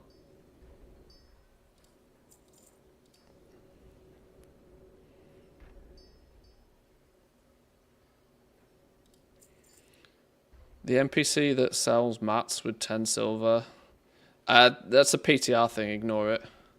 That's Wowhead not having anything to write about, causing chaos. That's definitely not going to go live. That's just a PTR vendor. Wowhead showcasing their inexperience with testing. Fooling people into believe that something's changing that's not.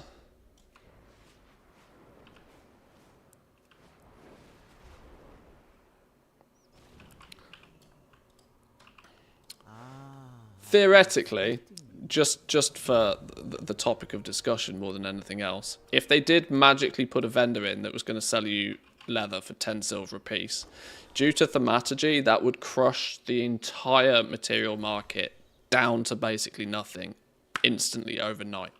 Because the only restriction on any material at any quality would be processing time. You could buy hundreds and hundreds of thousands of stacks of 10 silver leather, convert it using thaumaturgy to all manner of different materials, then refine those materials up to quality 3s. It would literally nuke the entire economy in one go if they did that. I'm in a good position to actually showcase. There's a vendor over here, right? There's a vendor, Kryn Leatherworking Supplies. This dude is a special NPC in the live version of the game that has storm charged leather and gloom chitin. But what you'll notice here is that it costs 2 gloom chitin to buy 1 storm charged leather, or it costs 2 storm charged leather to buy 1 gloom chitin. The vendor that was showcased by Wowhead stupidly on the PTR is the default version of this NPC before a Blizzard dev goes in and codes the correct values here. By default, yeah, it probably just shows the vendor price. This is, this is where they Control C, Control V an NPC when making one. They just hadn't put like this in properly yet. Now, obviously, there is one advantage of bringing some light to it by Wowhead, being that Blizzard will absolutely, definitely not forget to do it. But you should, in essence, completely ignore it. Completely ignore it.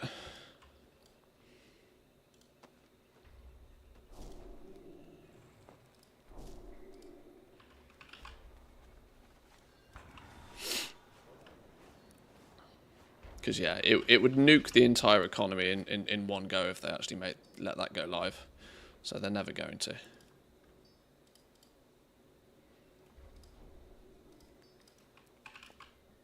Okay, we got our 3. That's this dude mostly done, I think.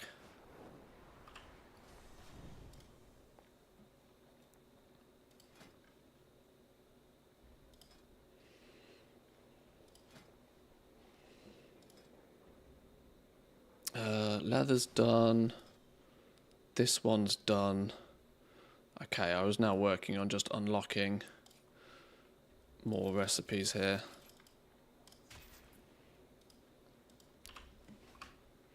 Alright, next dude.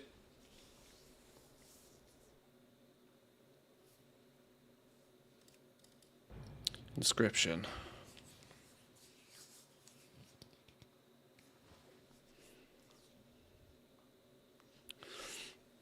It might be about time now that we have a release date for 11.1 as well to put together a little, I don't know, a goblin Q&A for 11.1 or something like that. Because I'm starting to spot more frequently a lot of misconceptions filtering their way through. It'd be good to have somewhere to point people to say, this is and this is not what's happening in 11.1.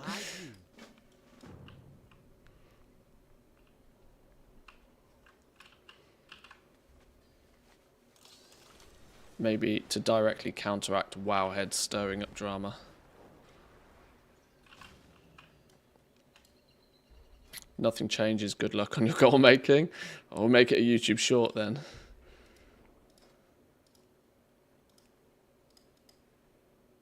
Ooh, there are a couple of nice orders.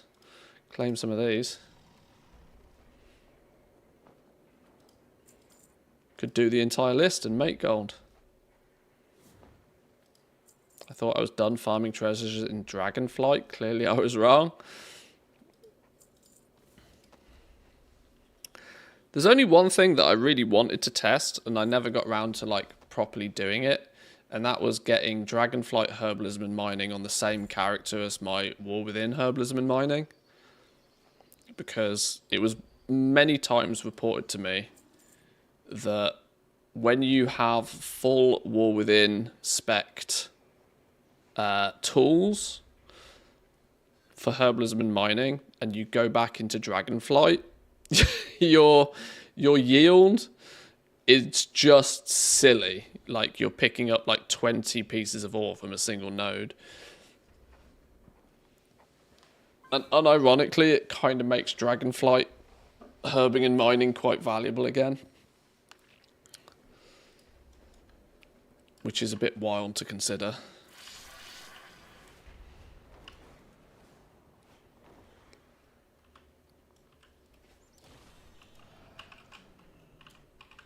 What brings you here? Ancestors watch over. What's the add-on for showing the reagents you need in the order tab? I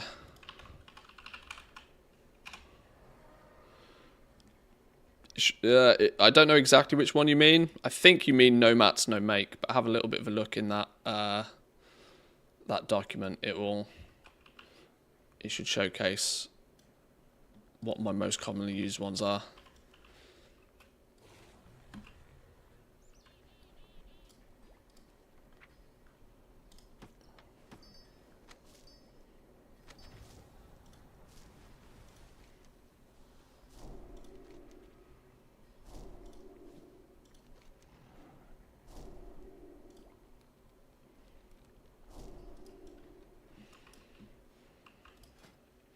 Okay, where do we still need points here? I was clearly pushing towards missives. Not quite sure why I was doing that, but presumably because I've got nowhere else to really go. Okay, sure. Can we cap it? Boom. Capped.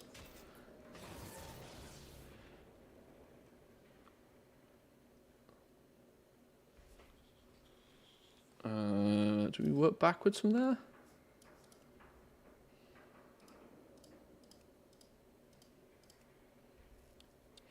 Okay, that's still not quality 3 guaranteed. What's the missing link here? Runic research and archival editions. Okay, so let's work back. Working back here will slowly unlock contracts and Vantis runes. Probably not going to get this finished in time for 11-1, but fine.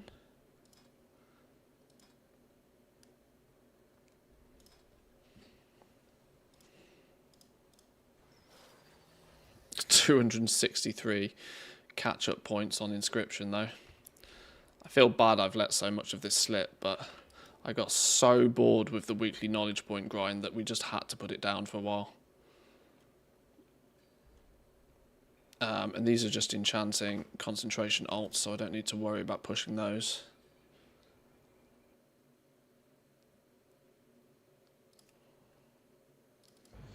Right, 2 more tunes with professions I need to pay attention to, and then I think it's time for some food.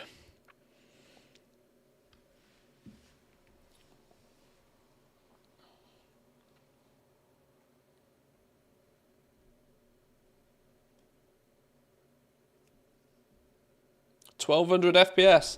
That's the biggest I've seen that number in this game ever. Now we're on 2 FPS.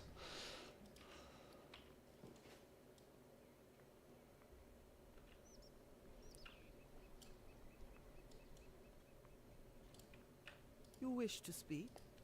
Walk with the Earth Mother. I know add-ons make a big difference, but I still can't quite understand why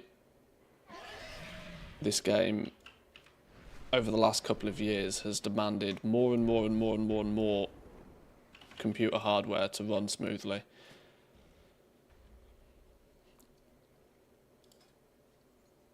Because when you compare WoW's graphics to other games, it's not that impressive. So the fact that it can't run smoothly at like 60 plus FPS most of the time is surprising.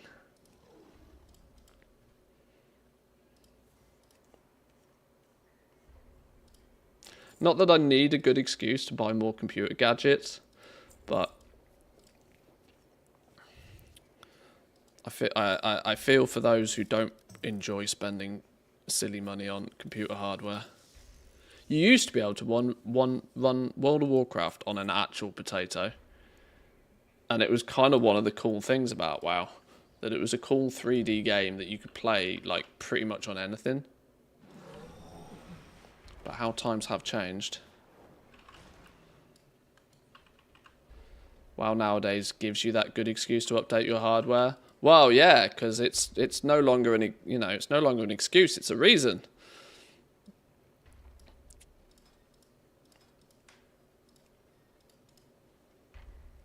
Oh, look at that spicy list. We're going to do the whole lot. We're going to do the whole lot. That's going to be knowledge points, artisan security. There's a couple of actual straight up freebies here as well.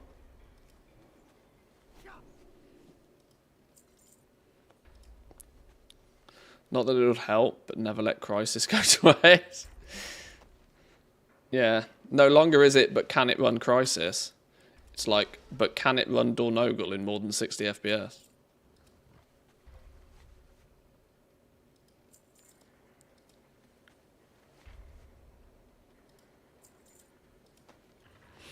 Majority of that FPS drop is the usage of 30 different add-ons eating your memory, hence why I agree on Blizzard's approach of battling weak auras and making their own.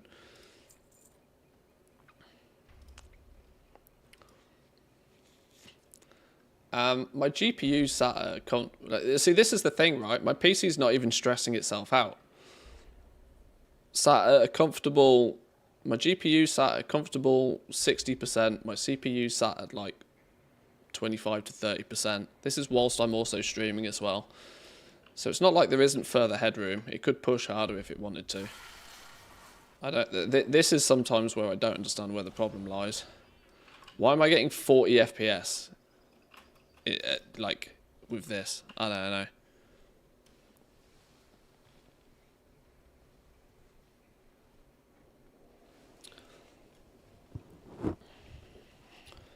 Something I noticed stopping by a hardcore classic raid, that a 40-man raid has less graphic clutter and spam than a threes match.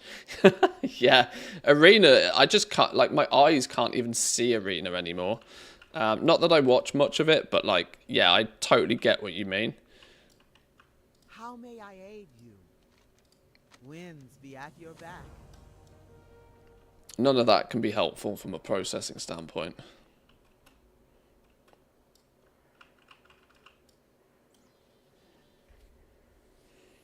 Majority of that wow-ass code creating problems with the optimized add-ons. That's probably closer to the truth. Yeah, add-on devs are probably more concerned about keeping their add-ons lightweight and optimizing them. Whereas Blizz Spaghetti code is just all over the shop. All over the shop. Oh! There's a box of goodies here.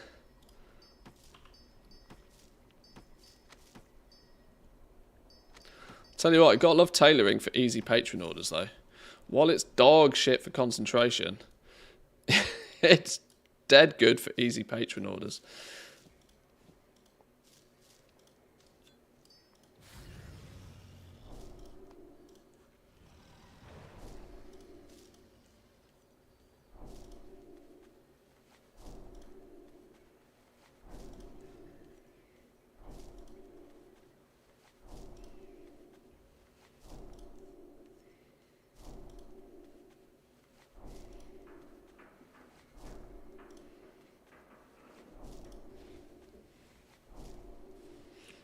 Okay, where are we spending these then?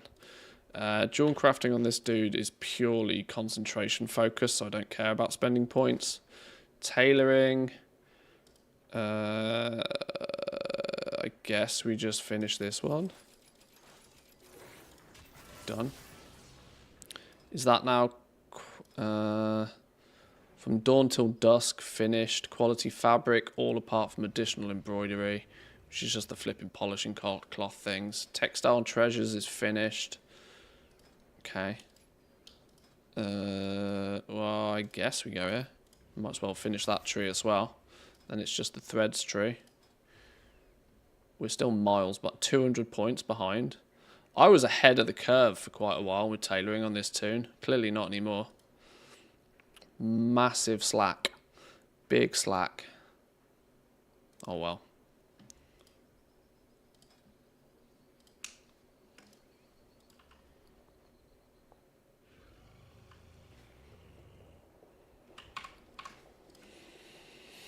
I weirdly need to keep up with tailoring, just patron orders for the free artisan security.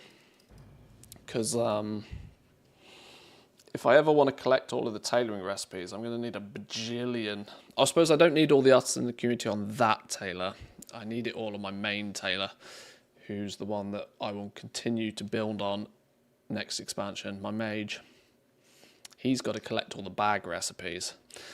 That's a spicy amount. That's like 2,000 artisan security just for the bag recipes.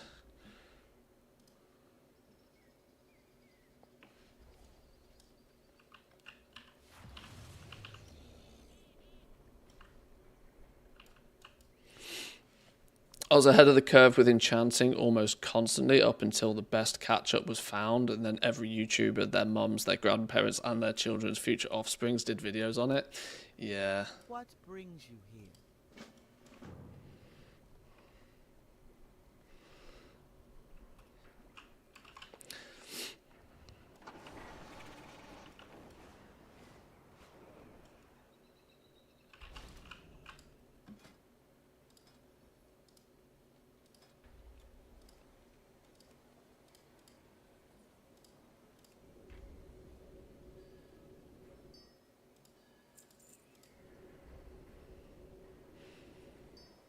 Let's just do all of these. They're cheap enough to not worry about.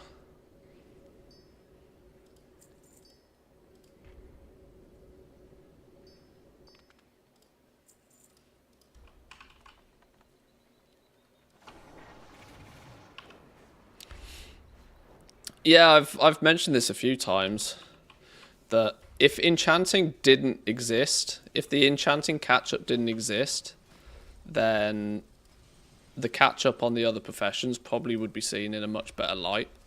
But because enchanting exists and people see that as such a quick and easy way to catch up, they then look at the rest of them and like, well, you're dog shit. You know? It's like, oh, when your foundation is set so high with the ease of use of enchanting, it becomes problematic, doesn't it? Oh, I can't even do... I'm missing parts on all of these dudes. Because I sold through all of my spare enchanting stuff stupidly. Now I don't have any to do the flipping patron orders. Alright, whatever. We'll can this guy. I don't care about engineering anyway. Engineering stinky. Big stinky. Right, boys and girls, I'm going to leave it there for today. We're slightly short of the 420 mark, so... Rip that. But we'll be there's a chance, you know, that Avowed looked quite cool. There's a chance we might start playing Avowed tomorrow, and considering it's a single player game, it gives me the opportunity to decide whether we stream it predominantly or I then end up playing it a little bit off stream. I'll figure that out. I appreciate the suggestions of other games to play. I liked the look of a couple of those. I will put those on the shortlist. There is a possibility that next week I might actually take a few days off. I've been a little bit overzealous with my streaming recently. I think I'm on about a 28-day streak or something with my streams. So with now that we have an 11.1 release date, there's a good chance that we'll be streaming a lot when 11.1 actually launches. Plus, off the back of playing 150 hours of Satisfactory in the last couple of weeks, I might actually take a few days off next week. So there might be a few missing streams. This is probably going to give me a little bit of an opportunity to get a personal reset on the go. It will also hopefully give me the opportunity to do a little bit of the admin side of content creation that I haven't done for a while. I'd really like to get the Goblin Guide to the War Within updated fully by the time 11.1 turns up. There's still some massive gaping holes in it that, there's some massive gaping holes in it that I would really like to patch up. I think I owe people that at the very least. So I might take a few days from streaming to work on that a little bit. There's a few other mini projects I have in the background that you'll find out about soon.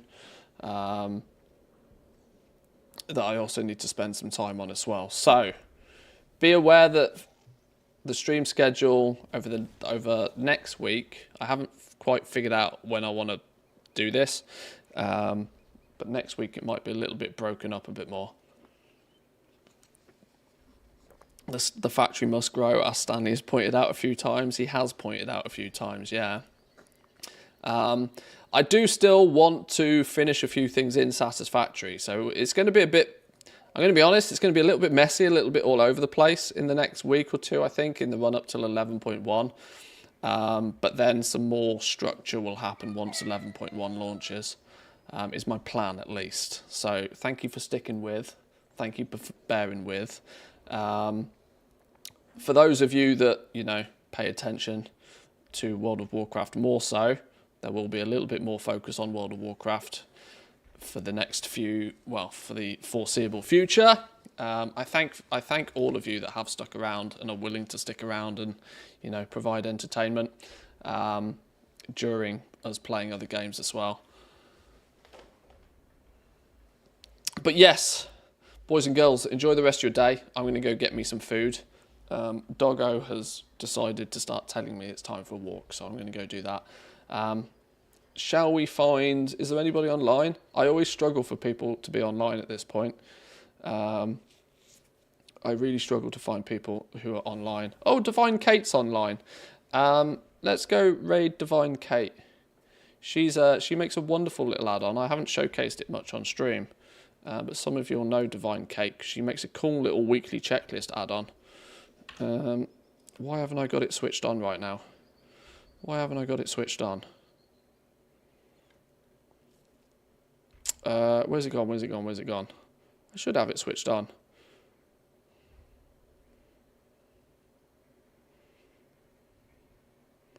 Where's it gone? Where's it gone? Typical, I now can't find it. I'm out of practice with WoW, I can't remember what it's called. But it's a really cool little mount tracking add-on that she codes. And it's worth asking her some questions about it. Is it called Master Collector? No, what is it? Yeah, Master Collector. I do have it on. Where is it? Here we go.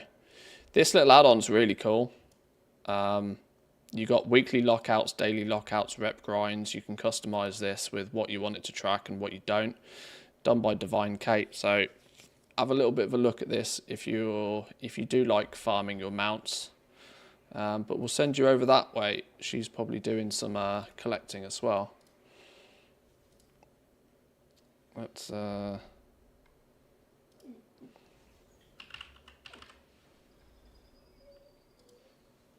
what's she up to right now? She's mount farming and doing some coding. Oh, she's probably showcasing her little add-on quite well here. All right, boys and girls, thanks for the stream. Thanks for sticking by. Thanks for the follows, the bits, the subs, the love. I appreciate it all. Thank you very much. Have yourselves a wonderful rest of the day, and I'll catch you lot next time. Peace.